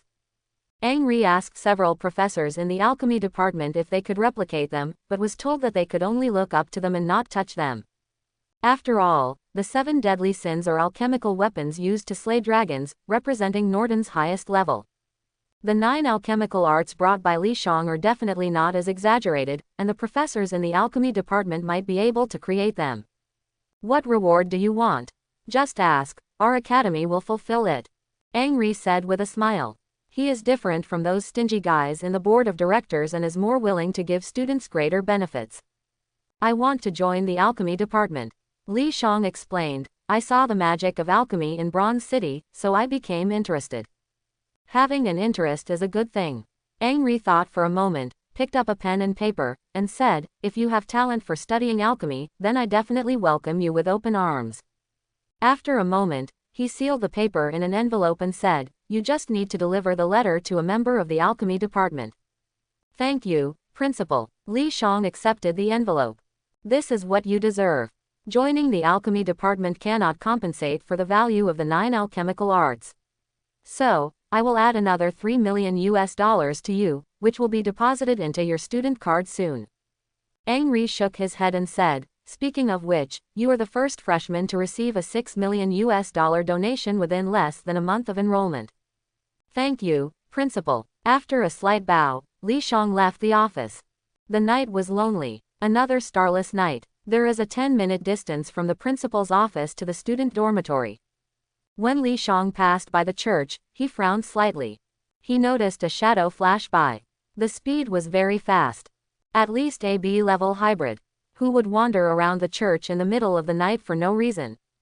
Li Shang hesitated and also entered the church. He hid in a tree outside the church and searched around, finding the shadow. The first impression was short, and the second impression was an ordinary figure. It was a lowly. Li Shang made a judgment. She had a nimble figure, walking on the eaves outside the church without alarming any white doves. Just like a black cat. The reason for saying black is because she was completely covered in a black bodysuit, even her head, with only her eyes exposed. Li Shang pondered slightly. According to the original plot, after the Dragon King Norton's bone vial was returned to Castle Academy, a group of people came to steal it, and they made a big fuss. This shadow is too much like Zero, one of the 3 nannies of Lu Mingfei. And it was them 3, along with the mastermind Lu Ming's, who planned the theft of the bone vial and the attack on Castle Academy. Li Shang narrowed his eyes. Since that's the case, let's take a look at this person's true identity. He leapt and appeared not far from her. Hearing the sound, Zero immediately turned around, her ice blue eyes staring at Li Shang, and after a few seconds, she remembered who he was. The recent Night Watchman forum, Lin Zhonglong is the most popular. Anyone who logs into the forum is inevitably attracted. Zero is the same, so even though she hasn't seen him before, she recognized his identity. A bit troublesome. Sanwoo, what's wrong? A woman's voice came through her earphones, followed by the crisp sound of potato chips being bitten. Zero didn't have time to answer. Because this highly acclaimed A-level newcomer has already started taking action. Li Zhang's legs slightly bent, his body gliding across the ground like an eagle, rushing towards her at an unimaginable speed. Zero clenched her right fist, a fierce straight punch aimed at Li Zhang's face. Completely devoid of any cuteness. Li Zhang's response showed no mercy either. His right foot paused for a moment, then swiftly launched a powerful kick. Zero was slightly surprised. The speed was too fast, and her fist collided with his foot, causing her to involuntarily step back due to the tremendous force. While retracting his right foot, Li Zhang's right hand crossed over her right arm and, relying on his height advantage, went straight through, aiming for her face mask. The speed was like that of a ghost. But Zero had protected her face mask very well. With her right hand supporting the ground, her body leaned back, displaying an astonishing curve in her waist, almost touching the ground with her head. Showing her excellent flexibility, as if she were truly a cat, gracefully grasping. But unfortunately, Li Shang, the only one who could appreciate it, had no mood for it. Li Shang, relying on his height, tried to forcefully grab her face mask. But Zero, also relying on her height, evaded his grasp. Li Shang originally wanted to continue his attack, but had to retreat. Only to see Zero leap up, her body spinning in midair, executing the legendary Descendant's kick. Her feet mercilessly kicked Li Zhang's groin. The height difference between them was the most wonderful part, making this kick's attack just right. Li Shang wasted no time, using the wall to climb up to the second-floor platform of the church, thus avoiding her attack. Looking down at Zero from above, he suddenly shouted, "Zero!" Zero didn't react at all, staring at him without saying a word. Li Shang raised an eyebrow, truly deserving of being called the Three Nose. He took a sudden step forward, directly jumping down, his right fist clenched, smashing towards her face. Zero quickly retreated, avoiding it, then kicked out with her foot. Li Shang twisted his body, trapping her long legs under his armpit. Zero's body stiffened slightly, danger flashing in her eyes. She coldly said, "This is the first and last time." She really disliked physical contact. After saying that, she ignored Li Zhang's attempt to grab her face mask, and her right fist, filled with a heavy killing intent, struck his temple. It was truly a mutually destructive fighting style. But Zero forgot one thing, her arms were shorter. After removing her face mask, Li Zhang's right fist was already in front of him. Without hesitation, he released her long legs, then swiftly retreated like a snake. We're just classmates, why do you have to be so ruthless? Li Shang suddenly thought of Fingal. If this guy saw Zero's performance, he definitely wouldn't dare to sell to him. Zero gritted her teeth, the situation becoming somewhat tricky. She infiltrated Castle Academy following her boss's orders. Now that her identity was exposed, it would probably ruin his big plan. Sanwoo, Longlegs is on her way to support you. Hold on. A woman who liked to eat potato chips shouted through the earpiece. In the silent night, her voice resounded clearly in Li Zhang's ears. His hearing had greatly improved after the blood frenzy.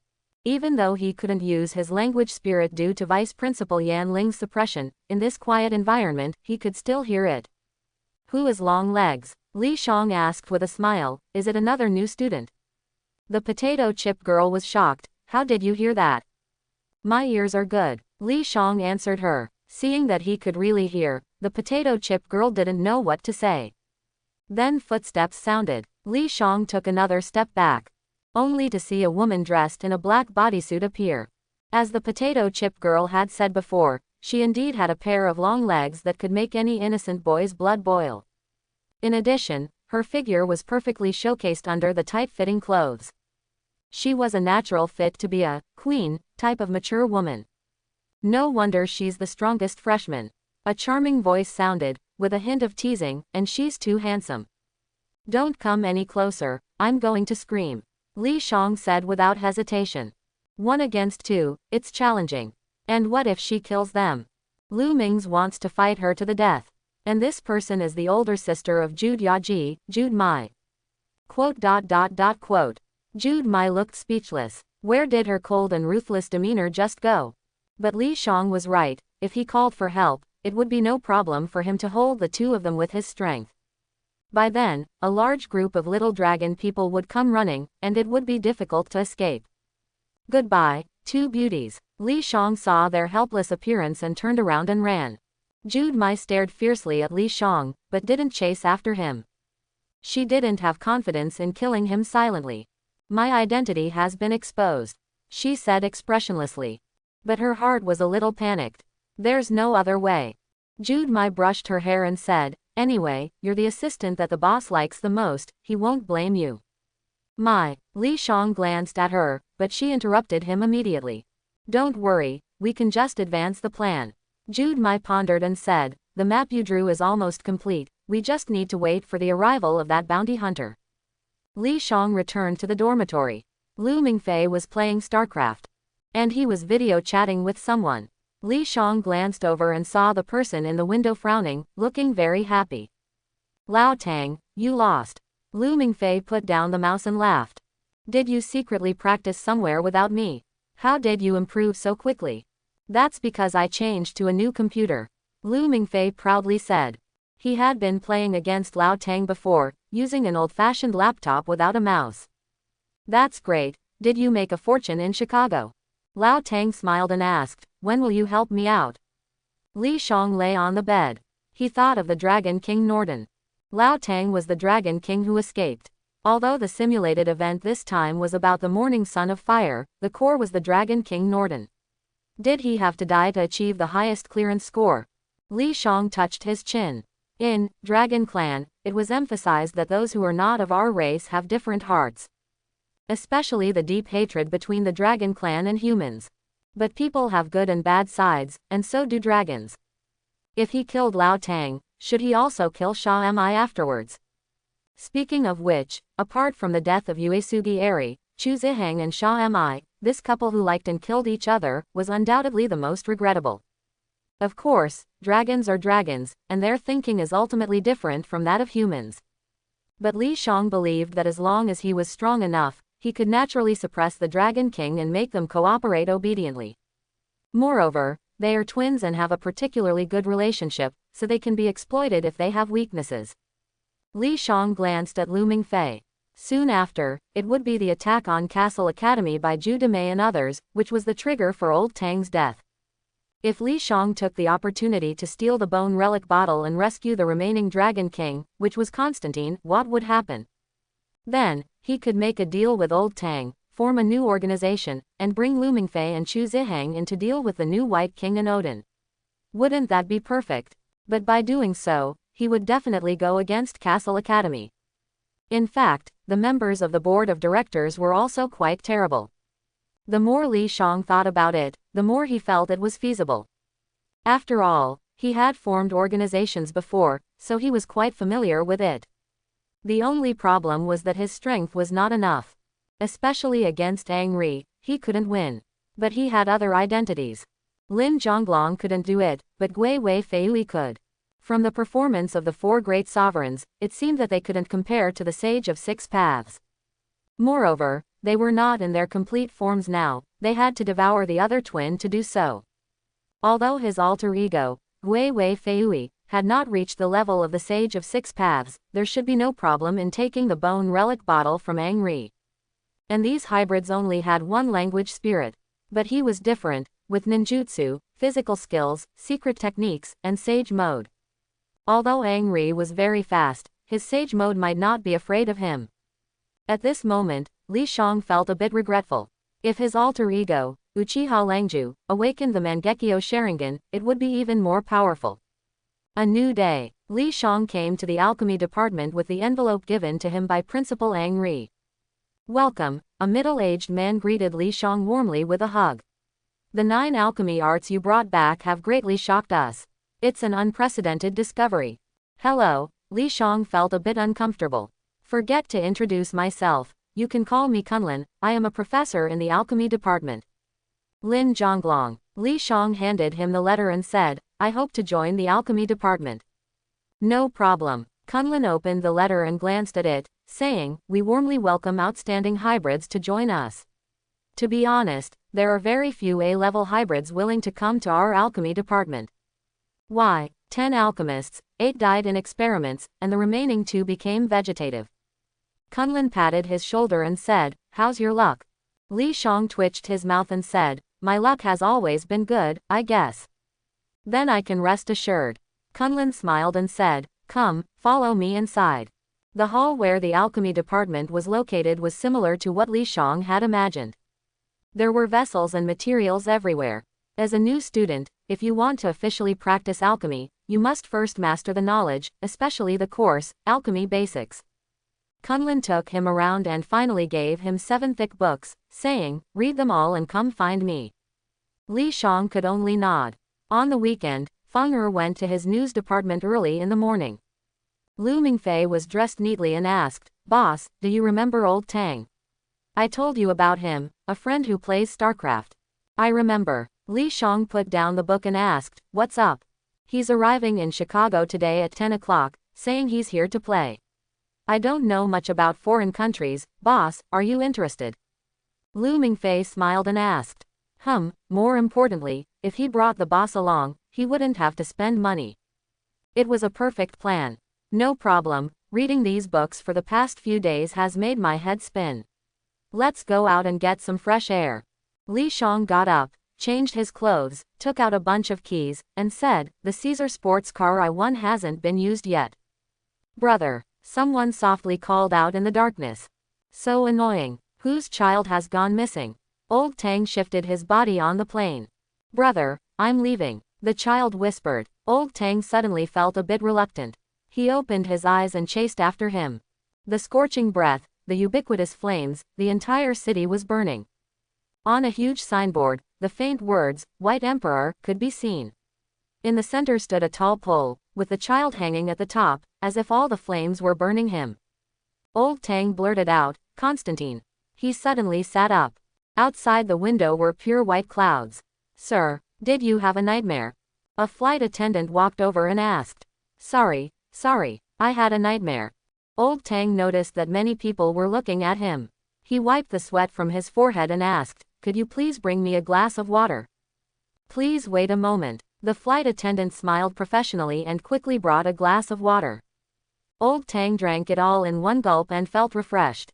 White Emperor, little boy, is it because I've been watching Three Kingdoms recently? He looked puzzled and complained, can't I dream about Diao Chan or Xiao Chao? Why dream about the White Emperor adopting a child? It's so unlucky. Old Tang, whose real name was Ronald Tang, was a bounty hunter. He didn't know who his biological parents were and made a living by earning money from the Hunter website, barely getting by. The Hunter website was created by a big shot, and as long as you accepted and completed missions, you could receive a bounty. Most hunters were very capable, but Old Tang's special ability was luck. No matter if he went to ancient tombs or sunken ships, he always had good luck. Even in many strange places.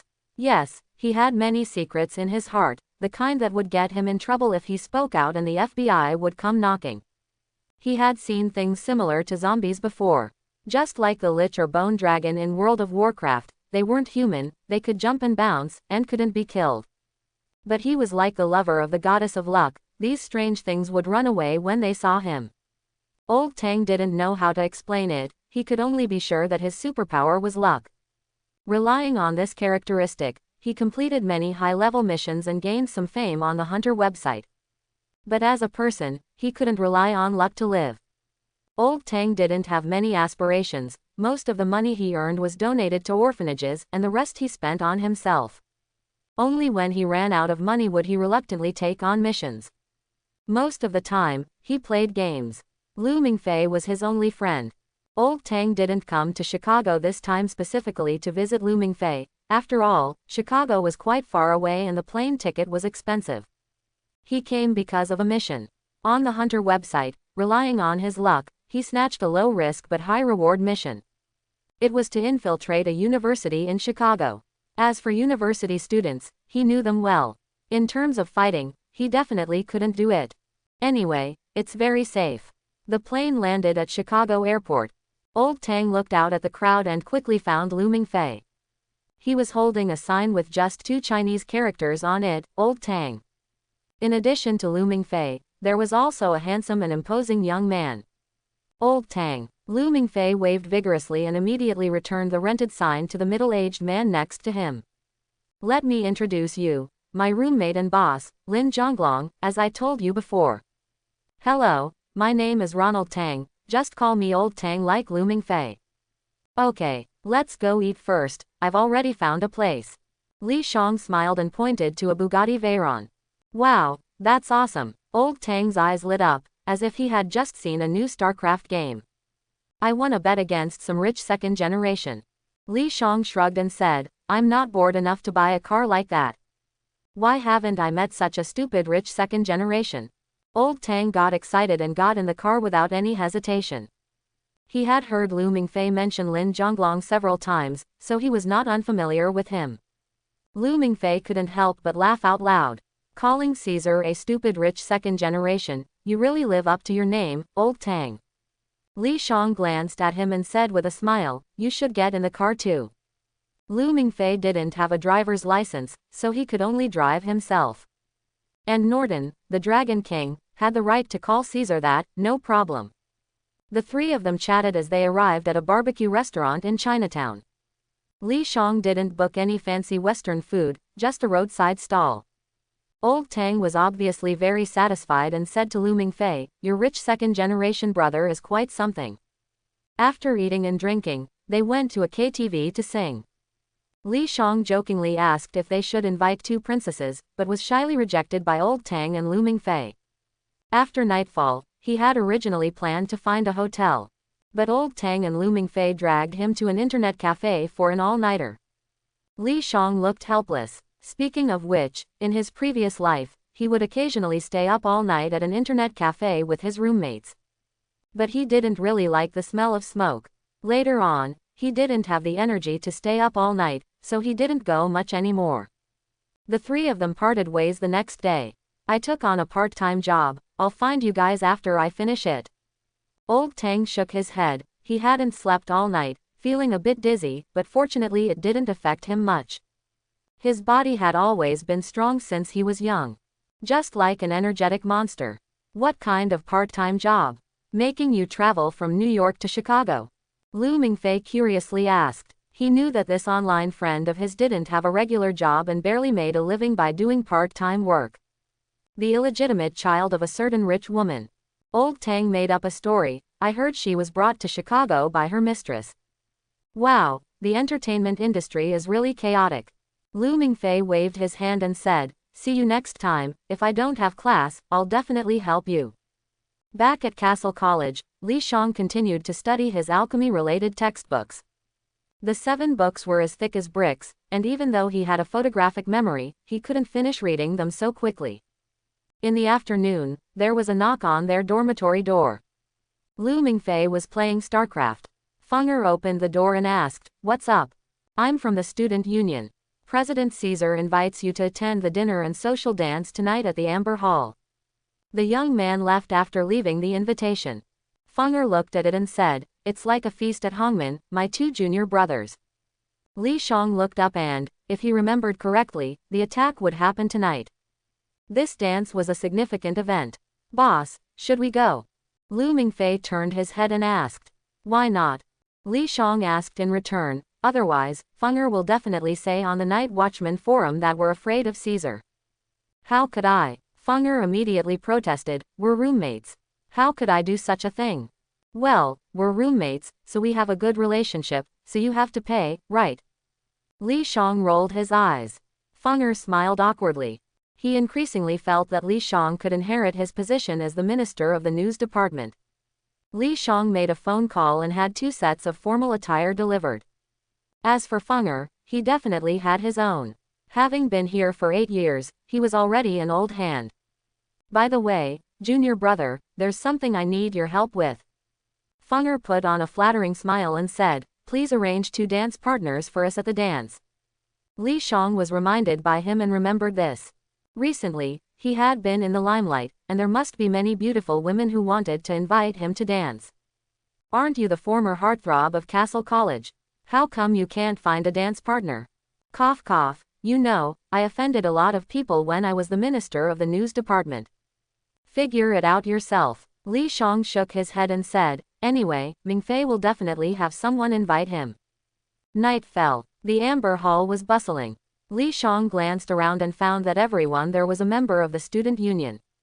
Only he and Lu Mingfei were from the Lionheart Society. It really felt a bit like the feast at Hongmen. After they arrived at the entrance, Caesar came out. Dressed in white formal attire, he looked more like a Western nobleman. Welcome, Lin Zhonglong. Caesar smiled faintly and said, I thought you wouldn't come. How can I not give face to the president of our student union?